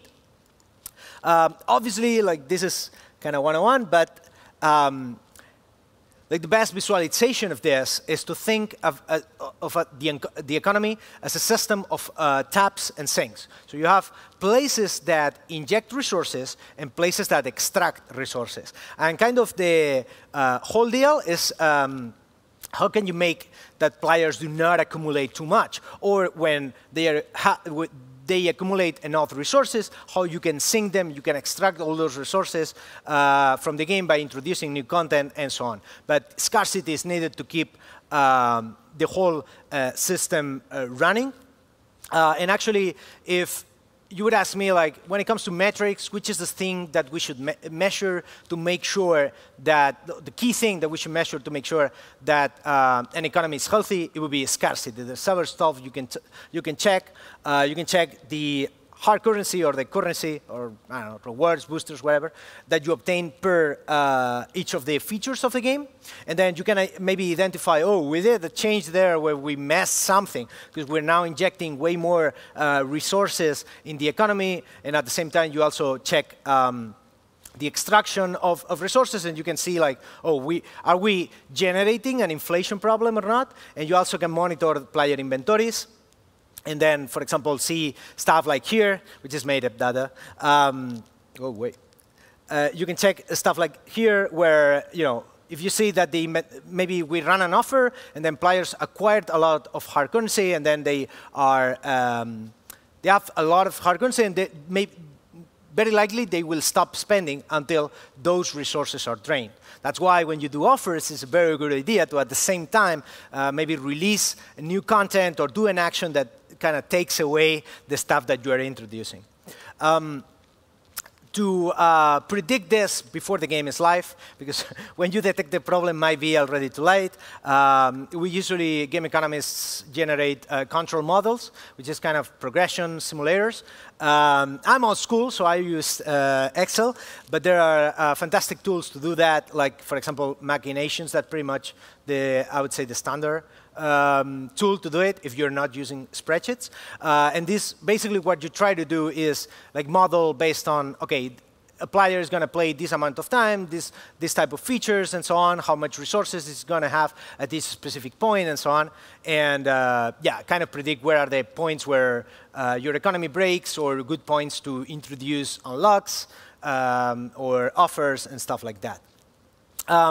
Another interesting topic is caring about predictability and analysis. Your control model is not going to predict everything. And in fact, building a control model, depending on what your game is super complicated. Especially the more complexity your game has, the more player agency and choices, the harder it will be to model. And like a good advice that I always give and apply to my own designs is try to keep the beginning, at least, of the games pretty linear. The more linear the structure is, the easier it is to analyze because you can build like a logical funnel. Now, if you want extra player agency, you can do like, I don't know, Homescapes, Clash of Clans, or CSR. What they do is like they generate branching, but they add moments where that branching collapses, right? Like in Homescapes, you complete levels, you get stars, but at some point you invest those stars, and then kind of you come back to a unified structure. In CSR, you choose one card, you raise, but then at the end of that tier, you kind of all the players kind of collapse into a single thing. The problem comes when you introduce models that are so complex or games that are so complex that players are taking like a lot of decisions, so the branching keeps on increasing, and then you know, you can end up like, oh yeah, if the player took this decision, like this decision at the beginning, and then he chooses this other thing, he's getting 100 coins per minute, and then if not, he's completely breaking the economy. This would be really hard to balance, right? So in some games, you want to have this type of thing, but not at the beginning. A couple of tips regarding that is, try to keep the progression linear at the beginning of the game. Then you can go jump into customizing the experience, like Eric said. But at the beginning, it's a very good idea to keep it linear, because then you will be able to analyze your decision and kind of enter in the loop of releasing changes and see what changes in their KPIs very quickly. Link resource generation increments to progression milestones, so you can take the economy of the entire game or the progression of the entire game and kind of segment it into specific slots. Also, a very good idea to compartmentalize the economy into different loops, so then you can analyze each of the loops independently, like the example we saw in War Dragons. Also, try to limit the components. This is not always possible, but try to limit the components that interact with broader parts of the economy. If your audience can handle it, try to have system or resources that have specific users, specific features, and try to limit the amount of currencies that are like wide purpose. Because then you can tweak that specific currency and not break the whole game. And finally, if you have mechanics that introduce randomness, like loot boxes, have ways to limit the dispersion. Do not, my advice, at least, is do not go for models like complete random. Yeah, you open a box and you can get something super valuable or you can get garbage. And in fact, in those situations where your loot boxes can generate a huge disparity of value, players will likely feel that it's not very good, because bad luck hurts much more than good luck makes people enjoy. So you can have like pity mechanics, or you can maybe cook the probability somehow to make players get something better on average that what should get, and avoid that they get stuff that it's completely below the value that they paid. Another element that is relevant when it comes to game economies is the internal consistency of the economy. Which is, this usually is not that much of a problem in games that are pretty young, but as your game gets longer and then you start adding features and features and features, they start cannibalizing each other. And actually, like, different features compete between each other for player attention. So actually, what usually this generates is that, you know, I add this new feature and I want players to play it, so I increase the rewards. And then the next feature does the same thing. And that kind of generates like a competition between the different features that completely breaks the economy. So avoid this case. How you can do it, a couple of tips, is you should measure value per minute, like the value that players can extract from the game per minute, and the value that they obtain per dollar invested into the different places of the game. Because if there are huge disparities, players that are rational, if they understand the rules, they're going to choose the optimal path. You can also use A/B testing to check if the game is better with or without the feature. And I would strongly encourage you to do that when the product is not yet fully mature, because then you can maybe anticipate, oh, you know, this system that we thought it was core, it's actually damaging the amount of revenue generated by players. Why not taking it out, right? And also make sure that the most efficient way to play, which is the one that players that care about the game will choose, is the one that is the most fun and better monetized. Another quick trick regarding building the system in game economies is control mechanism. Try to add points that you can affect in order to generate big changes in the economy. For example, in Clash of Clans, because the economy is really elegant, they have like a couple of points that tweaking just the balance on those points, they can affect the broad economy, which is the amount of how much coins you can extract from other players when you successfully attack them, and how much other players can extract from you when they attack you.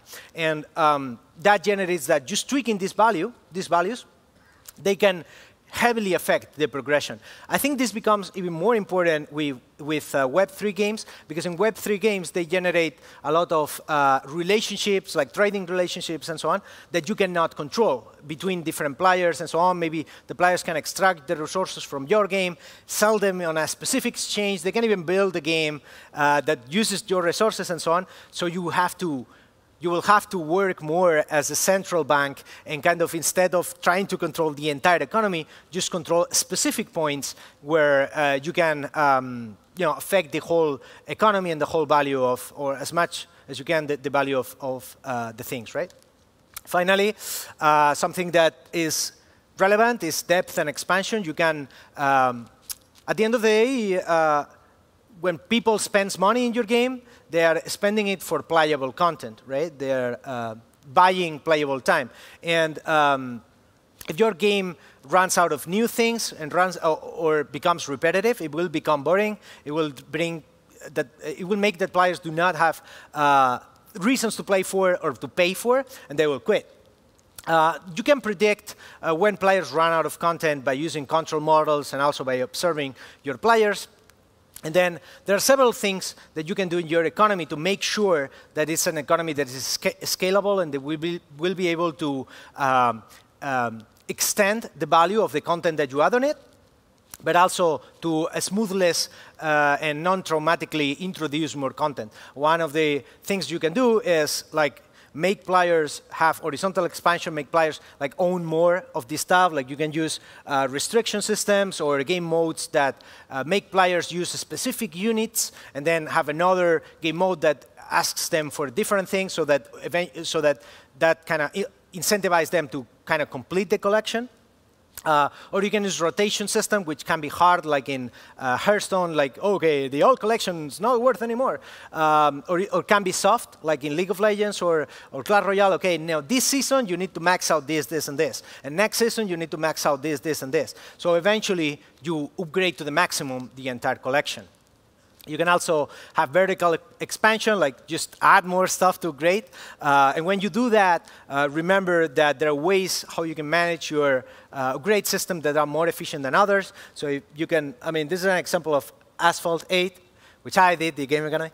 And at the beginning, we were just selling, just like that, the upgrades. And that meant that people, especially paying users, heavy paying users, like they could like right away buy a lot of the upgrades of the game, and like I have no extra reason to play. But then we introduced a new upgrading system, which now has become a standard in the racing genre, which is based on collecting different cards and so on, and becoming more.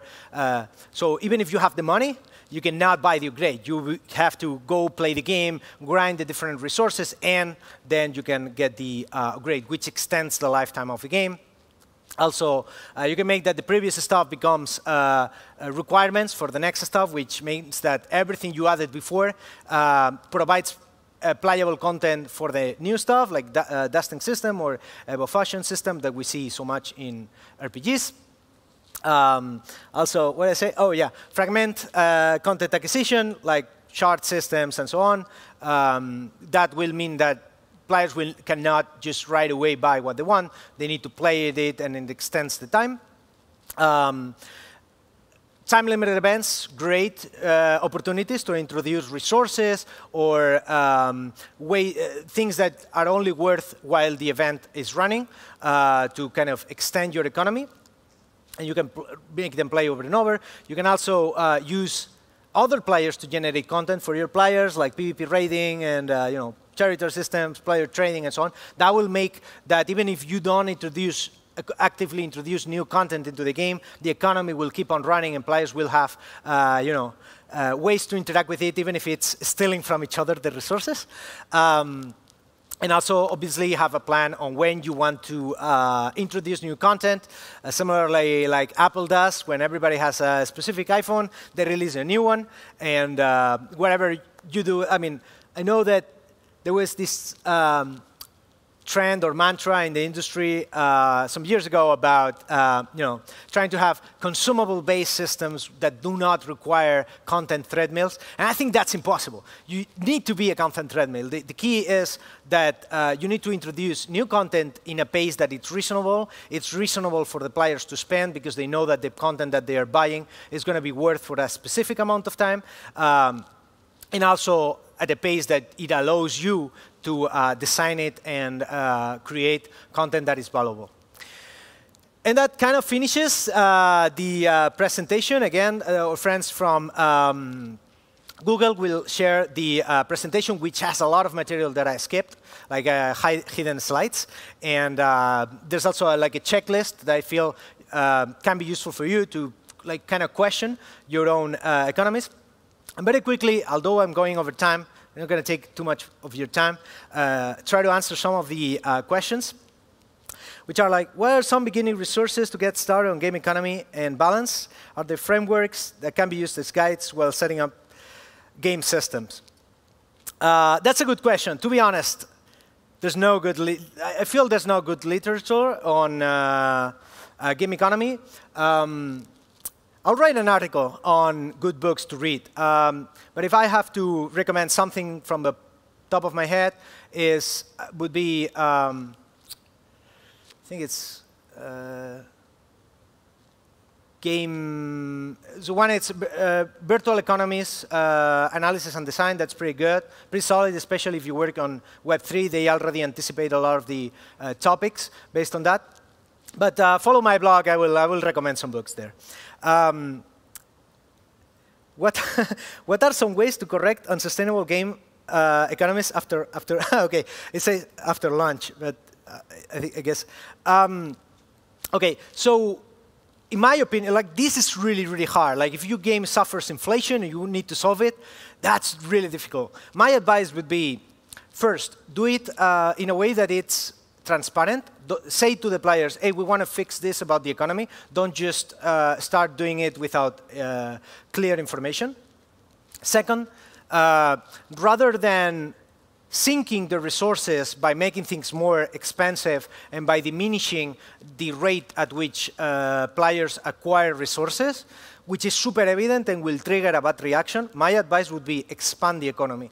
Add a new layer of upgrades, add new ways to use those resources, and so on. I think that Axie is moving in the right direction in that regard. So Axie is suffering right now like a strong inflation, but to counter that, they're adding all the PvP things and like a lot of stuff regarding upgrading your axes and stuff like that. And that can be a significant source of resources that get invested into those characters. So my advice would be try to expand the economy. Actual real-life solutions to hyperinflation, and I would point out to the Wikipedia article on New Real, which was the way how they solved hyperinflation in Brazil a few decades ago, was that they, instead of trying to fix the coin that suffered the hyperinflation, they introduced a new coin called the Nuevo Real, and they, through that kind of expansion of the economy, they created a healthy element. So even if the original money of the original currency of the country suffered hyperinflation, they had a new one which didn't. And that's actually something that, for example, I have used when trying to fix heavy inflation. Rather than solving, but at a certain point, there's no, like even if you sink as much as you cannot just solve the issue. So just create a new resource and keep it healthy. And then finally, you think it's possible to effectively adjust your game economy and pricing tiers when there are dozens of different audiences profiles in your game? I think there is. There's some stuff you can do. First, if your game is not very community-oriented, so players are not going to interact too much between each other, you can geolocalize the prices. You can present different prices to different profiles of players. That becomes a problem if the players are, if it's a competitive game, because then the players that are getting it more expensive, even if it's because they can afford it, they would feel that the other folks have an advantage against them. But this is something you can do. Additionally, what you can do is have different type of elements oriented to different spending audiences. So for example, you can sell a permanent boost, very expensive, and a consumable boost that is cheaper and kind of fits with different audiences. The idea would be like you need to provide like different products to each of these spending profiles. Clearly, it's not a trivial problem, though. And yeah, I think that's pretty much it. Thank you very much. I hope you didn't slip. And it was a pleasure. And before I go, I would like to just say, you know, in the topics of game economy, and game economists usually have like very bad press because we're like kind of trying to extract value from players and so on. And my message would be, you know, what we do is we try to create fun for players. So all game developers, we try to make players delight.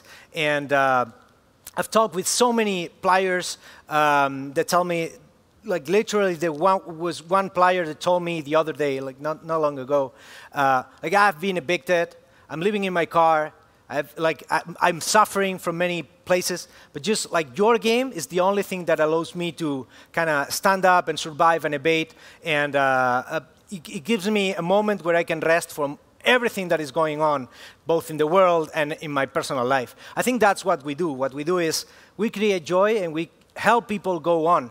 And this is the best job in the world. Don't you forget it. Thank you.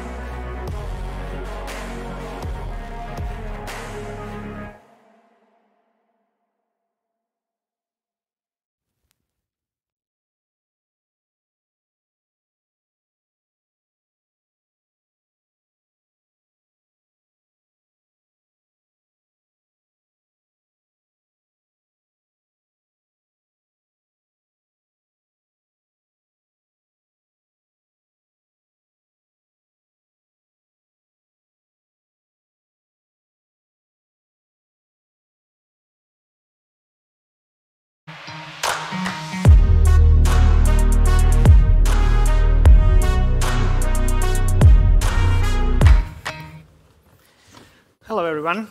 Welcome back from the break. Sit down. This is going to be very insightful. We're looking forward to it. My name is Matej.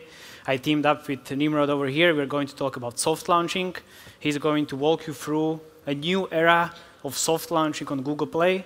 Everything from internal testing, beta testing, how to be prepared for the launch. And then I'm going to talk about UA strategies, creatives, iOS 14, updates and shenanigans. And then I'm going to show you some numbers and case studies because everybody loves numbers. Up to you. Thank you. Hello, everybody. It's to be honest, like I'm quite excited to be here. It's like after two years of not being on stage, and it's so nice to see so many people with legs and wearing pants.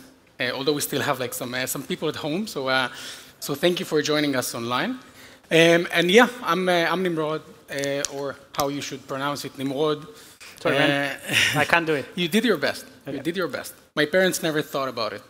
And today we're going to speak about how to soft launch a game in 2022.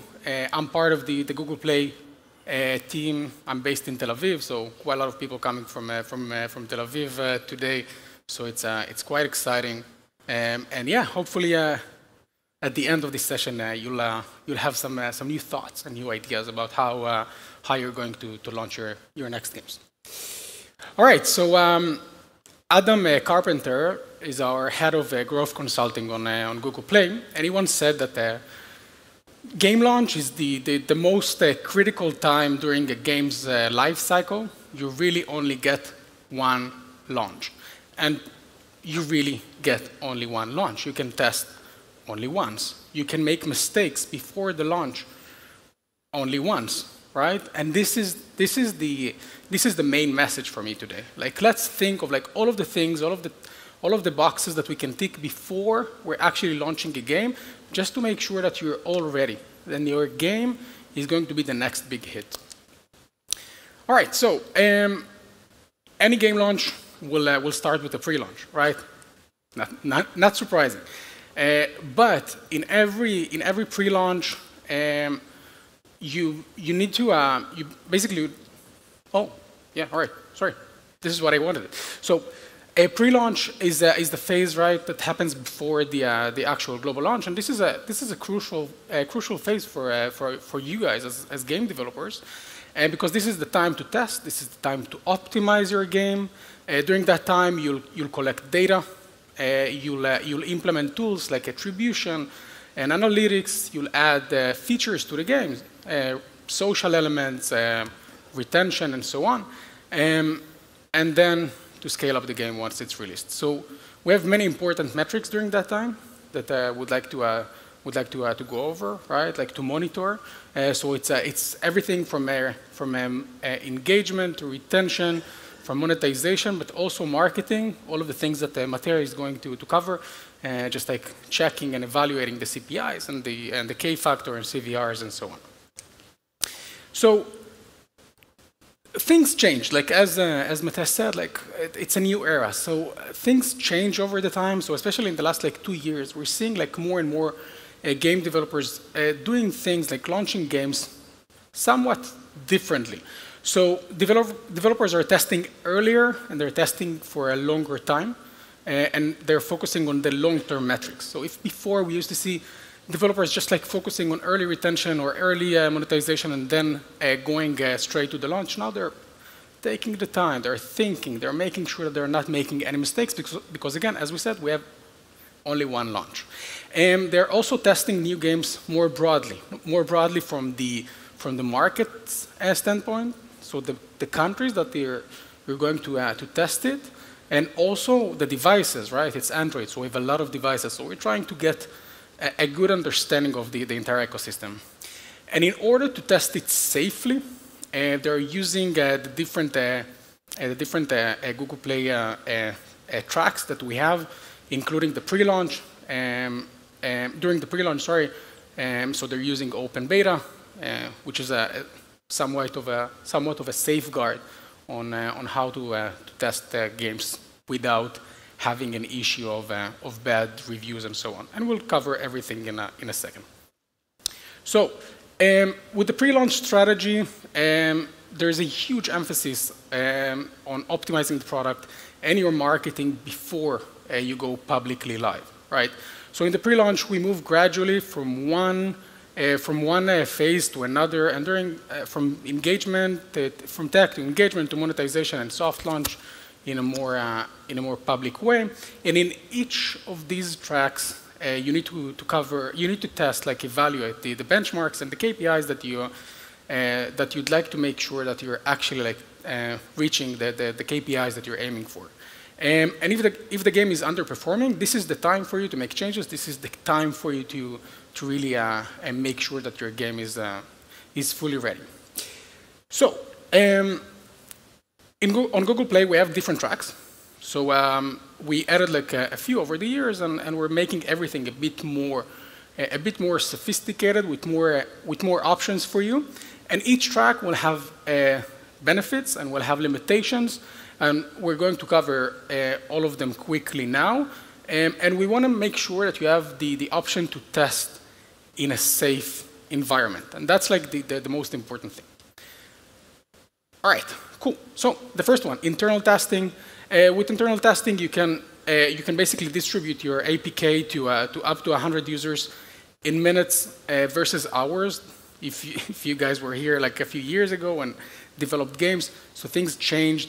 And this is usually the track that you're just like spreading within the company, and just like have the QA teams like checking and evaluating the game. Usually it's short.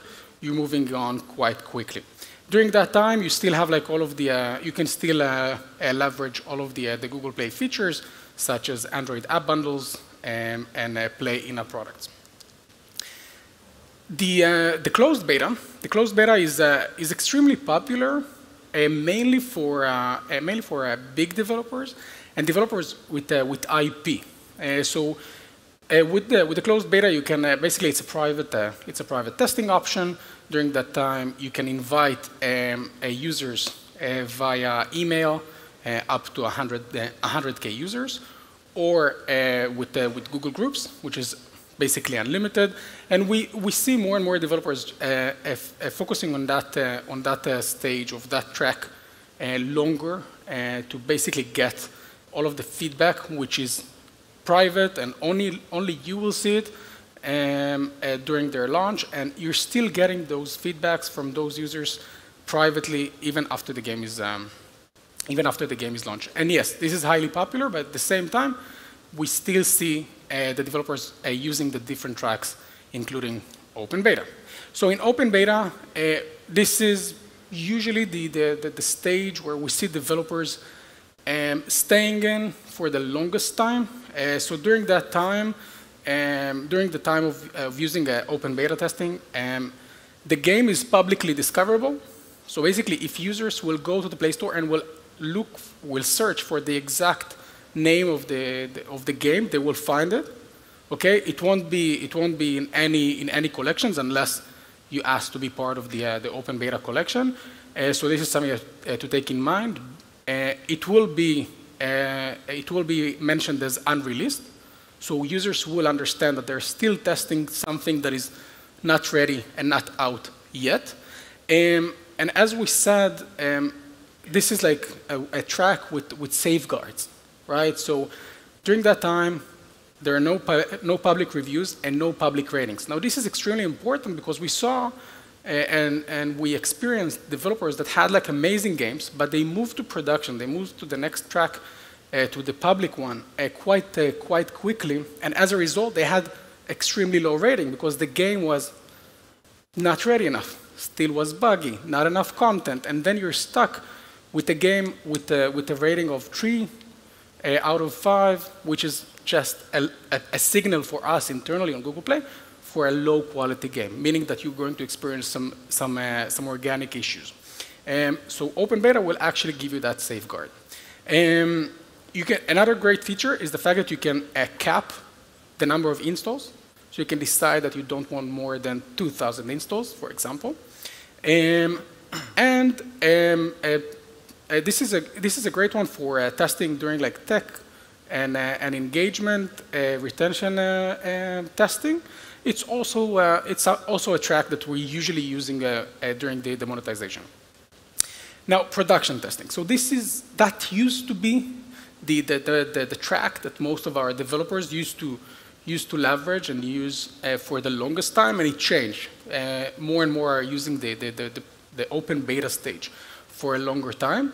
This one is usually short. It's 1-2 months before the global launch, just like making sure that you're picking a few main markets that you just want to test in, and that's it.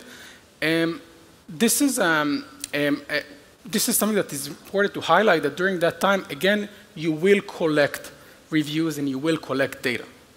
Rating. So make sure that the game is ready enough.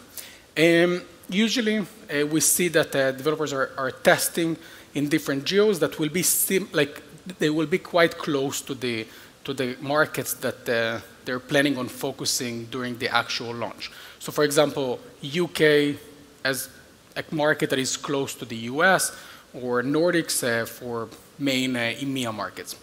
It's also great for marketing because during that time, because it's public and because it's not being flagged as unreleased, you will have better understanding of what is the organic power of the game, and you understand like how the users are playing the game in a more natural way. Now, pre-reg. So pre-registration is not a testing track, right? It's just like usually a track or usually an option for you to use it. And we mostly see it with developers with a big IP. It's also really popular in APAC as well. And it's a great track with quite a lot of advantages. And over the time, we're adding more and more features. For example, auto-install. So once the game is out and you pre-registered in advance, the game will be automatically installed. But we also try to make it more and more sophisticated over the time. So for example, milestone rewards. So you can decide that, all right, if we're reaching 20K users, we're going to gift the users back. Another option is exclusive incentives. So again, we have, let's say, 20K users that pre-registered in advance. Let's gift them. Let's give them something really nice in return. Also, a great option is to combine it together with Google Play Instant. So users will be able to just like play around, like understand like what is the game itself, just before they're register for the game. Now, it's effective. It's great because on the day of the launch, we have, let's say again, 20K, so 20K installs on the first day of the launch. But it's also risky, right? Because if we have thousands of users that actually registered in advance, and the game has issues, performance issues, unlike marketing that you can just kill the campaigns, pause it, and you won't get more installs, here you can get stuck with 100K users that won't be too happy with the game, that has not enough content, or it's buggy, and so on. All of these things can really backfire and basically have a low rating and reviews in the store. So make sure that if you're using it, make sure that you're just extremely ready and sure that the game is the one that you're expecting. All right, so how to get ready for a launch? Let's quickly cover a few best practices. So, all right, cool. So, in terms of the store listing itself, the gate for the game, so a few things, a few best practices from our end. So first of all, add at least three landscape screenshots from the game. It's going to help you with featuring on Google Play. Like we will look for the games to feature, and this is quite important for us to have it in the store listing. Also, a promo video. Up to 30 seconds, not more than that. Sell your game, do it, have like a really exciting video, and an eye-catching feature graphic, again, to attract users to go into your store listing. Now, really important is to test. Really, test as much as you can. Not all developers are focusing on the store listing enough before the actual launch. and it's not the best idea. So here, for example, we have Knives Out, and they just changed an image, right? An icon that had a 40% uplift in CVR just by changing a small thing in the store listing. So test and test as much as you can. Now, how many of you were about to launch a game and you got stuck? No, wait. And you got, it's not the question. And you got stuck with waiting for Google Play to review your latest version. And you were, oh, right. We have like an active one. So that's a really common issue. Like we're getting like stressed out emails of developers saying like, oh my God, like we're launching tomorrow and no one still reviewed our latest version. So we have an option for you to really like bypass that. So managed publishing, you can just set a time and date where you want your game to go to production. And during that time, days before your actual launch, we will actually review the game. So it won't be in production yet, and we will review it in advance. And you don't need to be stressed out about Google Play and review times. You can be stressed out about like other things like marketing. Is it going to be effective or not? But still, that can limit that. All right. So one of the most common questions that I'm getting: where to soft launch my game, right? It's always Canada, it's always Australia. Is it the best idea? No, I can already tell you that. But what we did is that we just basically, because we're Google Play and we know everything about your games, and we have some really great games here. So what we did is that we looked at all of the data. We focused on top 30 markets. We looked at casual games, more than 5,000 games.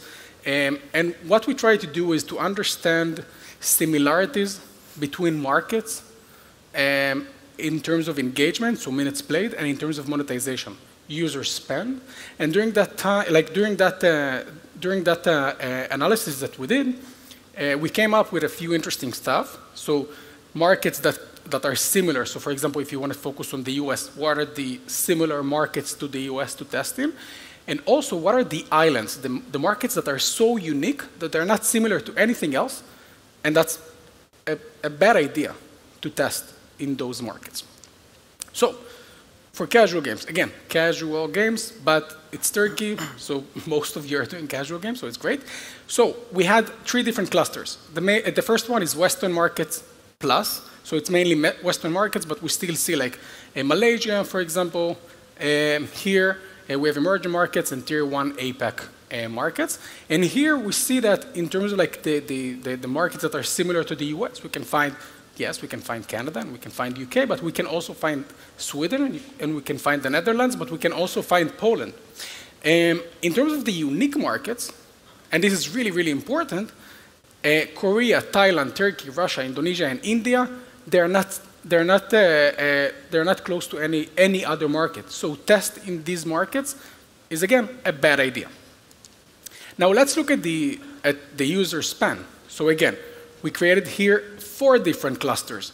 Now what we noticed is some markets that were part of the previous cluster, together with the US, for example, they're not here anymore. So France, Spain, and Poland moved to other clusters.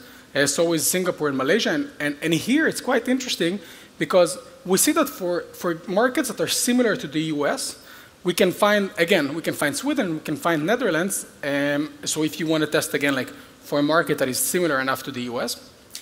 But really interesting, and I'm sure that it's going to be like quite surprising for most of you, Spain and France, in terms of user spend, for casual games are way more closer to Thailand than the US. And again, unique markets, we have a large amount of markets. So Australia, in terms of user spend, is a unique market. So is it good to test in Australia? No. And also Japan, Korea, and so on. Cool. All right. So a game developer once told us, and this is a direct quote, launching a game is basically a nerve-wracking phase, right? You're so on edge. So I really hope that this session now just gave you like some thoughts and maybe some maybe just like pointers of towards your next game launch. And go back home, go to your company, to your teams, and just ask yourself and them, are we ready enough? Like, do we have the best strategy for launching our game? Yes, no, let's see. And I'm quite excited to see many of you launching a game in 2022. And global launch is when the fun starts. Okay, thanks, man. This was amazing. So, my name is Matej Lančarič. This is me riding a soft launch unicorn with a cat, because why not? So I hope to set the tone with the next part of the presentation. Briefly about myself, I've been in the gaming industry for 9 years with different companies, and I've been able to soft launch around 30 games. That's why I'm here to talk about soft launching. So why do we even soft launch a game? We're trying to lower the risk of failure, because even after some time in the development, we put the game out, and then you see the data, and the day one retention is 10%. Well, it's not what you would expect, right? But you put it out there, you gather data, you collect player feedback, you A/B test tutorials, you're trying to look at the first-time user experience, trying to tweak it as well, and then optimize that, understand how the game even performs. But also, trying to test the marketing channels, creatives, all the activities you can think about, and then you try to prepare for the iOS the shenanigans that happened some time ago, but also ultimately just get LTV higher than the CPI. Well, that would be the best case scenario. So here, what I want to showcase with this case study, these are my friends from Czech Republic, and they soft launched their game. As you can see, the first version, 34% day one retention, 12% day 3, day 7, 8%. So not as good as you would think, but soft launch is exactly the time to improve the game. So as time went by, they improved the game with the new build, and then after being in the soft launch for like 6 months, they actually got to the pretty successful KPIs, and then they launched the game, and it was pretty good game and pretty good global launch with a lot of money coming into their pockets. But in terms of improving the KPIs, so they were able to improve the onboarding funnels, the balancing and everything.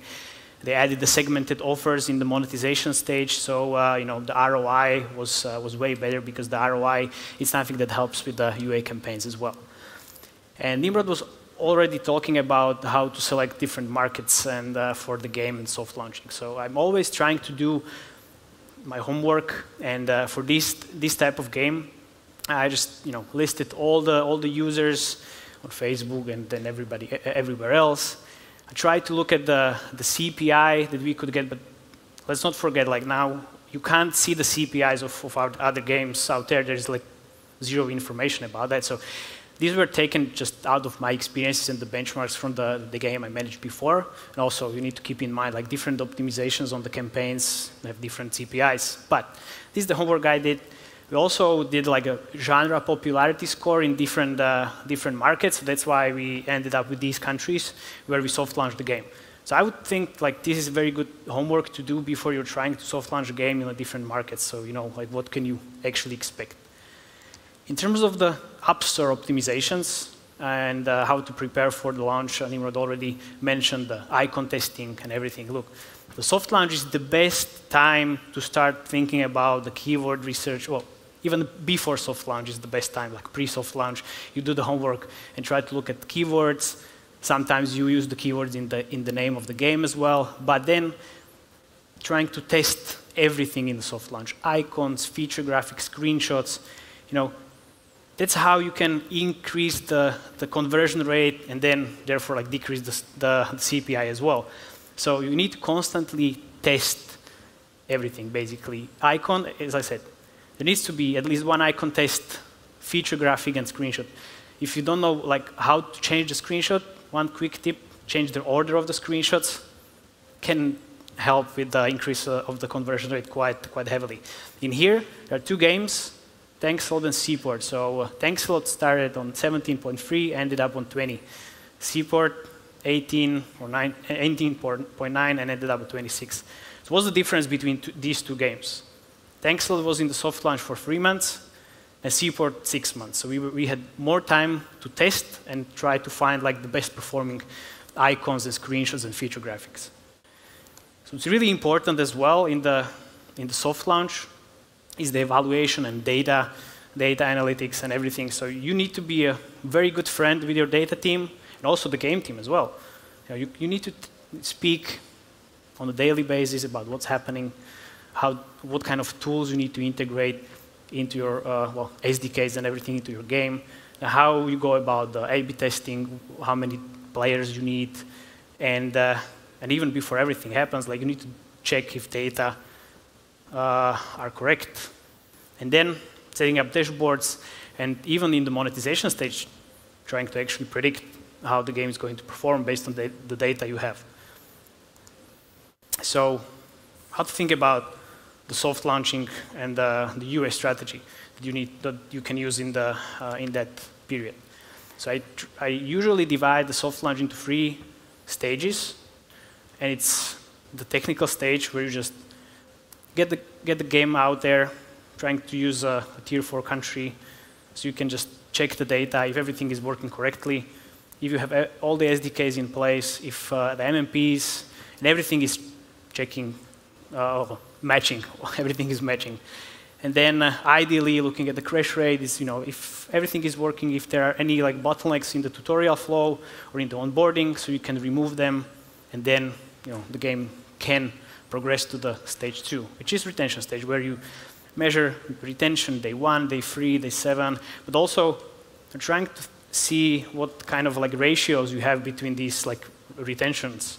So if you have day 1 retention 50%, but day 3 retention 10%, I guess there's something wrong in the game, and then you need to fix that. So, and then what are we measuring in the retention stage? Trying to look at the first-time user experience, the onboarding, then trying to improve the game, basically, and then meet those retention benchmarks that everybody knows about. In the retention stage, then you move into different optimizations of the campaigns. So basically, with the technical stage, we are starting with the CPI campaigns and mobile app optimization. But in this stage, trying to optimize for events. Some events that are relevant in terms of the engagement in the game, for example, finish tutorial or achieve level 5, stuff like that. Because that gives you more quality players. Days with mobile app install optimizations, bringing quality players are long gone, unfortunately. That's how we adapt. In this stage, you need to think about also like how much money you need to spend, because you need a certain level of daily new users so you can measure data properly. Basically looking at 200 daily installs, maybe 500, depends on the game genre you have. And then if you basically meet these goals, you move to the monetization stage, and then you're trying to obviously achieve LTV higher than the CPI, or you're looking at like day 2, day 1, day 3, or day 7 ROAS from the campaign perspective. But also, you're looking at the ad monetization of the game, LTVs, ARPDAUs, and all these payment behaviors. But here, in this stage, we are moving from the event optimization on the engagement events in the game to actually the purchase optimized campaigns, or even TROAS campaigns or value campaigns at the end of the monetization stage. And in that case, you need way more money to spend because you need more players. Because obviously, if you have like 1 or 2% of payment player to pay ratio, then you need more players. So in terms of the real strategy, if we had this event 3 years ago, I would say, Google guys, cover your ears. You need only Facebook and nothing else. But in these days, you need to diversify very quickly, even in the soft launch, as quickly as you can. So you try to have at least like 3 UA channels in the mix as soon as you can. Google, Facebook, Unity, AppLovin, you name it. because you need these like different UA channels to benchmark against each other, because sometimes when you have only one channel, it can be very misleading. And if you're looking at the data from only one channel, you can kill the game, but it can be a wrong decision because it's only one channel and you don't have anything to benchmark it against. So, one second. So how the UA strategy changes based on the game genre. So if you have a PvP game, you need to run the UA continuously. You need to think about the liquidity. You need to think about the matchmaking, because obviously with proper matchmaking, your retention works, and it's way better to play with real players than bots. You need to think about more countries and more UA channels, because it's really hard to keep spending and getting these players in to maintain the liquidity. Then if you have non-PvP game, it's slightly easier because you can spend in cycles. So you put out the new build, you spend, then you pause the campaigns. Well, you spend for 5 days.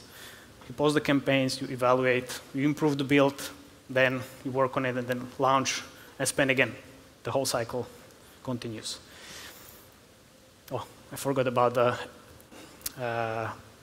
different optimizations in the PvP game strategy. So to just take a step back, with the PvP game, you're optimizing for the liquidity with the mobile app install campaigns, but if you want to look at the quality of the players, then you're adding the purchase campaigns there. So you have liquidity with the mobile app install campaigns, and then you have the quality with the purchase campaigns, and they play together. With the PvP game, with non-PvP game, you're just using the engagement events. You don't need to use the mobile app install campaigns anymore. With hyper casuals, again, very different. You have really, really short soft launch, usually a couple of weeks, 1 month, only in the US. You're trying to look at the IPM, CPIs, and then what kind of retention numbers you can get, and then launch immediately until you get copied. Okay, but how about the iOS 14 that happened very recently? So these are like the challenges you need to think about. So what kind of conversion schema I need to use? How should I measure the performance of the campaigns? There's the privacy threshold I need to hit in order to be able to see the data correctly. How can I scale the iOS campaigns? How do I test creatives in this era? What kind of channel mix do I use? And what kind of global launch strategy I'm going to use, because it's, again, hard to measure. In terms of the conversion schemas, I always will try to work with the data team in order to be able to get the relevant data points to make a decision like what kind of conversion schema I use. I tested a million things, ended up with purchase schema, and then optimizing for day one purchase rate, basically. So what that means is to be able to get as many data points in the first 24 hours as possible, and then use it in the conversion schema. So here are some examples of game genres, what kind of conversion schemas they use. They eventually ended up with like custom conversion schema where I have a funnel of engagement events, and then on top of it there are different purchase revenue brackets, which works really, really well for me. And now I'm getting into the fun part of creatives. So what kind of a creative framework you have in your company?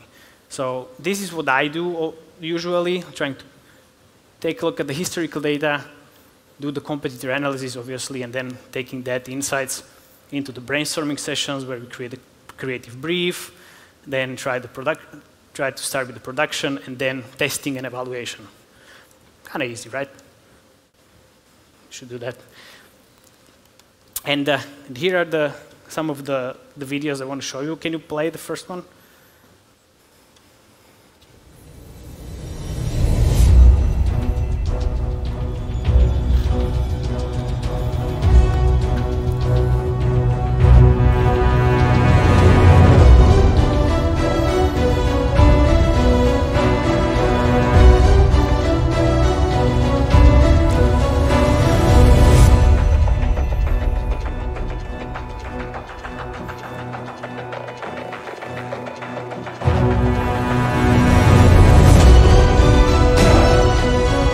let's do the middle one very quickly.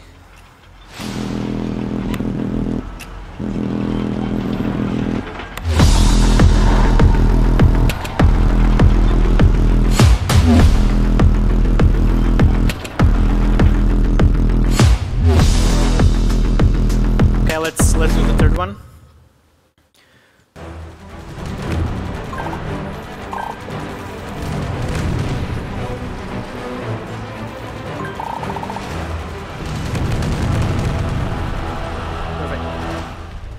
Okay, so these are like 3 different concepts that you can leverage in the soft launch. And you need to do it because you are running the campaigns in limited territories, CPIs are increasing, but what I want to showcase here, so different creatives, very different CPIs, obviously, and different retention profiles. So, like, what is... It's already one slide ahead. So what I want to say here is that there's no like the best performing creatives out of this, because you need to think about what kind of stage of the soft launch you are in. If you are in the retention stage, obviously the left one with 55% of retention, that's the best performing creative. But then it changes, because if you go to the monetization stage, you care about the ROAS actually. And even with lower CPIs, you can get lower retention numbers, but the ROAS is important in here. So you need to keep that in mind. You can't just look at only one KPI in soft launch, you need to look at multiple, so you don't make like wrong decisions. I want to show you this because finally I'm able to see all of your faces, and I want to show you this because creatives are all about emotions. So let's play this one, because you can see here multiple different concepts that you can leverage in the user acquisition. Can you play that? What's up, buddy? John Sins here. I heard you need some motivation with chicks.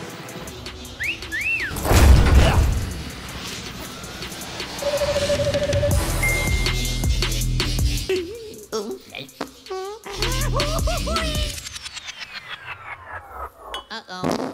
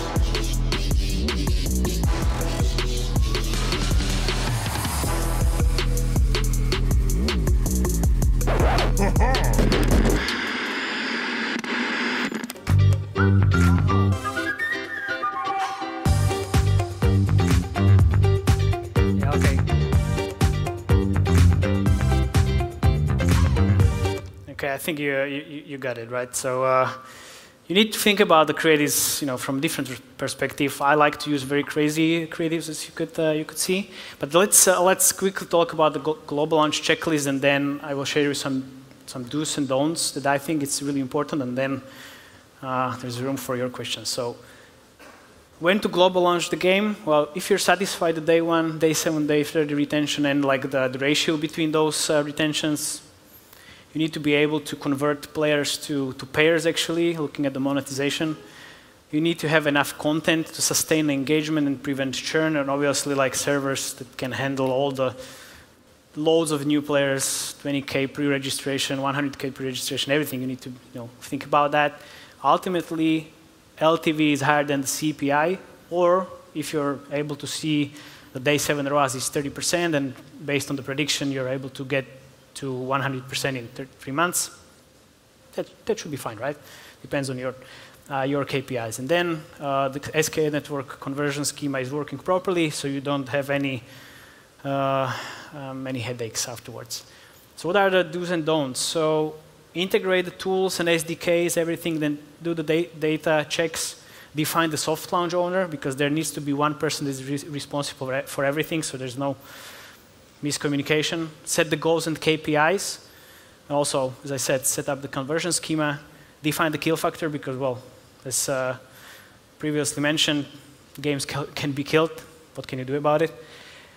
Then what you shouldn't do is to skip marketing testing, start without having a plan. Well, having a plan is really important. Obviously, it can change, but at least you have something that you can rely on. Then I don't think you can expect organic growth. There's nothing as an organic growth. Well, maybe there are some exceptions, but you need to think about the data-driven decisions, not emotion-driven decisions. That's where it goes wrong. And have a short soft launch. You need to think about how to actually gather data, be in a soft launch for 3 months, 6 months ideally. So you have all the cohorts and everything, so you can make better decisions. And that's it. Thank you very much.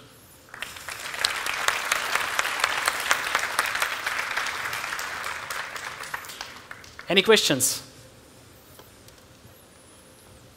I think people are still shy. Of course. Yeah. Never changed. After seeing that video, come on.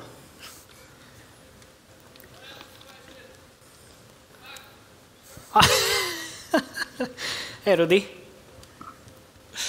All right, we have one. What is the optimal launch strategy for cross-platform games? Hello? Oh, wait. Can I ask about the icon testing you were talking about? What's the process for that? You did it in the same geo, or you A/B tested different geos? And how long did you test it for?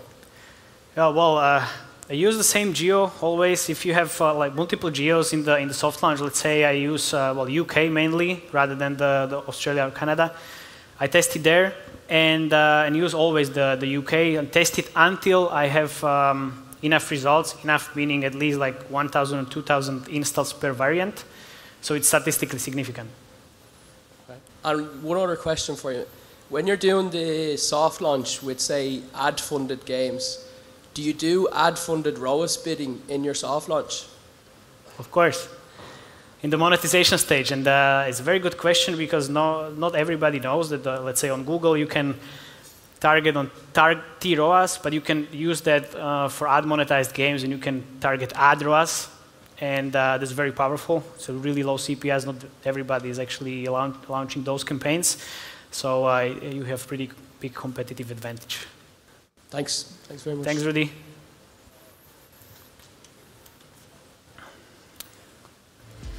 Do you have any? No, all right. Okay, well, they're shipping us out of the stage. Okay, thank you very much.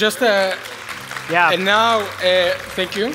And now the next session is approaching play to earn from free-to-play background, so it's a great panel. So we have Anton, Ryan, Javier, and Shachaf. Yeah. If you have any questions, get us here.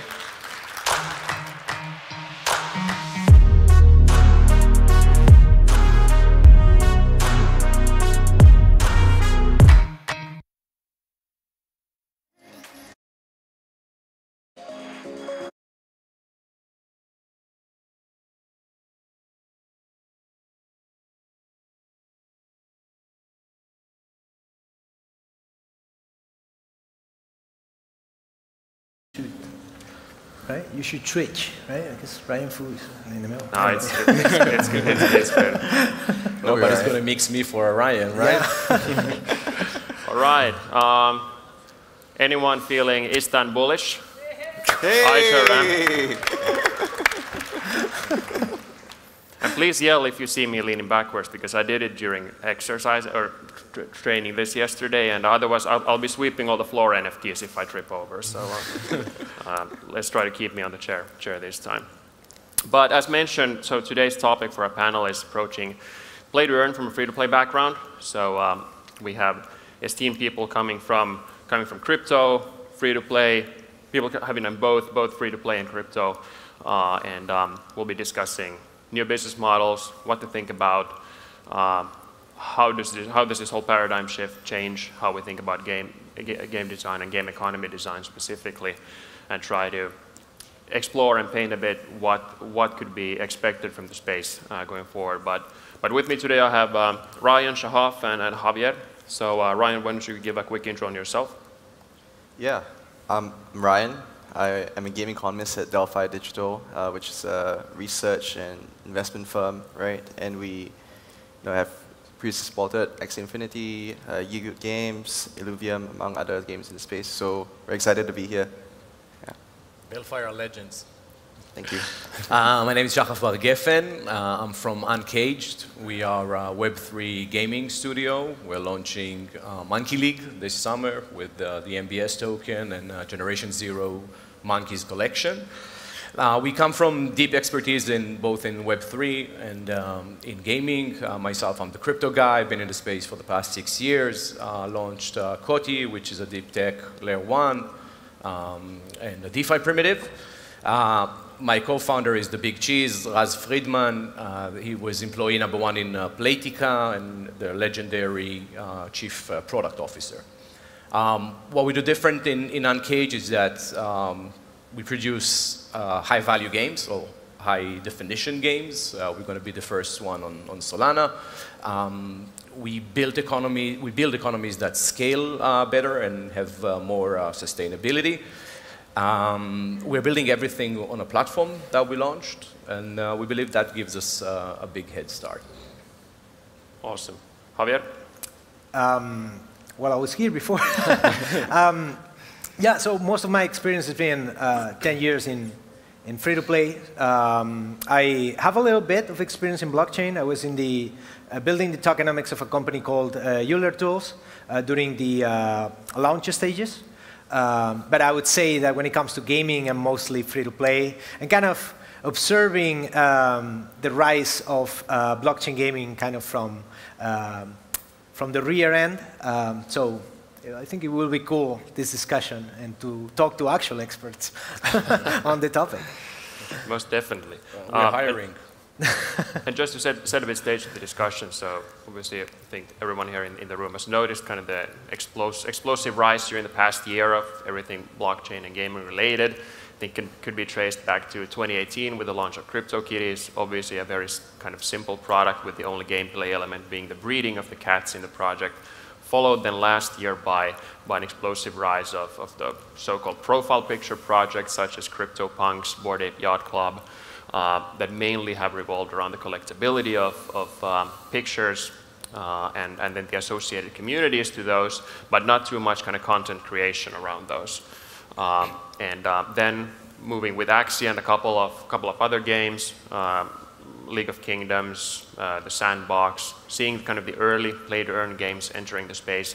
But I think what we're all here equally excited about is kind of seeing, especially what we've seen on this year's side, more developers experienced in free-to-play, been accustomed to user acquisition, designing engaging core loops, meta games, and kind of bringing this expertise into the space and marrying with that of the crypto native expertise of building communities, designing proper incentives for your users to be kind of long-term believers and users of your product, and now seeing companies like Uncaged with Monkey League, Laguna Games with Crypto Unicorns, all of these coming from free-to-play space, as well as established companies such as Network Studios with Legendary Heroes Unchained, and Champions Ascension from Jam City. But jumping into the first topic of kind of how the business models and revenue methods look different in this space, I'm curious to start with you, Javier. As a free-to-play designer, what have you identified as the key differences in terms of business models and ways to generate revenue in play-to-earn games compared to what you've seen in free-to-play? Yeah, so I think there are two key differences, I would say, but I'm really interested in knowing their point of view. But one would be first, the way you get value from the users. In free-to-play, it's pretty straightforward, like people buy things, and from the system perspective, it's purely extractive, right? Like, well, players are getting fun, which is the whole thing, right? But they are spending resources and they're not getting anything back, except fun, right? and progress and so on. In play to earn, that changes, of course, because you're kind of partnering with either the broad community or a specific part of the community, and the model is not completely extractive when it comes to them. You are a significant part or a part of the amount spent has to be distributed to the players and provide the earning element, and that adds a huge element of complexity, right? Because you need to not only incentivize them to spend, but also manage and maintain the value of the of the resources of the game and so on, so that they are valuable, so that the people that has invested revenue in the game, they still get returns and they don't lose value of the cash they added to the game. So that would be the first part. And then the second thing, which is not small because it's second, is the fact of how you get the actual cash to pay the salaries, right? Like in free-to-play, at the end of the month, Apple and Google send you a check, and that's with actual money, and that's what you use. But at the end of the month, in a blockchain game, what you have is magic money of the internet, and that opens a lot of questions on how you transform that into actual revenue. Like, sure, there are coins that are pretty much like stable, BNB, BTC, and so on, even though they fluctuate, and that can, so that, at least to me, it opens questions like, when do I sell that stuff? Regarding the resources that are game-specific, do I sell them? Are they part of the revenue? Because if I do, like I'm extracting liquidity, and players will be pissed because I'm, devaluating the value of the things that they have. And I feel that opens a lot of questions, right, on how you actually get the cash. It's not as immediate and automatic as free-to-play. Exactly. I think there's a natural follow-on now to Shahab as well in terms of, first off, what's your kind of view in this, and how are you thinking about this stuff with Monkey League, and sort of, because obviously you've also been able to kind of now look at what Axie Infinity has been doing and what could be learned from their potential mistakes, etc. So how are you tackling this with Monkey League? Yeah, we have a lot of second movers advantages in terms of being able to see what works and what not, and our economy is pretty unique in the sense that we are taking a lot of the learnings from free-to-play and merging them into play and earn, as we call it, and that economy is pretty unique. And if traditional games are more like a zero-sum game, whatever the player will pay, the system will get. This is different. You are actually creating an economy.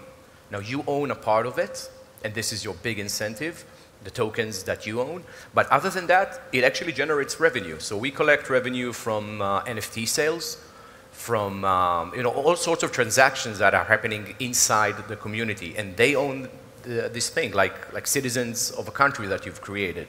And that's pretty big. I mean, we've did our first NFT drop and collected, a few millions of dollars, which is, kind of like a seed raise for everything. Then did a pre-sale of the in-game currency, and that value grew to hundreds of millions. So, we're no longer in Wonderland Alice in that sense, right?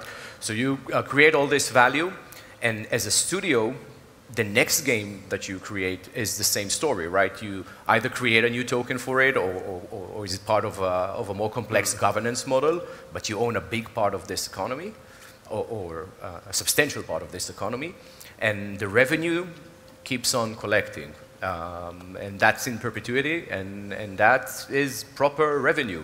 And in the sense, yes, it comes from crypto, but the systems around right now to transform crypto to fiat to pay salaries are very well established, and the tax authorities recognize this as income, and it's no longer funny internet money in that sense.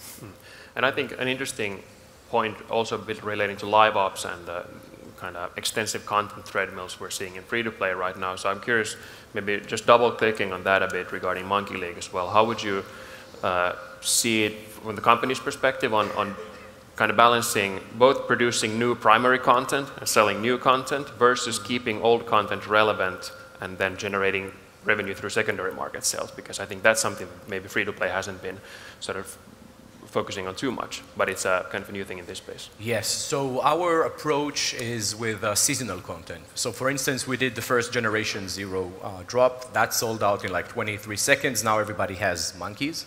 And then the secondary sales were massive. I mean, we broke down Solana twice, right? So that adds revenue as royalties, which is amazing. Then came the Super Bowl, and we created another generation of monkeys fitted for the Super Bowl. And for every real-world events or with teams, with like soccer teams, we'll be introducing new content. And when that enters the economy, players buy that, you collect that revenue, and then it's owned by the players. And if they want to sell it to other players or upgrade their NFT over time as they play the game, we allow that to happen. Then they just cultivate their assets, and when they sell it, they took a profit, and everybody wins, which is amazing. Exactly. And Ryan, Delphi has been on the bleeding edge of blockchain gaming almost since the inception of the company, and obviously now also actively investing into the space and supporting the teams you're investing in. Are there any new models you're seeing these teams also utilizing that we haven't discussed here? Do you see, for example, potential in kind of the much coveted land sales as well? Or could you enlighten us with some other models that you found interesting? Yeah, I think we'd be keen to kind of flesh out a bit about sort of the play-to-earn model and the play-and-earn model, right? I think there are sort of certain pieces where we can bring in, and I think that we'll allude to this a bit later, right? Where you kind of bring in DeFi primitives, right? Different ways in which value can be created exogenously from the economy, so outside of just sort of player spend and player investment into the economy, so to speak, right? Through, for example, using DeFi. Automated money makers, right? You can use money markets as well to kind of generate value of time, value of money, right? And I think like these kind of help to make that a bit more sustainable, right? I think if we're talking about like sort of the core sort of play and earn model, I think what really kind of makes it the reframing, I suppose, that I like to kind of encourage is like that you have these NFT sales and you sell some of these tokens, right? And then you're almost issuing, a promise, right? You're saying like, well, the players are kind of gonna win together with us, right?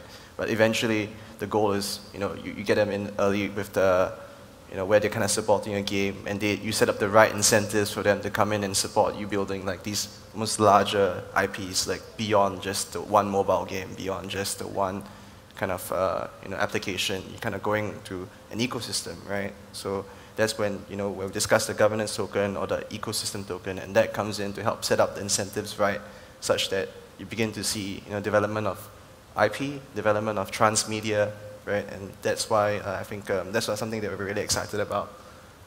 Yeah, so setting up the incentives for transmedia beyond sort of just one game, Yeah. And maybe now we can start segueing a bit into the questions and topics about the game economy questions as well. I'm curious, Javier, what do you think are the key differences in managing kind of a non-player-to-player economy versus a player-to-player economy? So what could be I think we can identify a bunch of threats.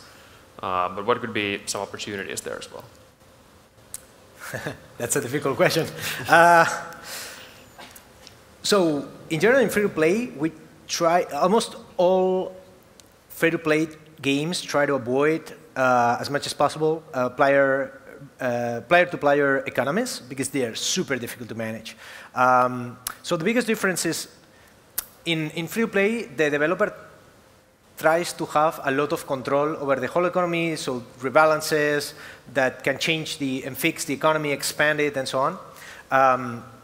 And I would say the biggest challenge, or one of the biggest challenges, is that when you add the blockchain and you add the, you set stuff on stone in the smart contracts and stuff, you create interactions, economic interactions that are beyond you. You lose a lot of, or you don't have a lot of control over significant parts of the economy. That's the whole point, right?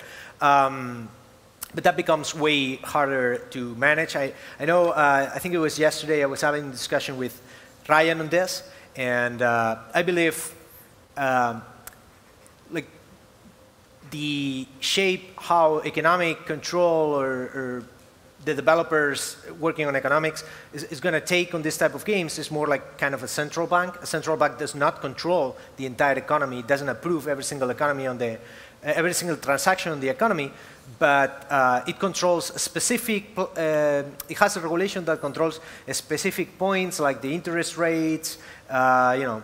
Specific regulation which affects the broader economy. And the way I say it is like in the previous presentation, we talked about control mechanisms. So I think that those are going to become key. I'm not a strong believer of an economy that self-regulates. I mean, all economies self-regulates, but they can self-regulate in very destructive ways. Like everybody quitting the game is a self-regulation.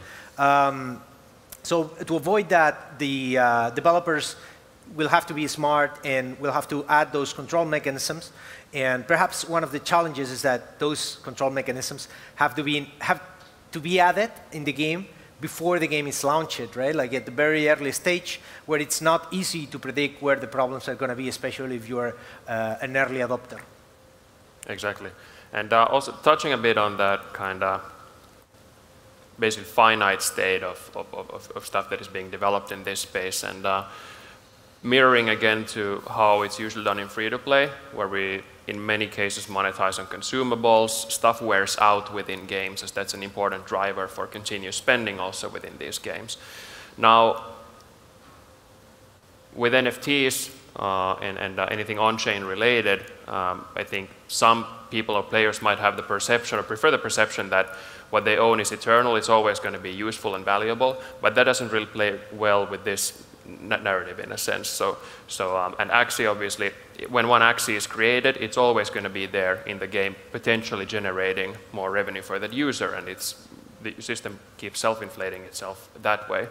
So, for example, in the case of Monkey League, Shahaf, to my understanding, you're looking at this again more with the experience also from the free-to-play perspective of having some kind of asset depreciation also in the game, while still, for example, keeping this relevant. So could you expand a bit on how developers should be thinking about that?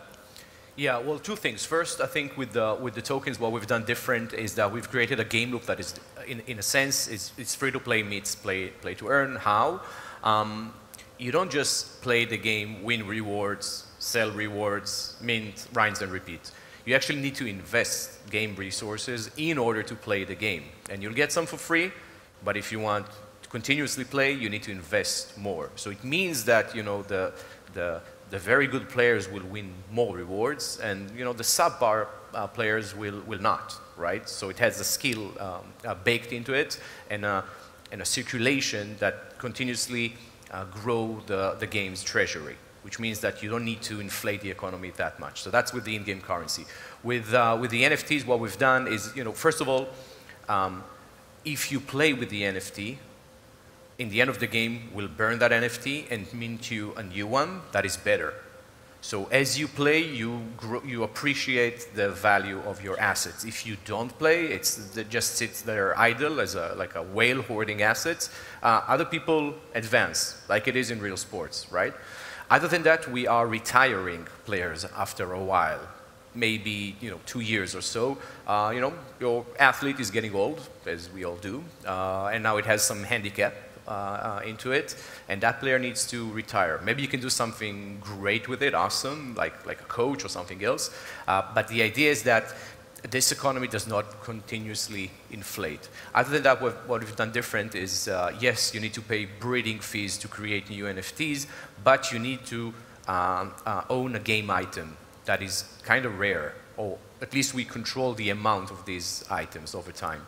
What it means is that while people can breed as much as they want, we do have some level of control over the maximum size of the population. Right? So we have that in control.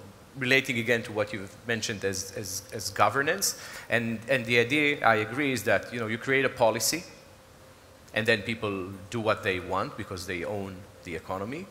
But you add some configurable points into it, into the smart contracts. And then over time, with the governance tokens that you issue, people can decide what these numbers should be.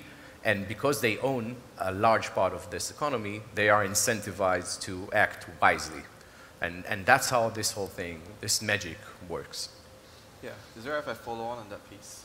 Because I'm really interested to speak a bit more about like, sort of the governance token, ecosystem token, how it sets up the right incentives. So Anton, earlier I think you mentioned that axes is, that there might be a challenge where you have these axes and they continuously kind of generate revenue, or rather like, sort of tokens that might be sold and the like, right? So I think the reframing here is we kind of need to set up the right expectations and the right education around like which are the tokens that will accrue value, right? And then which are the tokens that are, sort of meant for kind of facilitating liquidity within the game system, or perhaps just an in-game currency that you kind of spend, almost like a soft currency, right? Yeah. And then which are the tokens that are used to really set up the right incentives in the ecosystem to, again, generate that sort of larger IP, that larger world that we're speaking about. So I think in the context of Axie, right, the Axies, while they are almost, right now, they are the gate to the gameplay for the first phase of the game, right? Which is sort of the sort of simple battle game that they have with the cards and the like, and MMR and all of that, right? Where you can, farm SLP and all of these things.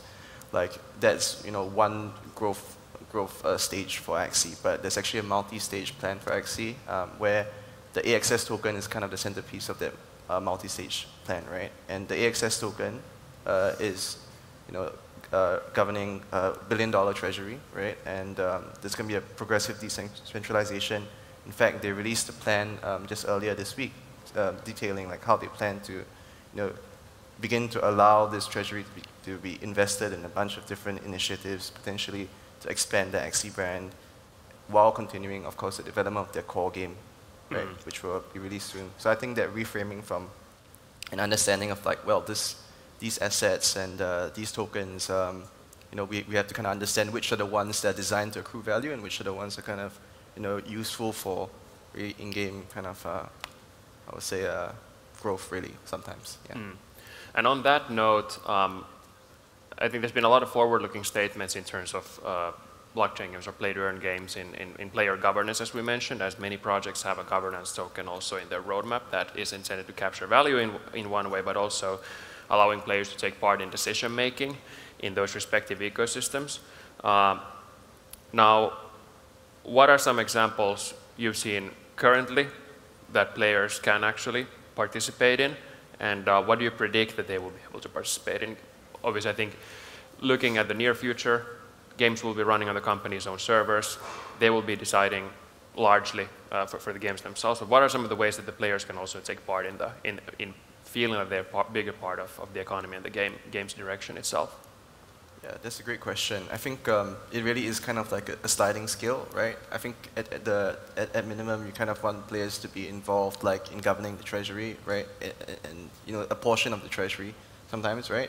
So at a minimum, they'll be involved in that, at least in the sort of the really like Web3 native games that lean really, really heavy into this. But I like to sort of like separate between like sort of game design decisions, game economy decisions, and kind of like decisions that exist outside of the game design, right? Because like game design, game economy design, that's kind of the purview of game economists and game designers. And while you can have that kind of input, right, it should be kind of like still kind of restricted. So I can give some examples of a game that we've invested in and supported, that Crypto Raiders, right, where they have actually actively leaned into like getting community participation regularly, right, for various decisions that they've made. So an example would be kind of the music in the game. They've decentralized that. They said, well, we have our core competency, right? And we want to allow our community to be the ones to kind of develop the music. So they put out a call. People submitted music. They composed music, and now all the music in the game has been built by players, right? And they get, they sold the NFT. They sold the music NFTs. They put it out for auction. All the revenue went back to the creators, right? And at the same time, we got players to kind of vote and take part in, which of the music should make into the game. So that's one example. The second example of a Crypto Raiders would be as of recently, they leaned into the game design decision bit, right? So they said, well, you know, we're launching a new potion, right? It's all on chain. So this new potion can craft it through like harvesting materials and the like, right? Harvesting herbs of all things. So this potion, which potion should it be? Should we sort of design rage potion, energy potion? Should we design damage potion? So getting the community actively involved, right? Just like sort of the mind share, and then, you know, shipping continuously and making them feel involved. I think is a huge part of like, you know, really setting up I guess, getting the community involved. And that itself like retains tremendously, because players like, you know, really love being heard, surprisingly enough. Yeah, so it's like, I think you almost allow them to kind of have their voice heard, and you allow them to have like a sense of buy-in, and third of all, like, you allow them to reveal their commitment and their interest to you, right? That they are interested to be a part of your game and your world, you know? Yeah. Shahaf, anything to add there? Well, to be honest, I don't think we currently see great examples of decentralized governance in action in games right now. Because, I mean, it's more so in DeFi, maybe, and maybe because games are new, but I believe, you know, at least with high production value games, you need to let the developer develop the whole thing if you want a very good experience. Like user-generated games, I mean, it obviously has its place, but with high production value games, I think the studio should manage this. I think there should be, as Ryan mentioned, a distinction between having the ability to vote on certain parameters or economical decisions that affect you. But overall, I think we are very early on in that sense. And I think it's great to build everything, you know, being ready to a decentralized governance, but I think too early for that right now. Exactly. And I think it's also reflected in a way that we're seeing some of these governance tokens being issued that maybe don't yet have a clear value sort of accrual mechanism, but then maybe the mental model is, or one potential mental model is looking at this in a way that if you invest in this because you believe in the future potential of this project, similar to how you would invest in a stock that yet doesn't produce any revenue.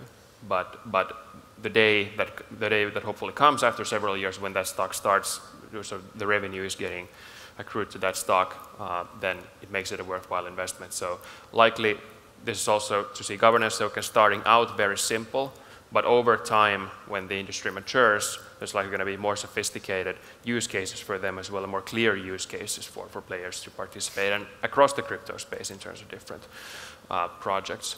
So summarizing here a bit, I think it's clear that when we're talking about games in this space,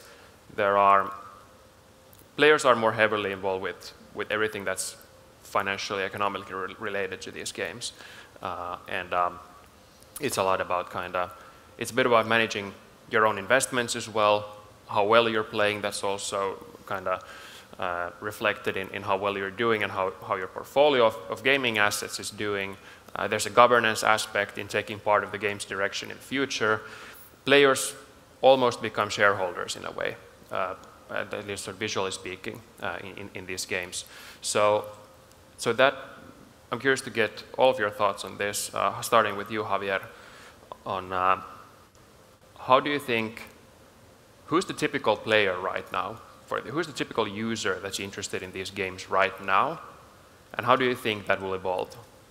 Who will be the next sort of player base that gets interested about this? So, and I'm not talking from any data, more than like my observation. I think that right now, so there are different types of people in this space, but when it comes to volumes, I would say like a significant amount of players, like they want to earn, right? Like we're now, even in terms of the specific lexicon, right? It's evolving from being play to earn, to play and earn, play and own, fun to play, right? Like, we're going full circle. Yeah. The Xbox 360 jokes are coming back. Yeah. So I think that there's still a significant amount of players with the premise of, oh, I play because I earn money, and that's just not sustainable. you cannot create value out of nothing. At the end of the day, in a macro level, games will have to be zero-sum game for most players, or even negative sum, right? And then we can talk like, okay, but then it will go for fluctuations, rotations, sure. But I think right now the biggest bulk is players that want to earn, and I think that will have to evolve to a model where players don't want to earn immediately. They are there not necessarily because of earning, but rather because I get in, I get fun, and when I have enough fun and want to move to somewhere else, I sell it to somebody else that wants to have fun. I think that will have to evolve that way. I also feel that now it's a little bit early. I think that a lot of the projects are funded by small-time investors, or small-time players that want a very quick return of their investments. But I think that progressively, and that affects even the governance, but progressively it should evolve to fewer players having a longer-term commitment and accumulating more of the governance stuff and so on. And that's when the things become more interesting, right? Because when there's a small community of players that is deciding what's going to be powerful in the next rotation of content, of competitive content, that's when it becomes like very interesting, right? Right now, I would say like many of the governance is so distributed that it still doesn't generate the effects that the model is intended to. And I feel that right now, a lot of this is why a lot of people say it's like, okay, this bubble effect right now is because there's a lot of people trying to extract, and I think that has to evolve towards a model that, I don't know, it integrates a model more similar to poker, where some earn and like most of the people don't, or a model more similar to collection games where, sure, you buy this, and then when this becomes powerful in the metagame, then this is valuable, but most of the time it's not, or stuff like that. That's the way I say it at least. Yeah. Shaf? I think it's kind of depending on the question on who are the players, right? Who do you consider a player? So in these economies, people that own the token in a way are players. They are participants in this ecosystem, and they can be very different. So you may have the people that play the game. These are usually males in their 20s, tech savvy. Right now, most in third world countries, Asia Pacific's more than others. Not all, but more. But then you have people that own the assets, right? Like the guild owners, and they can be bloody rich, right? And that's different. Then you have people that produce content, right? And they own the token, and they are a part of this economy. So there are a lot of beneficiaries to this economy, and that's what makes it great, because everyone's interests are aligned around how value is captured and created, and this is why they are part of it. And this is how in Web3, the creators and the players are all orchestrated with the same idea, with the same token. So potentially we could be looking at a sort of, again, player base where there's very different roles. Some might want to engage with games even though they aren't even interested in playing games. They want to be stewards, for example, for that ecosystem. Yeah. They get rewarded for keeping the game in check, while you might have some players who don't even know they're playing a blockchain game at some point, but they just enjoy the game overall. Ryan, any thoughts on this discussion? This discussion? Yeah. Yes, I do have thoughts. I do agree that you can't sort of keep the not everyone can kind of engage in this persona of I'm here to earn, right? It's not into perpetuity. I do want to encourage a reframing into, again, sort of a phased approach, right? I think sort of the mental model that we need to have here when thinking about play-to-earn games is this is a completely different way of funding and creating, vision-based games, right? You're saying we have a vision for a game, vision for a game IP and a type of gameplay experience you want to have. And, you have this little sort of germination, right? The token becomes a way to set up the incentives so that other people kind of come down, you aggregate demand towards that vision, right? And at the beginning, the product's maybe not at that level where people would want to sort of spend just for fun, right? Just sort of hearkening to the earlier conversation on free-to-play economics, right? But I think the goal is that early on they might be able to earn because they're providing a service to the ecosystem, the game, right? Just by sort of player liquidity, might be testing, might be like helping to do organic word of mouth marketing, right? User acquisition, and then over a period of time, it takes time to develop games. It takes capitalization to develop games, right? And then that's gonna, sort of like progress to a point where you can have games that, probably would never have been funded before in sort of free-to-play / traditional venture regimes. So I think like that's kind of the reframing I would like to encourage when thinking about like play to earn. And it's very possible that in 5 years' time, you will end up with a very sustainable kind of like more poker-based model that Javier was hearkening to, or even just like games where players are comfortable losing or deprecating their assets over time, right? And or the character collector model as well that Javier was speaking of. So I think like the reframing I'd like to encourage is, well, this is kind of a phased approach, really. Yeah. Mm.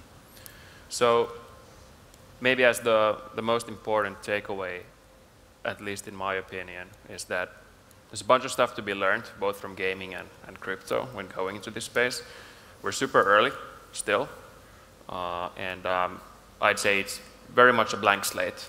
There's no kind of established truths around how to do this the right way, but lots of teams trying to figure that out right now. Lots of teams. Yeah. Any questions from the audience? Or anyone who wants to shill their bags? There's one. I think the microphone is coming. All right, we got questions. Hello, guys. Thank you for the talk. I came from Future. I'm a founder of game development studio of 41 full-time working people working on the game project in play-to-earn field. So already we have funded with grants from the world top blockchain, and we're communicating with DAO funds, certified stuff. And my question is, play-to-earn is a new market, or is it just a tool to increase retention? Good question. Yeah. So is play-to-earn a new market, or just currently a way to slap NFTs on your pitch deck and raise financing easier? Anyone wants to go first?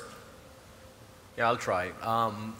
I think it's and reiterating what Ryan said, it's just a new way to align incentives, right? People have been playing since the Stone Age.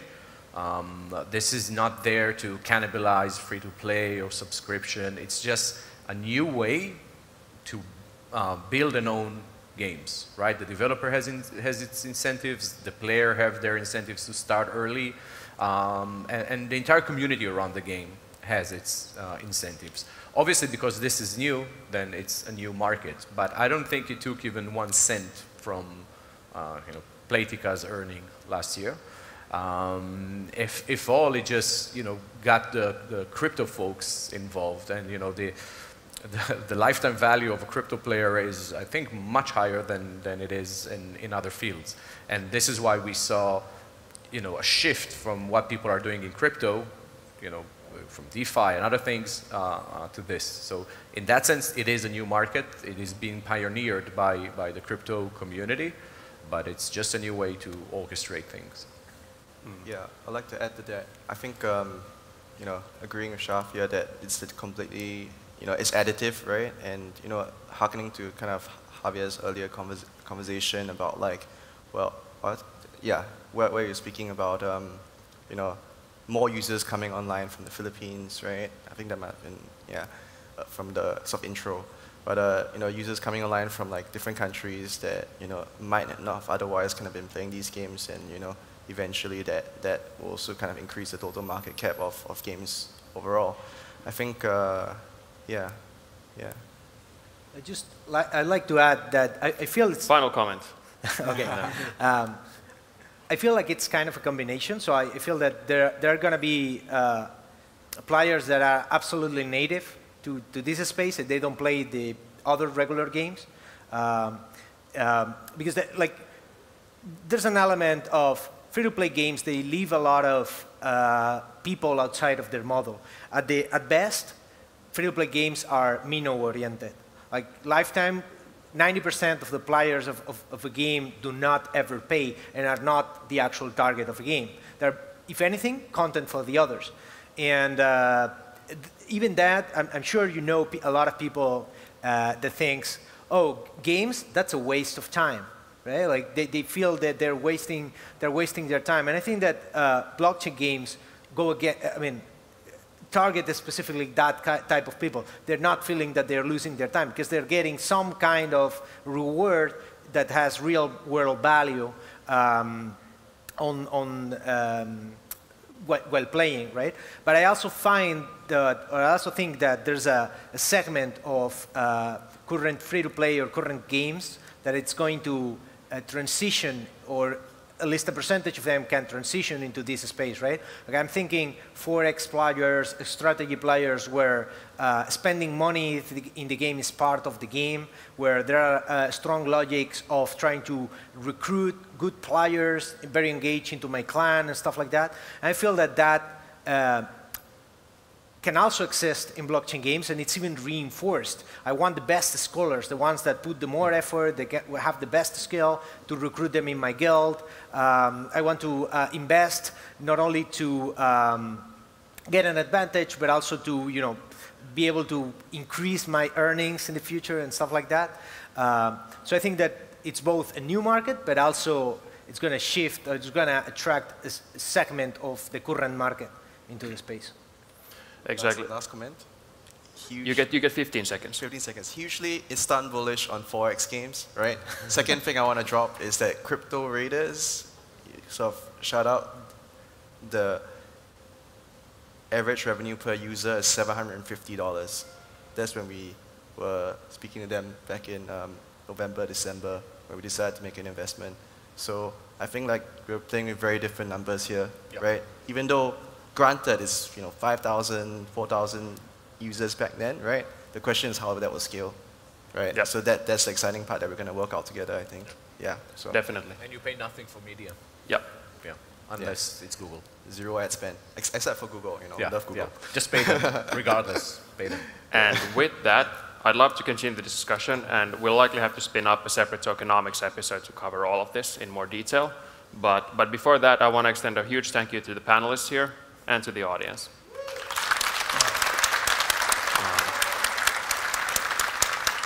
And two quick things before you get rid of me here from the stage. I'm going to play the prompt now in your phone to rate this app or this event. So the fine folks at Google told me that with the QR code on this one, you'll be able to fill in a survey.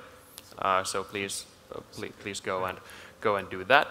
And now, for the moment you've all been waiting for, it'll be everyone's favorite time of the week when there's a certain special show coming along from everyone's favorite gaming podcast. This time, for the first time, the live Twig podcast by Miska Katkoff, Eric Kress, and Eric Seufert.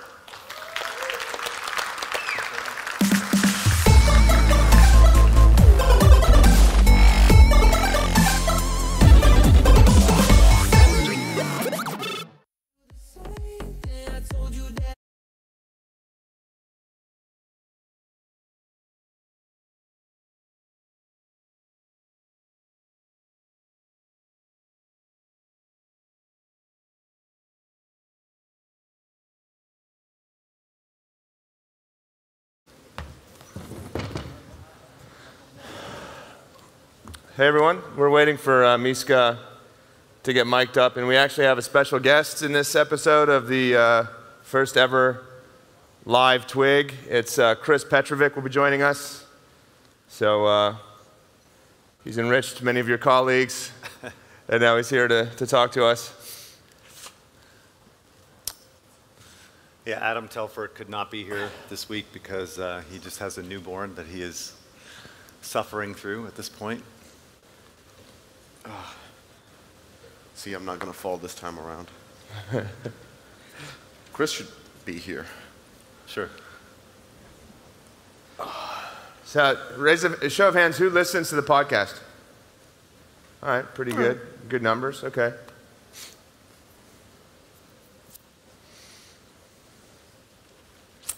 So what's up, guys?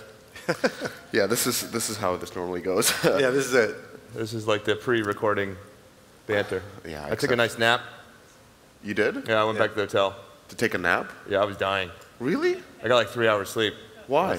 I was jet lagged, man. I couldn't sleep. I woke up at 4. Did you go to the gym in the morning? Yeah. That wasn't a joke? No. Wait, you went to the gym this morning? Yeah. That was your mistake. I'll make sure I don't trip like you did this morning. Well, I have this like This shows you what a late addition I was. I know.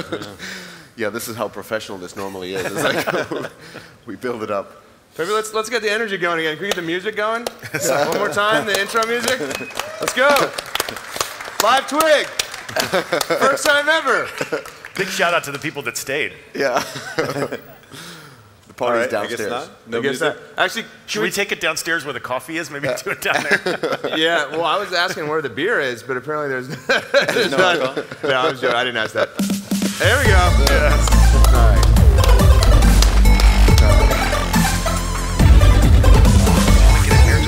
And no, that's fine. Sorry, as I'm hyping everybody, could we get a shout out to the tech staff? Yes. They never get a shout out. Thank you. Yes. Yeah. Well, again, welcome to the first ever live Deconstructor of Fun, Twig. We're going to try to do the same format as we do, but it's a little bit easier when you're screaming into a microphone in your basement than it is. What number is this, out by here. the way? This is 176. 176. Maybe. I don't know. We're approaching 200 now. Yeah. Mishka and Joseph Kim started this 2.5 years ago. I joined slightly after because I was listening to it and it was horrific and they definitely needed me. So I joined and I've been doing it ever since. God, 2.5 years. Unbelievable. And when did you guys level up with Eric Seifert? About a year ago. Yeah. That was certainly downgrade. That was a step change down. I thought it was the reverse. The numbers dropped off a cliff. That was literally a year ago. Yeah. Yeah. Super joined in. It's mid-pandemic. I'm like, what else do I have to do? Sure. When I'll bill myself as a long-time listener, first-time caller. Yeah. No, That's right. You've never been on a Twig. No, You've only been never podcasting. on a Twig. That's right. You've never invited me, but Joseph Kim's had me on his a few times. So. Oh, that's true. But you've been on the podcast, but not on the Twig because you've been published on DOF. Yeah. Yes. I had to earn my way. Gotcha. Slowly. Yeah. So, just as anybody that's not listened to the podcast, I mean, what I think makes it unique is that we are 4 different people with 4 different backgrounds. So we have an expert in UA. We have Adam Telford, who's an expert in monetization design. AAA. And then we have Mishka, who is supposedly an expert in video game design, except he's never made a successful video game. Mobile games market. Yes. Free to play. He's never made a successful game, just for the record. Yes, I have, but let's continue. And then I have to admit, I am an expert in nothing, but I know a little about a lot of things, I think. And I go from the market at 30,000 feet and, kind of drop bombs on all kinds of different things. I'm like you, but just more diplomatic. And I said this in the podcast before with Chris, is Chris and I are very, very similar in the way we think, but the way we express our opinions is quite a bit different. And he's far more diplomatic and far better at it than I am. Softer edges. Yes. Yeah. Right. I also say that I'm 50, right? And I have a career that's going to be another 6 years. So I really don't care about burning bridges. So you can barely get across one. I know. So I will. What are you going to do in 6 years? Travel. Play Mishka's game. Yeah. The one that is not a hit. The second one after this one. Yeah. But seriously, though, if you guys want to ask any questions about any of us, please feel free to do that as we go here. So we're going to try to do this in the same type of format. We're going to give a few updates. I have an update on this guy that's joining EA, which is driving me insane at this moment. Wait, so hold on. So they told us explicitly no cursing, but I'm going to try to get Eric to curse. Yeah, it's going to be hard. I'm going to frustrate him so much that he's going to scream the F word out. Okay, and then we have we're going to do an update on our favorite moments in Istanbul. Yeah, sure. Yeah. But then we're also going to do 3 stories. One is, and I can't believe these jokers before us didn't say anything about this, is that $625 million was lost by the customer for the biggest game in crypto. I might even bring these jokers back up here to anyway, they didn't mention it once. They got to come and defend themselves. We're going to mention That's in the past. It happened yesterday. Oh, that's right. It's over. It's in the past. So look forward. We're going to talk about the new PlayStation Sub announcement that Sony did, which was much ado about nothing, frankly, but we're going to do it anyway. And then I do want to get everyone's opinion on all these Apple things that are going on, right? I mean, you kind of mentioned it in your thing. Yeah. Is like you have the Spotify thing, you have the side-loading thing, you have like all these things. Like, where does this all? I've got breaking news today related to that. We'll do that. All right. Breaking news. You've heard it here first. All right. So the first update, I guess, and sort of rant is. I did a little bit of investigation. Last week we were talking about the fact that this McKinsey dude is joining EA as the VP of Corporate Strategy. And he's had 7 years in McKinsey in Canada, right? And I'm not mentioning his name because I think that's mean, but anybody can go look it up and figure it out. Quite close already. Do we need to actually describe what McKinsey is as an entity, just so we can see how disconnected it is from games? I guess so. What I would say is that McKinsey is an amazing consulting firm that hires the best of the best, the smartest people in the world, frankly, from the biggest, best institutions in the world. But this guy has never worked in gaming, so I went to go connect with him on LinkedIn, and we have 2 connections. 2 connections. So, and I'm not the most popular guy, honestly, but at the end of the day, the fact is this guy has absolutely no connection to the video game world. And one of them is a fellow McKinsey person. And one guy works at Activision, another douche from McKinsey at Activision, right? And so, like, exactly how is he qualified to be VP of Corporate Strategy, product strategy, mind you, as far as I understand it, at EA? And so the reason this touches really close to home is the fact that I was like almost the original strategy guy at EA back in the day when there was no strategy person, right? It was a smaller organization. I'm OG, dude. I was there at 98, right? Was John CEO then, or was that before John? No, it was before John. It was, forgetting his name. Anyway, the point is that, so after me, it was like Chris Coe, and then there were I know all the other guys that have done this strategy before, and they are all people that with depth of experience in gaming. And gaming is a unique beast, right? It's a creative business that needs like context about what's going on. You go through millions of platform transitions, product transitions, all that stuff. Without that context, it's really hard to add value. And so to put it more specifically, like if this guy has some theory about what to do with FIFA, and he creates this huge deck about the strategy for FIFA for the next 10 years, he's going to go up to Vancouver, and these guys are going to be all, we have been minting money for EA for the last decade. You're not telling me jack shit about, excuse my language. There it is. You can't tell me anything that I don't know about this business. So who are you, right? And that's one thing. And the second thing, and the more pressing thing right now is Battlefield and shooters. EA is dying for a strategy in shooters. So these guys are going to be integral at building a strategy for shooters and for Battlefield. So can you imagine this guy who has never worked in the video game industry coming up with some strategy that he's going to pitch to Vince Zampella? And Vince Zampella has been hitting nothing but net for 20 years in shooters. Like, he's going to say 2 words, fuck and off, right? Man, that's it. I'm sorry, Google. So anyway, I don't really understand That didn't take that long. Yeah, we were like 5 minutes. You didn't have to prompt him even, yeah. But anyway, the point is I just don't understand exactly how this fits within their ability to execute against strategy, right? And it's driving me insane right now. So maybe his role is different, and maybe he's focusing more on operations, which I think McKinsey and Bain and these guys are really, really good at. But they don't know anything about video games, and they've destroyed Blizzard, and they've destroyed many other studios around. And so, like, I think McKinsey basically is the destroyer of studios, and I'm hoping that they don't continue to infiltrate and plague this industry. But what if, like, when you consider these consulting companies like McKinsey or Bain or Boston Consulting, whatnot, aren't they really good at sort of consolidating information and coming up with new strategies because they're just really good at acquiring the information? Like, maybe he could bring something out of the left field or kind of bringing more macro view of things where the Vincents could make the decision based on that. Just pushing back a little. No. I think there's, like, for crypto stuff and blockchain stuff, maybe, bringing, like, kind of like the tabula rasa idea where it's like, we're clean slate, let's try to figure out how to penetrate this market.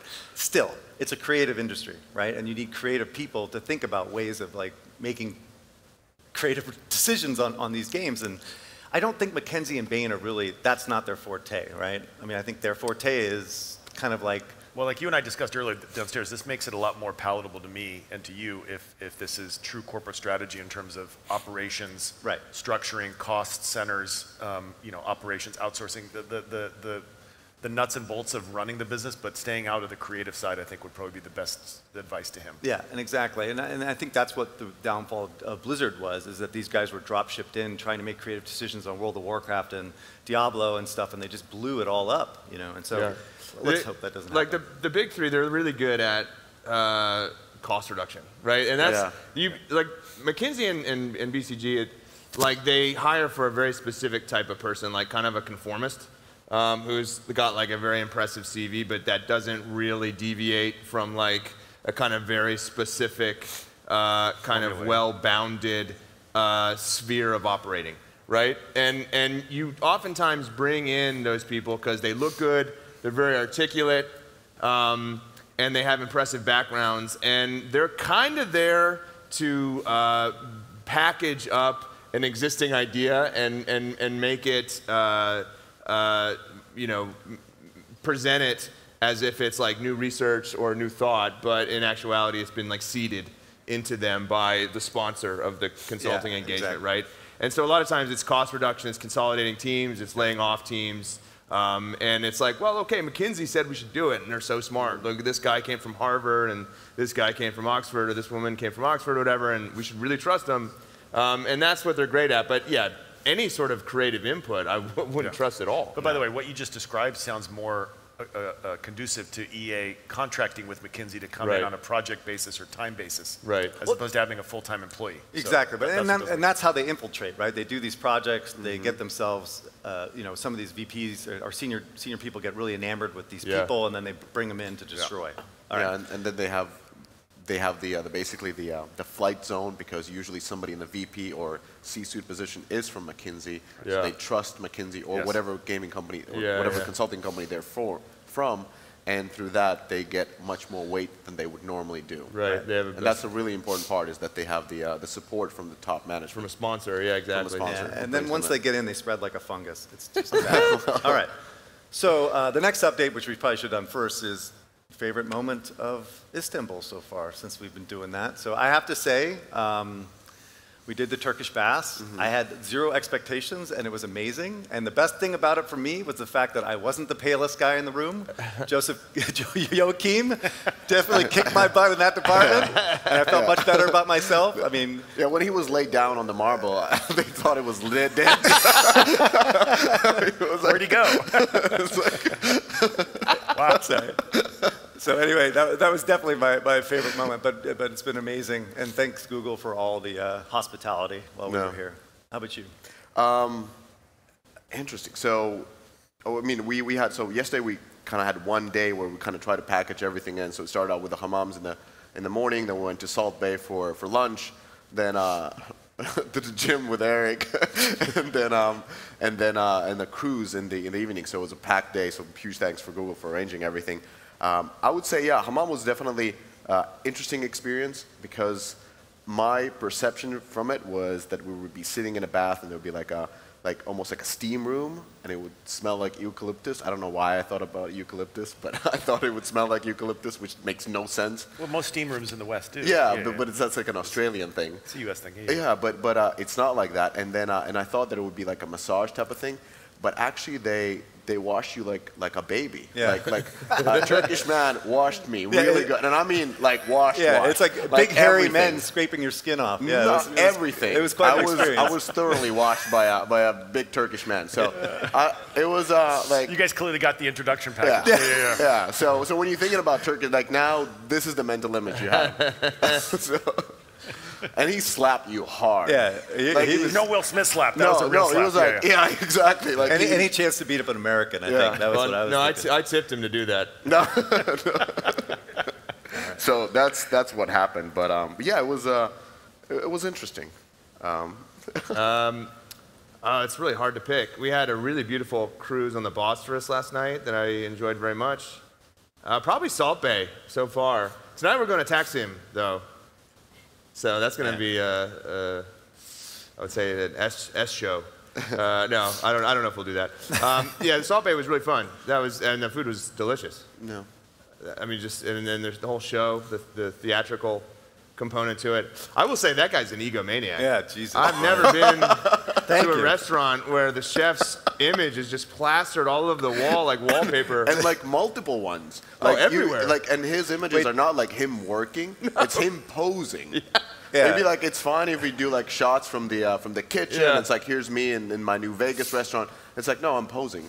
Dude, it's really confusing. And the thing is, it's absolutely clear the guy's watched Scarface way too many times because every pose was him like snarling. You know, all he needed was like a big like M80 gun. And it was kind of like the interior was kind of aggressive, like a 15-year-old would have like done it, because there was like images of like a Spartan helmet and like swords, and the bathroom looked like I don't know, like a Russian disco type of thing. Not to offend anybody in the room, but like it was almost ridiculously Turkish, or it was like it was almost like a character. It was a caricature of something, but it was hard wasn't to, Turkish. It maybe was just like childish. Yeah, I don't know. It was weird. It was a weird thing. Wow. But it was the food was I don't know good. what you meant to say there, but that did not come out as I think you intended it to. Perhaps not. Yeah. Okay. But anyway, it was a weird. It's a weird scene. It was a weird scene at this restaurant. The food was the good. food was The food was excellent. amazing. And the guys did a really good job. Yeah. So my highlight, thank you for asking. You just came today. Yeah, no, I was here yesterday. You're known as Pasha Petrovic here. That's right. I mean, No, it's so the amount of investment I'm going to say you brought something in. without trying to get overly emotional, but I excused myself from the festivities after dinner last night. I actually went around town and walked down to the river. And the reason why I did is because I realized when I would look back in my memories of my social media that this was 2 years to the week that we finalized our deal to acquire Peak when I was at Zynga. Oh, wow. And a real special moment for me, for Zynga, especially I think for Peak and the Turkish gaming ecosystem. And it just gives me so much joy to have played a very little part in that. And it was really cool to walk around where we actually had our final dinner with the team before we signed on the dotted, or after we signed on the dotted line, and just pre-COVID. But that was pretty cool. So this place has a special place in my heart for that, and unfortunately did not get a chance to do it subsequently with Rollick. But for Graham and Peak, that was definitely a special time, and especially that one. That was a big watershed moment for the industry, and to have been played a part of that was pretty cool. I actually have a question about that. I heard a rumor here just downstairs. This is Crest was there, that when the Graham acquisition happened, the rumor said that you didn't know that they didn't make the game themselves. Of course he knew. Yeah. No, we knew that we had to sign an employment agreement with the designer based in San Francisco who developed the game. Yeah, so this is just cutting the wings from the rumor. Yes. It's not true. They definitely knew. Because he's former EA, and most of our leadership, and by the way, except for me, Crest was defending. It was like, of course. Of course. Like, what are you talking about? What kind of due diligence would that be? What? Here's your check. Oh, by the way. Yeah. Can I tell two quick stories? So I worked closely with the Graham team, and they were here, and then they moved to London. The leadership did, but the studio. They created a studio in London too. So they moved a lot of the studio over, some of the studio, and a lot of them stayed here too. So they had two studios. And I was living in London, and they had actually offered me the CMO role, and I turned it down because I loved the team, but there was something else I wanted to do. But I stayed in close contact, and I moved to London, and they're like, "Hey, we bought this game. Why don't you help us think through like the go-to-market and help us build a team because we're going to need a big team to launch this game?" And so I kind of came in as like interim CMO, and I was going to the London office like 3 days a week, and it was it was all men that had moved, right? Like young single guys had moved. Like, hey, opportunity to move from who wants to go? And so that office was just like a frat house. Yeah. It was wild. So they had a Turkish chef who just cooked breakfast, lunch, and dinner. And these guys showed up at like noon and stayed till like midnight every day, just drinking and like playing video, after hours. Hammersmith, right? Yeah, in Hammersmith, yeah.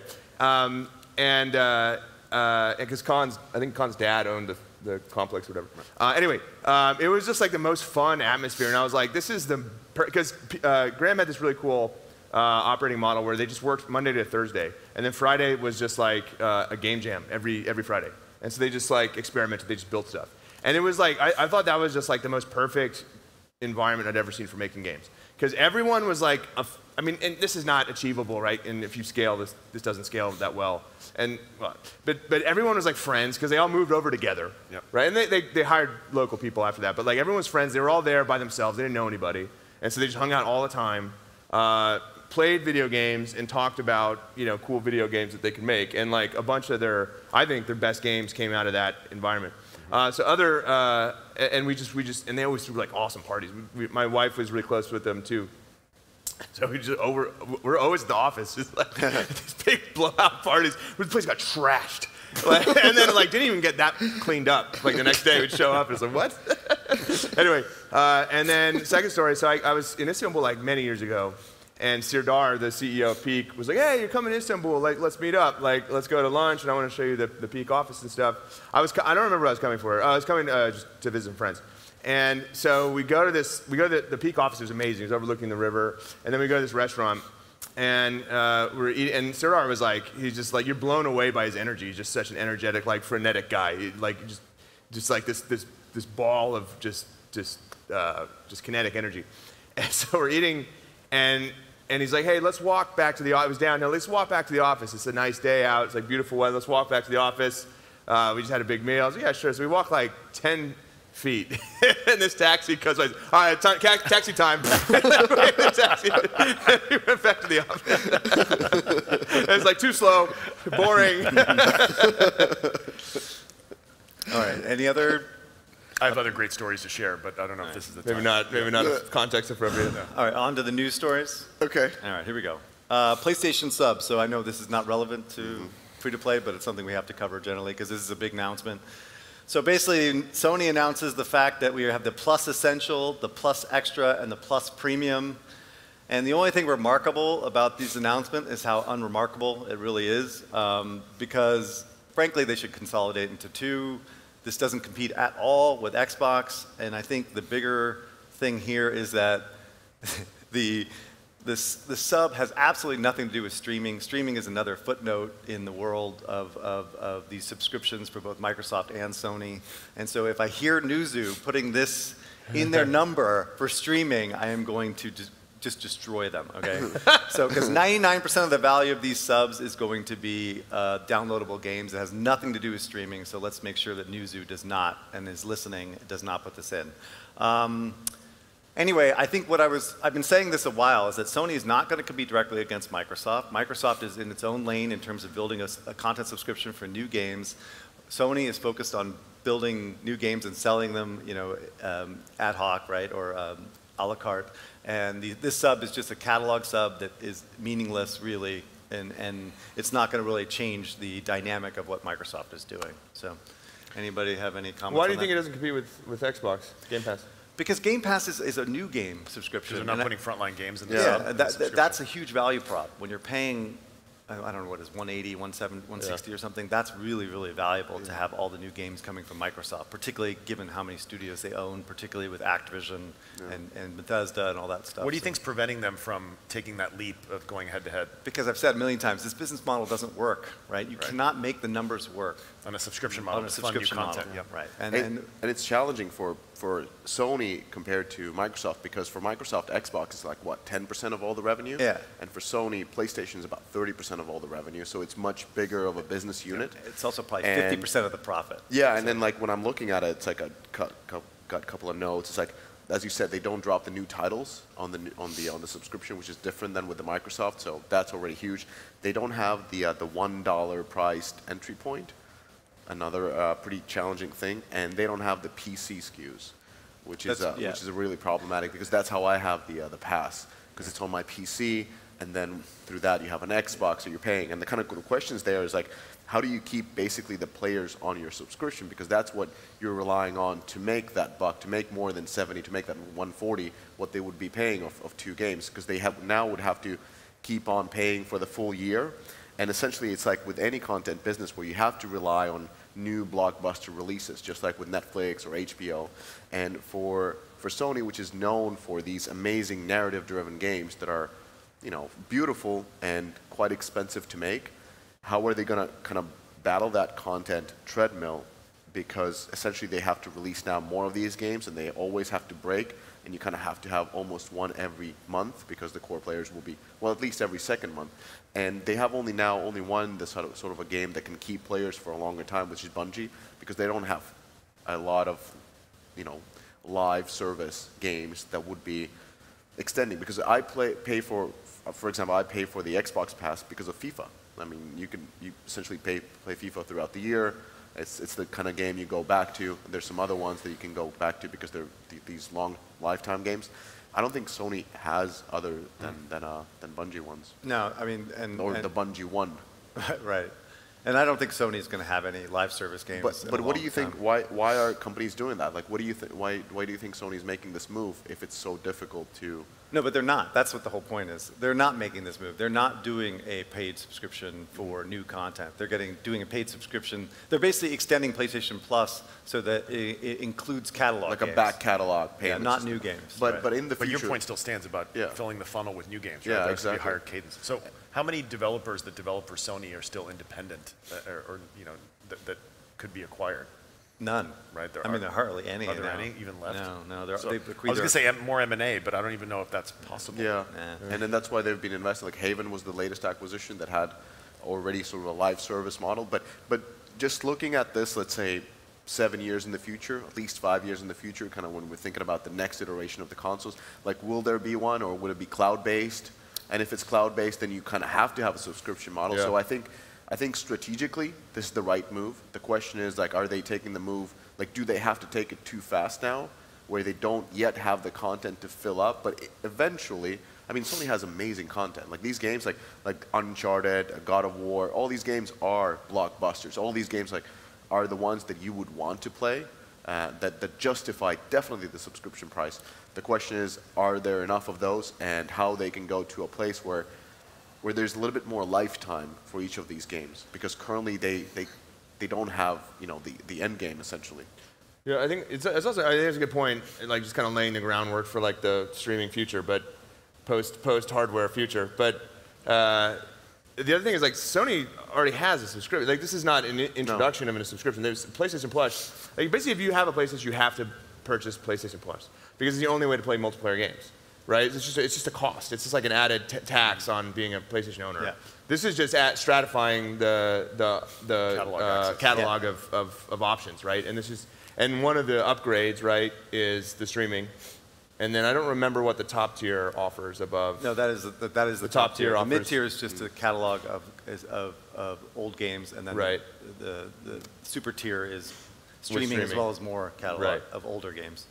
Yeah, but I think it will be competing with Xbox eventually. No. The cross-platform is a big thing, though. I think we're getting a little bit confused. Yeah. So the reason it's not competing with Microsoft is it's not new games. Right? Yeah. So like when God of War comes out, it's not part of the subscription. When the next Last of Us or Uncharted is coming, it's not part of the subscription. All it is catalog games. So it's games that people don't play anymore. So, and as far as I understand it, at least in the next 10 years, they're not going to be building a subscription that has new games because they just can't do it. It's not But profitable. I still want to say Xbox wasn't like a slam dunk off the bat. Well, because they didn't have enough content. Well, exactly. So now they have to do. review Sony also from this perspective is like they are kind of where Xbox or Microsoft was a couple of years ago, and they ramped up to a current. But again, Microsoft could give a I said almost 10%.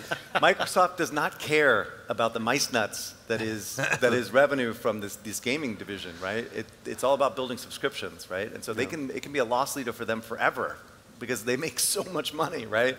Sony can't do that. It's like 50% of their profits is from Sony, so they are stuck. Right. They are stuck. And I talk to Sony people all the time, and they're just like, they hate what Microsoft is doing because they just can't compete in that world. They're undervaluing the market. And so in theory, they should lose share. Sony should lose share for the next 6 years. Is this subscription thing bad thing for developers or a good thing? It doesn't matter because it's catalog.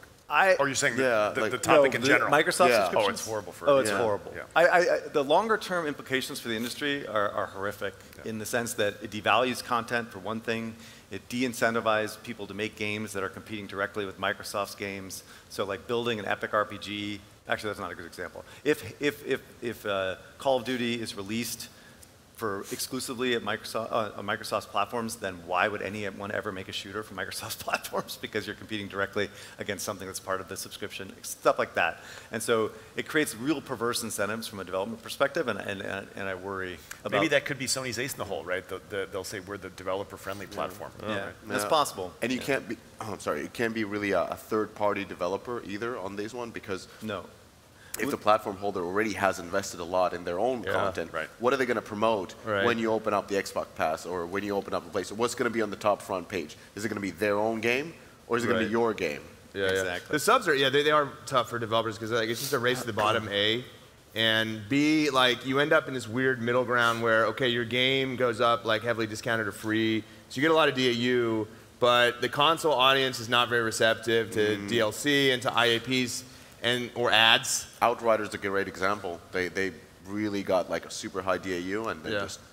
But you can't do anything with it, so it's just like wasted DAU. It's really hard to utilize that and monetize that. Like I work in that sphere on some projects, and like we're trying to do innovative stuff, but then the platform owners also have a lot of control, right? Like if you think about Apple being a closed ecosystem that's heavily with like sort of like heavy input from the platform owner, Xbox and PlayStation are even sort of more of a closed environment, and it's really tough to do innovative stuff. And you're just never going to get like a full implementation of free-to-play on console. I think there's like some asymptote that you hit that's like some weird hybrid version of console free-to-play, and it's kind of like a worst of both worlds kind of thing. But it's great for the platform owners, right? Yeah, and the last point we'll make on this and we'll move on, but to be clear, this is a great value prop for the customer. Like there's no doubt that the subscription for Microsoft is a really highly valued product from the customer's perspective. Customers don't lose in this scenario because they're kind of battling it out. But longer term, customers could lose in terms of options and choices in terms of content. That's what my worry is. All right, the next one. I mean, this is a huge story, and it seemed to be buried, but I think it's getting more and more coverage right now, is that the biggest game in crypto, the biggest success story in crypto, just got bilked. The customers of this game got bilked for $625 million, right? I mean, it's a disaster, like absolute fiasco that this platform that is supposed to have the most secure system in the world because of the blockchain has now been ripped off for $625 million. And so any other company in this planet would have been destroyed by this news, but Maven, I think, is just going to move on, right? And so it absolutely blows my mind and why this crypto market is so insane in a lot of ways and will continue to be insane because I'm sure they're going to be unscathed and do another like billion-dollar round in the next 6 months, But I am not no expert on this stuff, obviously. But what I would say is that like some of the people that are around here were basically saying that this is likely an inside job, right? Where the only way that they could have actually probably done this is from someone that worked at Maven. They said it. I mean, the COO said like explicitly it wasn't. They don't think it is. Well, I think they had like a week. Recorded from his yacht. Yeah, exactly. They had like 6 days to spin as much as they could on this thing, and that's what people do, right? They get PR firms that are just like hired just to handle this shit. Damn it. Why do I keep cursing? Anyway, so who's keeping track by the way? I know, seriously. So anyway, I am very concerned about like, no, sorry. People should be concerned about this, and I'm sure it'll get more coverage. I would hope that there's like some kind of like oversight or some kind of like someone's held accountable for this.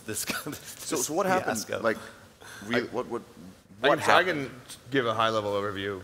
Or Chris, do you feel more comfortable? No. All right. So I just want to shit on it when you're done. All right. Talking Well, about it. me too. Save me some room.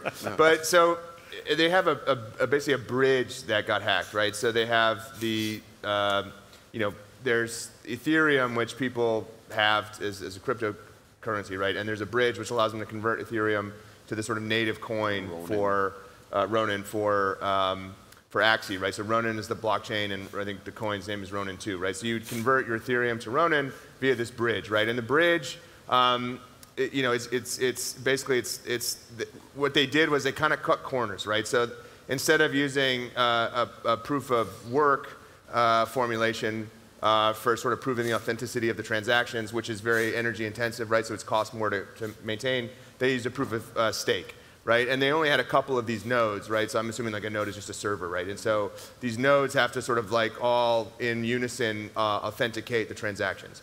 And what happens though is, basically like a 50% attack, right? So if they control more than 50% of the nodes, then there's basically like almost like a man in the middle. They control the authentication of the transactions. And so if they had like 8 nodes or 6 nodes, or maybe it was 8, I don't remember, but there was some very small number of nodes because they were trying to save money.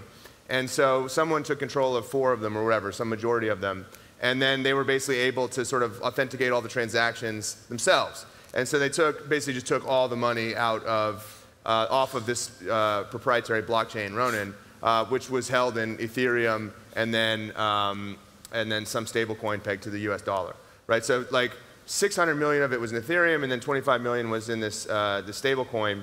And a lot of that came from the Axie treasury too. But then a lot of that was, player money. It was player, because the money was held there to sort of backstop. The Ethereum was held there to backstop the Axie currency, and then they could, if they wanted to pull it back out, it got traded back to Ethereum, and they pulled it back into their wallet, right? And so there's a couple of things. One is they cut corners, right? And apparently they had actually rebuilt the system or shifted it over to a proof of work system, but they never had deactivated the old system, right? So the old system still had like keys to access the blockchain, and so that was just an oversight. And then they've said that they're going to fully reimburse everyone that lost money. The problem, and I saw some really sad story yesterday. It was like some family had their life savings in this currency. They lost it all. What family has their life savings? Yeah, what moron would ever do that? Southeast Asia. Or it could be like a Filipino family, right? Oh, okay, got it. Where they were all sort of. They went all in. Yeah. Yeah, but anyway. It's a dirty business. Where are those guys? Did they they're ducking the heat, man. But so they've said they're gonna fully reimburse everyone, but the only way to do that is to either get a vote, right, to use treasury funds to do that, or to sell equity, right? So they've got to raise this money or pull it out of their treasury through a vote, right, in order to do that. So that, I mean, that's a big problem, right? I mean, if they have to sell a part of their company in order to pay the customers back because their funds got stolen, I mean, that's a massive, it's just exposing this massive vulnerability in these types of games. And like what Eric and I have talked about, and I'd love to get your opinion on this, Chris, is like, when I was at GDC, it was pretty clear that there's a second wave of these crypto games that are coming. They're better designed, they have sort of better economies. They're actually, there's more of like a game design sensibility to them rather than like a weekend hobby project that just blew up, right? And those seem like, okay, if there's a future for Web3 games, that's it. It's the second wave of games where there was time spent and there was thought, invested into building these economies. The first wave is kind of poisoning the well for the second wave, right? If customers are like, no way am I playing a Web3 game. I read this news article that people lost their life savings because this got hacked because the game designers who are not accountable for anything took a shortcut. Like, how do I know that that's not going to happen with this other game that I play? So it really is causing problems for the ecosystem. Yeah, and I just thought about this. Like, the comparable story back when free-to-play was like coming up was like a kid spent like $2,000 on like some stupid child game, right? Now we're talking about 625 million. Let me also ask you, Eric, if the way you just described the infiltration, how much of that is specific to the way that Web3 protocols and security is set up versus this just sounded like a server hack that could have happened to any of us, right? It wasn't necessarily Web3 specific in terms of you didn't go into a secure ledger and pull things off. This was just literally sitting in an unprotected server, right? These digital assets, not in any more of an encrypted way than most data sits, right? So well, yeah, but that's the difference. So like when there's a data breach for a Web3 gaming company, it's real dollars that could be looted versus, some personal data or whatever, right? It's because, the effect of centralization is that you get these systems that in theory should be sort of like more secure, right? Because you've got a bank doing it that's spent years investing in security or whatever, or a credit card company, or Apple or Google, right? But all that stuff, it's the chain of custody of the money still goes to like a financial institution, which is governed by regulation, which has had decades of time to build security, right? Versus like this company is essentially a financial institution, and they cut corners on, they admitted that we cut corners on security because we don't have enough people. We don't really have the expertise. We're a small company. This blew up. It took us by surprise, right? And so like to me, that's a difficult that's a difficult position to be in, is to entrust startups essentially with the responsibility of a financial institution. This is what makes the case for when you're talking about next wave of games. And I think many companies, including the ones you probably talked to last week, when they talk about making the next wave, they're talking about making games eventually, whether it's the next wave or the wave after, for the mass market. Right. Right? And that's why the bull case for removing cryptocurrency as a currency layer and just defaulting to fiat currency is strong, right? Because you have a currency methodology that the mass market user understands, and the security and protection of institutions that are purpose-built to prevent this from happening. Right? You can still buy and sell NFTs and exact digital ownership, but you don't need this artificial crypto layer of Ronin currency that doesn't mean anything to my mom or your mom or your uncle. Valuation changes also super so fast. This makes the case for it, and the audience that this next wave is developing games for is not the current audience, so I think there's going to be a disconnect on that front as well. Right. Is this the end of Axie? Ooh. I don't think so. I mean, they're launching the new game, right? They said they're going to launch the new game. They didn't delay to launch the new game at all. No, I think so. How much did they raise in the last round? That was quite significant.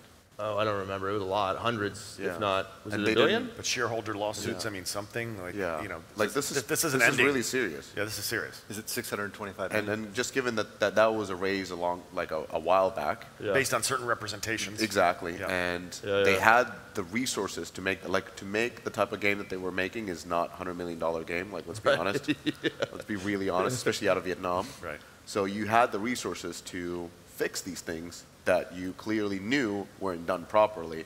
So will any heads roll? Like, I mean, has to, right? You'd think. I mean, imagine if Apple or Google lost 600 million of our revenue. If any company, It'd be a scandal. It'd be a Yeah. scandal. Yeah.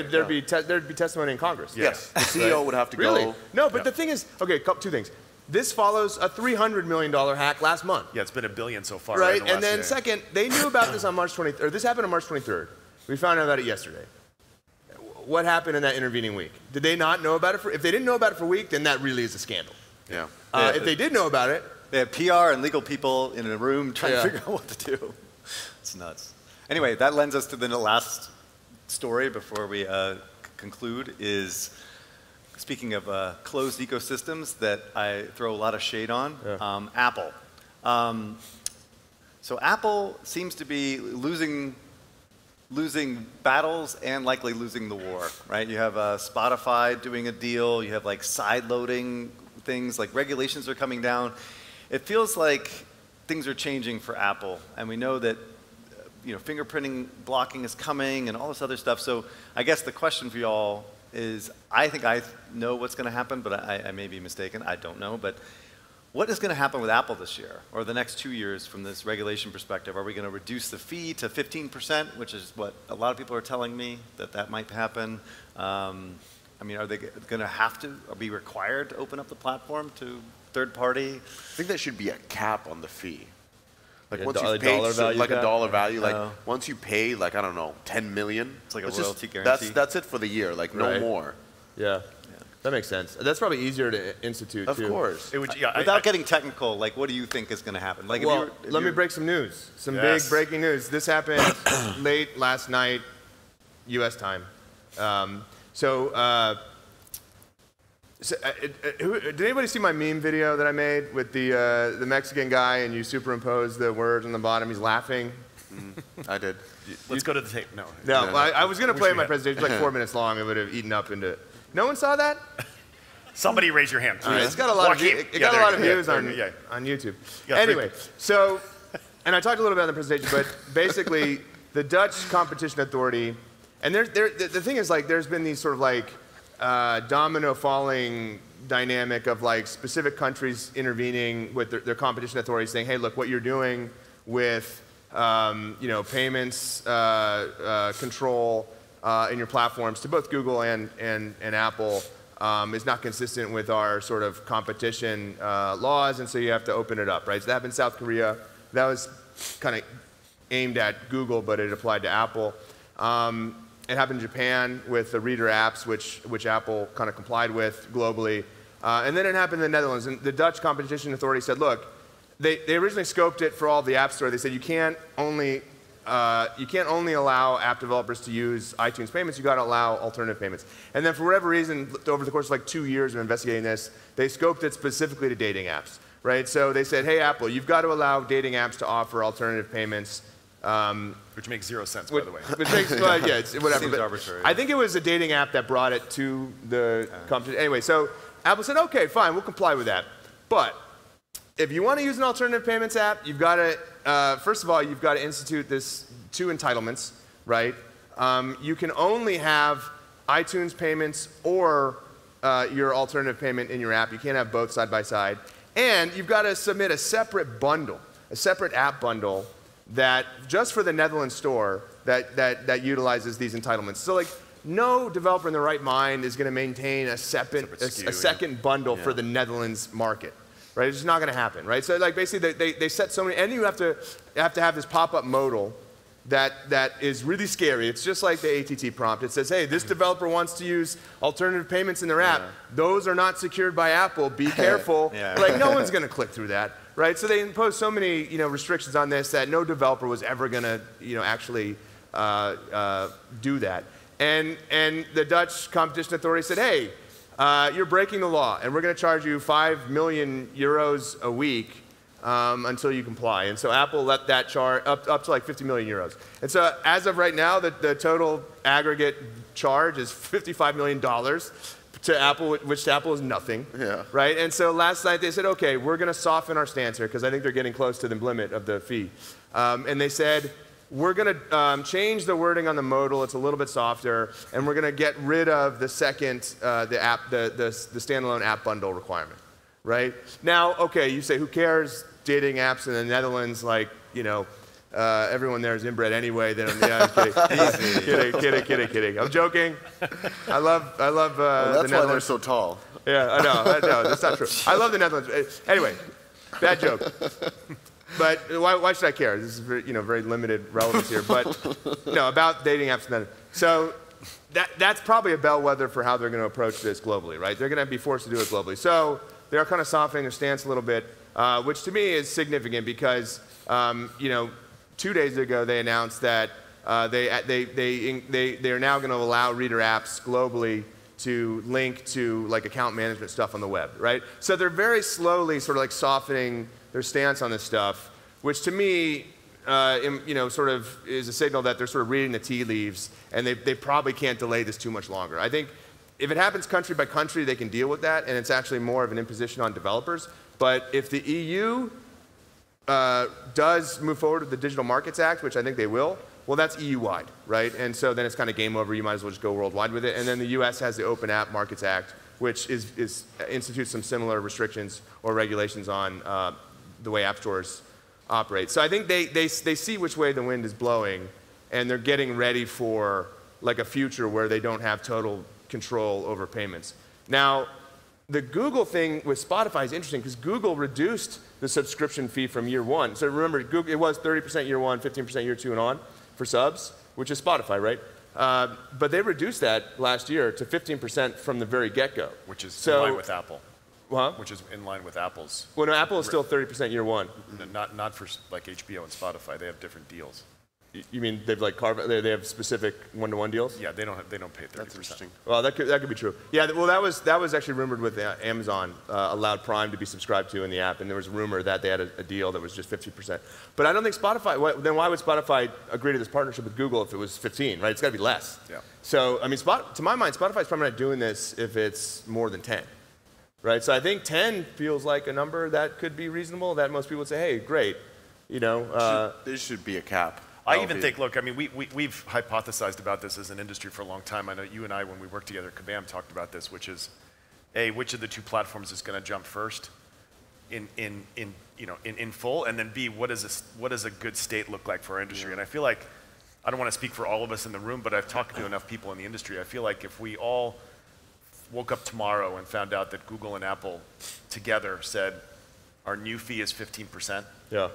And all the legal stuff goes away, and I think as an industry we'd be fine. Yeah. Right? I mean, doesn't that feel like it would just clean the slate of all this mess and disjointedness and fragmentation that's happening country by country and lawsuits and platforms? Like, it just, and to your point earlier about Microsoft, like, these companies are so big that 50% reduction in their fee like should be mice nuts, to quote you, right? Like 100%. Right? And then what the So, heck? but what prevents it from happening, I guess? Yeah, what the heck would we talk about then? That'd be so yeah. boring. Yeah. But would everybody here in the room be okay with 15%? Yeah. Everything's cool. 15 is a good number. 15 Yeah. from Apple and No, Google, that's a yeah. good one. Yeah. Yeah, then the more money goes to advertising platforms. Yeah. Well, because they're making the money by virtue of the privacy stuff Which is going, right. Back feeding to their own ad Apple. platforms, Yeah, right? yeah, So yeah. it's win-win for them. Yeah. And then they Right. get more friendly with developers again, and Yeah. it's just strange to me. Well, until people get sick of 15 and they want it to be 10, right? Yeah, like I slippery remember. slope. But we signed a collective bargaining agreement saying we won't sue you for 10 years, right? Yeah. Well, when I was at DChalk, there was like this guy who was like early J2ME, right? And he said that he was at the WWDC 2007, I guess, when Steve Jobs introduced the App Store.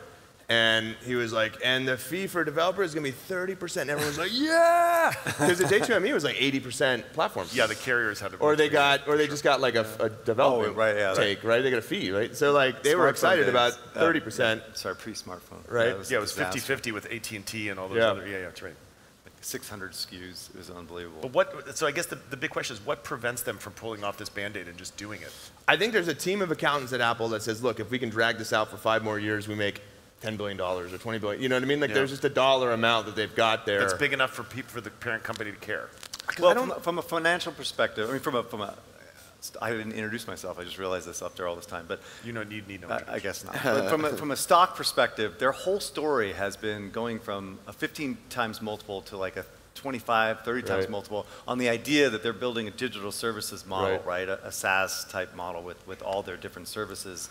And they're just leaning in on that so much and like by reducing it by half. But look at how much you guys were showing earlier, how much their take of the ad money has grown. Yeah, from 300 that makes up for it and more, right? Yeah, well, maybe. I mean, it's $4 billion is still pretty small for Apple. The big elephant in the room with ATT is that Google Search has a total, complete carve-out from ATT, right? You go on Chrome or Safari, you load up google.com, the Google employees are leaving because they legally cannot be here for this. No, but you go to google.com, you do a search. And now they're running. Wow, they started running. Oh, they got the cops? No. You do a search. There's no ATT in position there. In the app or on the web? On the web, but in an app. In the Chrome's Google, an app. The Chrome app, yeah. Chrome's an app. That's right. Safari's an app. Yeah. Or if you do it from the left screen, right? That's estimated to be $20 billion this fiscal year. That's 40% of services revenue.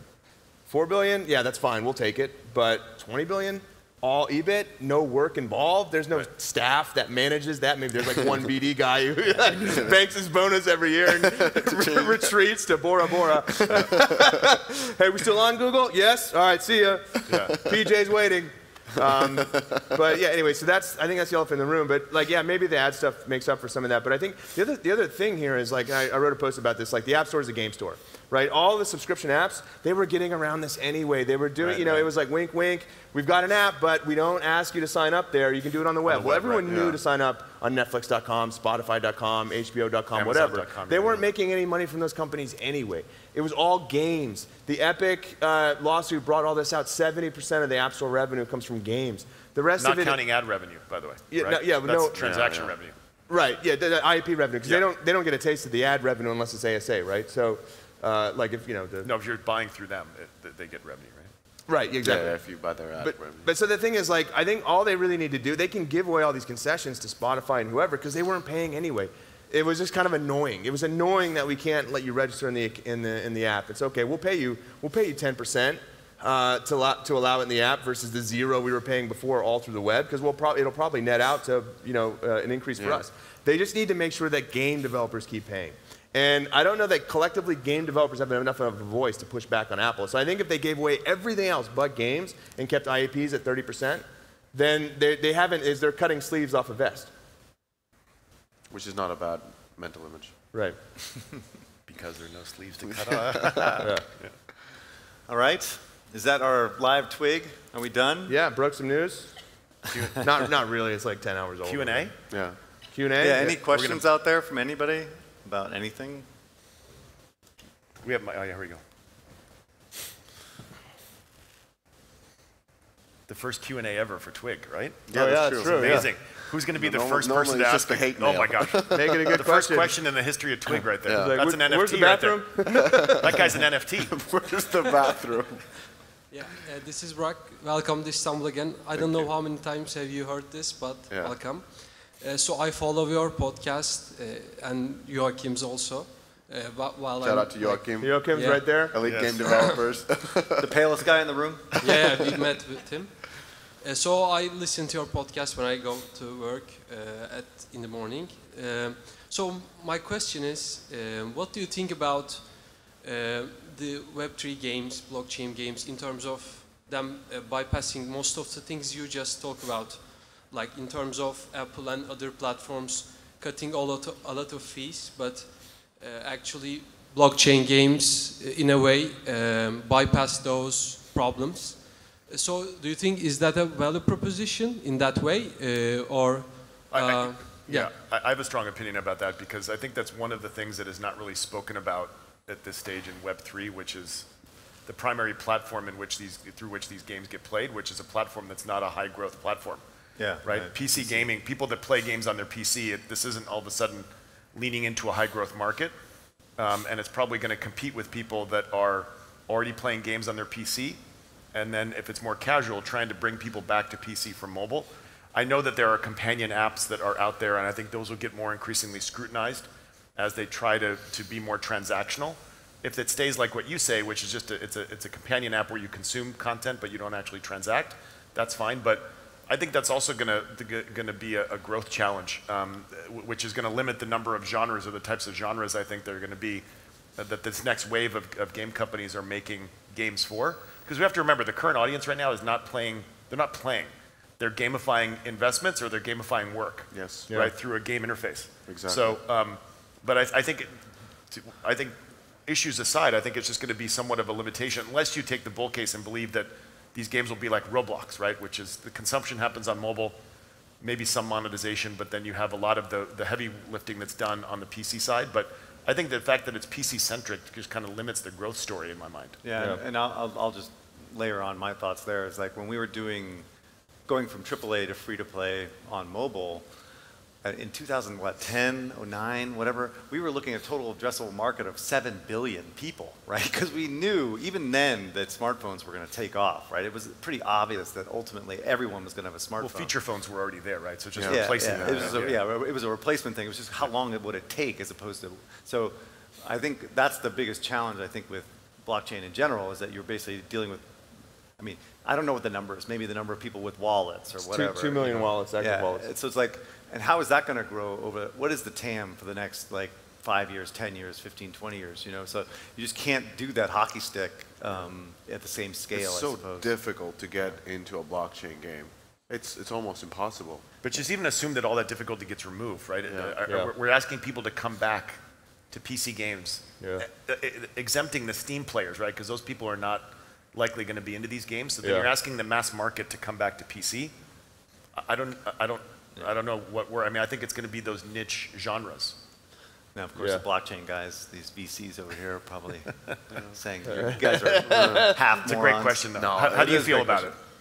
Yeah, I think it was a great answer. But what about? Can I ask another question? Yeah, keep going. Sure. Yeah. You got the first question, so you get to keep you got the mic. Yeah. You're in control. Now where's the bathroom? I have also questions about blockchain gaming, actually. I'm a founder of a hyper-casual gaming studio, which was actually acquired by Rolik. So we do hyper-casual, like if we had a blockchain game that our players had governance tokens, they would, I think, vote to remove ads. So I think there's really many problems in governing the games by the players, because you are more experienced than I am. I'm 24 years old in the industry. Game design is a profession, so adding stuff just by voting, I don't know how it's going to work that way. So do you think there will be the main glamorous concept behind blockchain is decentralization in a way? So do you think is it going to really be decentralized, this market, or it's going to be again monopolies like Apple? Wow. I think decentralization definition will mean not so much what you get to decide, but what the game maker asks you to answer, if that makes sense. So instead of having complete democracy over every decision, it's going to be a filtered number of decisions that you're asked to participate in. Which is how democracy works. Right, exactly. Yeah, maybe it's not direct democracy, yeah, but does that make sense? Because I think at the end of the day, there still needs to be some centrality to the creative process, otherwise there'd be nothing done. And many of these companies that these customers are playing in or will play in are backed by outside investors that need a return, right? So that's not how you can run any business by asking 1,000 or 10,000 or 1 million people for their votes on everything. So I think it will be user feedback, but I think it's going to be curated, if that makes sense. So you said you're 24 and you've had a company be acquired? Yeah, you're smarter than us. Congrats, man. Yeah, what do you think? Why don't you come up here? Yes. What are we doing up here? And you found a great home, by the way. Thanks. Yeah. Anybody else?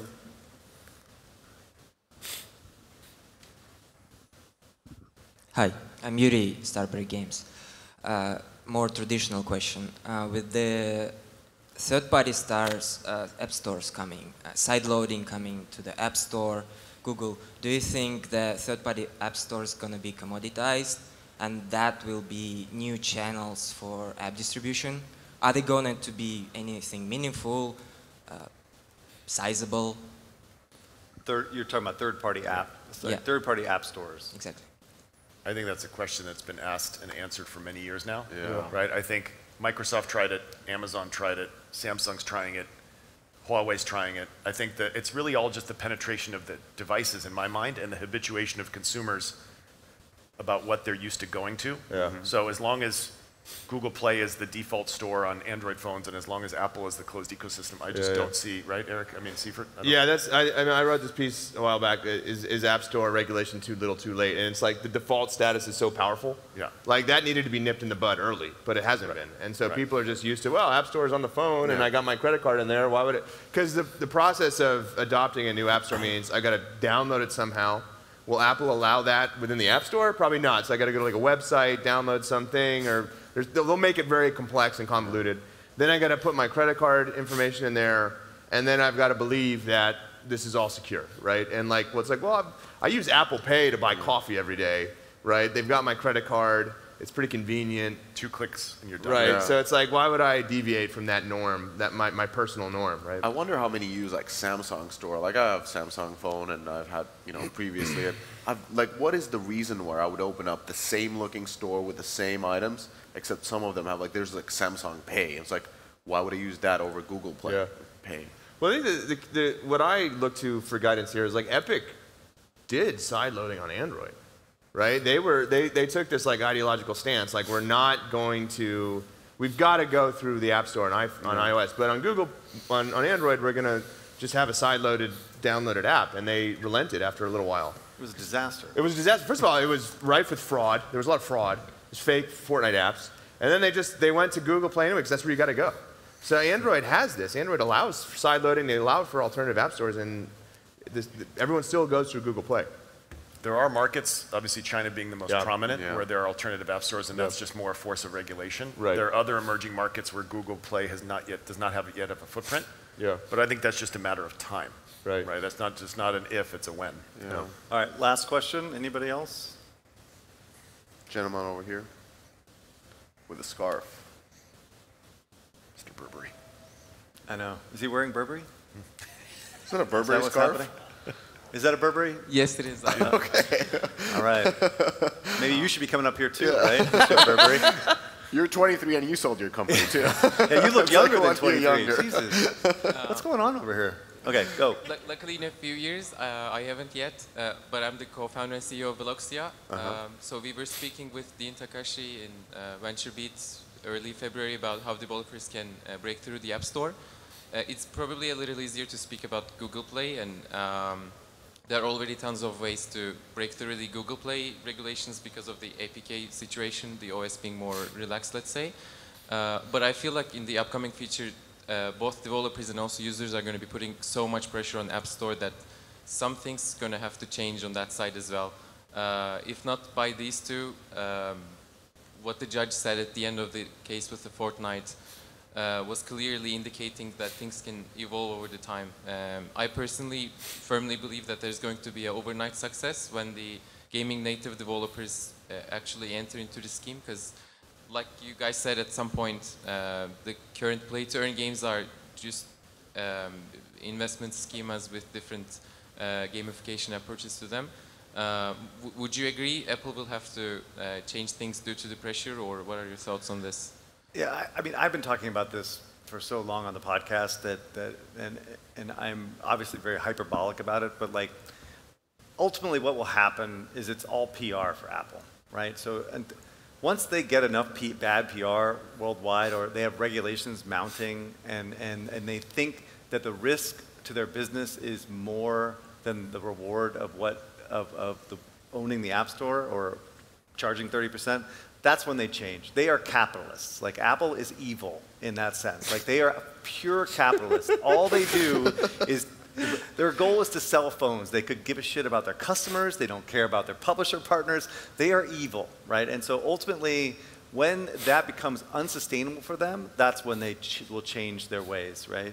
And the more and more people I talk that worked at Apple or are familiar with how Apple operates, that just seems to be the most obvious answer, is it's just when it's too painful for them to continue. So I think we're getting to that point, though. I mean, it feels much more like the wagons have been circling for so long. There's so much pressure from different places, litigation in the US, litigation in Europe, side loading, Spotify, like all these things are happening, building up to a point in which they just have to relent, and be more consumer and publisher friendly, right? So. Well, and maybe not even them. If Google relents, then Apple has to follow suit, right? Yeah, they've got to walk in lockstep.